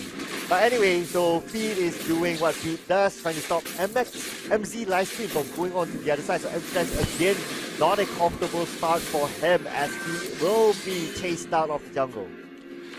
And also now MZ Livestream is going to be playing a little bit too much damage. He is going to be forced to back off in towards this fight. But as of now, you can see Feed just going extremely annoying in these situations. Meanwhile, on the top side as well, we do see Jasmine getting harassed out of lane with Pobong Kuba completely dominating this matchup against the Mia. Forced to recall back. That is a very early recall forced back by towards MC Lyster. And now he's back on track, but Feed will need to be aware of MC Lyster is coming together with Plur as well. SkyWee is around, but the hook will not connect onto Feed. Yeah, and SkyWee now not having a good time against this Grok. Grok just completely annoying this orange buff, going for the reset as well. SkyWee is so under level now as jungle, and Feed now still continuing to harass SkyWee, but he's gonna call in their teammates to actually provide the assistance now. Feed is gonna be a-okay, but SkyWee finally gets his jungle. Meanwhile, bottom side saw Lei getting some gold plating on a bottom side against this Hylos. Whereas in terms of matchup here, Ardam's already level 4, where SkyWee just only hit level 3. I know, right? It took him almost 2 minutes to secure that buff before he's able to go back to his lane. That bought a lot of time. Afule in trouble, almost taken out. 2v1 at the top lane. Jasmine as well as MG Livestream now taking over the top. Oh, Ardam making a very sneaky play, stealing the turtle away, knowing that SkyWee is gonna lose out in terms of rotation because of the annoyance coming from Grog. This is huge, and now Feed is gonna try and defend against the top lane, helping Apule with his lane a little bit much, and that is gonna be Team SkyWee not gonna be able to do too much, but the hook comes in. Oh, that is a big one. Peter Yawai goes for the wall charge as well. He's gonna sacrifice for his life. Apule not gonna be able to get kills out of this. However, will settle with just chipping down with MZ Livestream. Does he get the kill? Yes, he will. He will settle with that, so that's gonna be a big win for him. BB gonna be in the vicinity. Here comes the Sun Defender. Astra comes in, just enough damage to take down Namiya. So that is a big catch coming from Clover. Oh, amazing trade there. Nice hook to start off the fight, but then again the trade coming in for Clover. Managed to get 2 kills back to back, but now Feed together with the BB at the mid lane, trying to push Per back and manage to do so for now. They need to be ready in about 1 minute till the next objective is up, but they could catch MZ Livestream. Yep, MZ Livestream now. Gonna be in a little bit awkward situation. Here comes the Chainsaw coming in. Dotting Line is not gonna be able to do too much, so that's gonna be a big catch coming from Clover. And considering how it is happening as well, here comes the fish coming in from the Bane itself, but it's not gonna do too much coming in from Clover. Oh, so it looks like Feed, they're still going to pressure onto the other side, not allowing Team SkyWee to get the buff, and looks like the buff, who got it? Oh, was it a steal? Yes, it was a steal! A steal by Ardam! Unfortunately, they will lose out on the buff, and now Team SkyWee, they are way behind. Oh wow, that's the Feather Astra cannon on Jasmine again. That's gonna be 2 times now from the side of SkyWee to lose out that fight. And this is gonna be Team Clover backing out, going for a little bit of a reset, playing it a little bit slow compared to before. Meanwhile, SkyWee losing a lot in terms of economy, 3k in overall. And here comes the invade coming from Clover. They want to go for the wrap around. Here comes a big wall charge, connects on big out as well from the bait, and completely chunk them off. And MZ Livestream taken out of the equation. Wow, that was a huge wall coming in from Finn, but we're not done yet. That's now Vincent will be hunted down. Vincent, where are you going to go for this? Yes, Glorious Pathway open, but then again, it was blocked by the wall. Unfortunately, Glorious Pathway was his pathway to safety, but the wall just had to separate him from that, and now the total will be taken out by Clover. Oh my goodness, that was a sick wombo combo. Oh, okay, Dawning Light not going to be able to steal the turtle away. So that is going to be Ardam securing for the team. Meanwhile, the killing streak coming from VV on the side as Clover will continue to win on all fronts against Team SkyWee.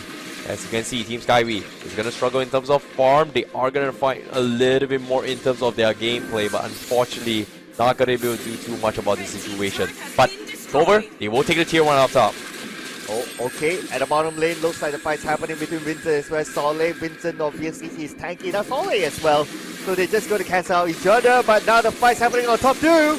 Oh, the deadly catch comes in. They catch onto a SkyWee, and that is going to be something that they cannot do and mess around with. Now, Feet gonna continue with the Grok walls as well as they isolate the fight. That is gonna be a free middle turret for the side of Clover. Better Astra comes in, they extend it with the flicker as well. Catches on Purr, and that's gonna Team SkyWee needs to play a little bit slow. Wall blocks as well, cuts the exit. Team Clover, they want to get more out of this, but looks like they will settle down with the turrets instead. SkyWee reveals himself. Feed won't make a run with the wall charge, but Ardem, he's gonna get caught out all by himself, and that is gonna be the retaliation coming from Team SkyWee. Oh, a bit of an overextend there in the middle lane, but now Vincent notices the rotation coming in, immediately backs up with the Glorious Pathway. MZ Livestream, can he get a hook onto Feet? No, the hook will not connect. Even if he does, I think Feet is just too tanky for him to be taken down alone. Agreed, but as of yet, now Team SkyWee, they're standing in the middle turret as well as they try to defend against it, but the feathered airstrike, ooh!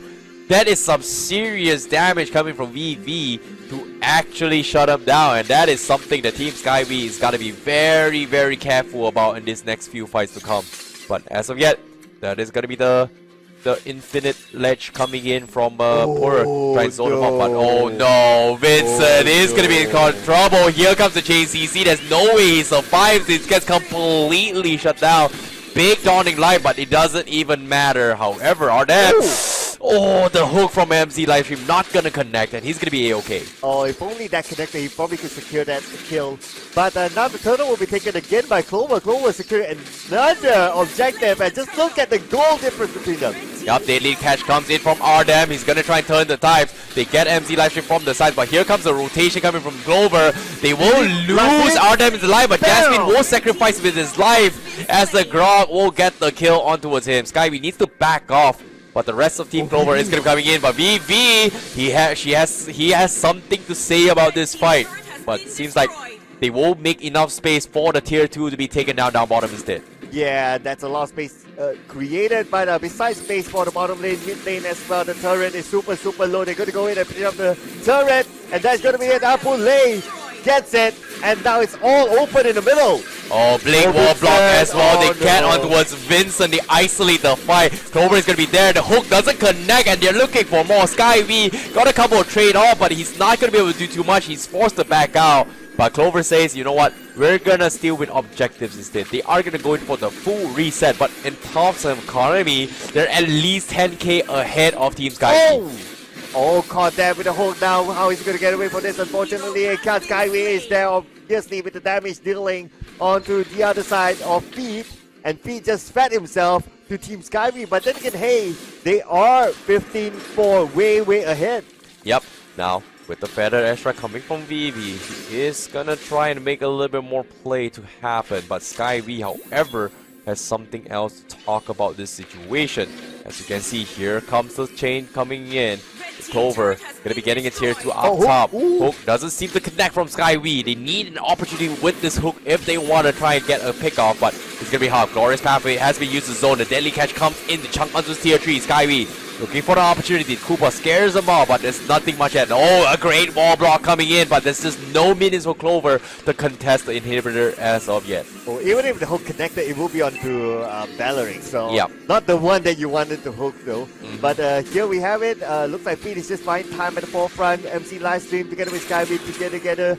Being that combo, hoping to secure that hook for SkyWee to dish out his damage, but not easy to find those backline targets. Oh, look at Soleil's position as well. They isolated Vincent. He needs to be careful, but oh, they pull onto it. The Bane on the side. The Dawning Light comes in, but RDM forced to use the Deadly Catch preemptively, scaring SkyWee off. And even the battery out as well is not going to do much. The Wrath of the Dryas completely airballing. This is opportunity for SkyWee to turn the tides, but looks like they don't want to take the risk, so Team Clover, they will reset this fight. Soleil is going to be forced to recall, but looks like they are going to try and bait out with the Lord, but they do have a lot of damage for this.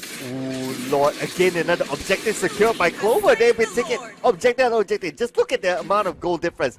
10k, less than 10 minutes. Yeah, this is going to be hard as well, but Vincent is going to get isolated with this wall block. He's going to be A-okay, but the hook comes in, they connect to the Bane. War Charge tries to go in for a connect, and here comes the Deadly Catch, turns the tie, gets the double CC on the Franco. They get the kill. The Wrath of the Dryas catches on towards one, and that is going to be Vincent the fall, the prize, and Purr and SkyWee left alive to defend against the 5-man push coming from Clover with the Lord on top of it all. Yeah, at the same time, the Lord is coming through the mid.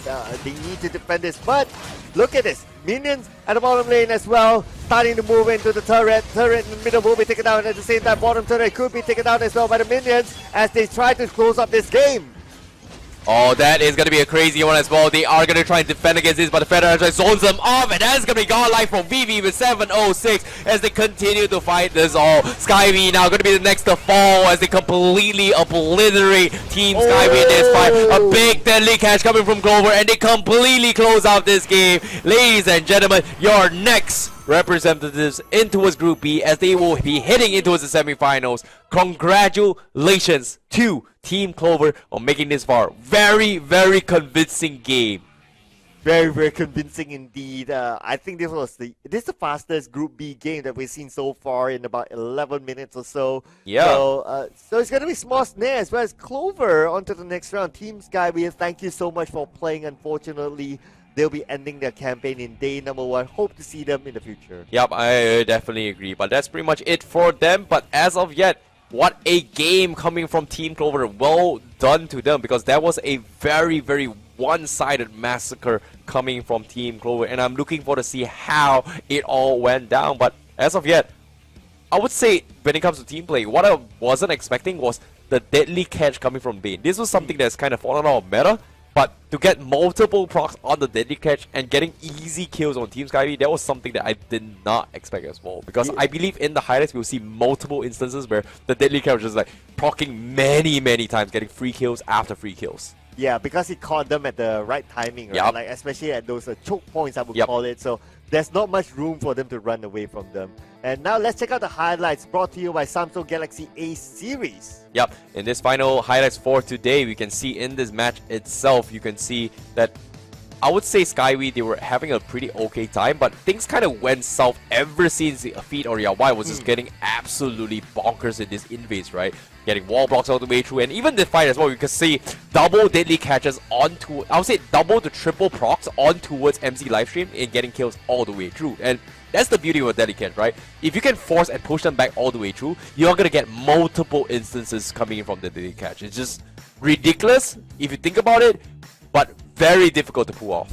And it's just what helped really is the combo, that feed with the wall. You Yeah. put a wall in front, there's no way you're going to get away from it, and definitely the Deadly Catch is going to catch as many as possible. Just look at this example here. With this wall, always timed very, very well.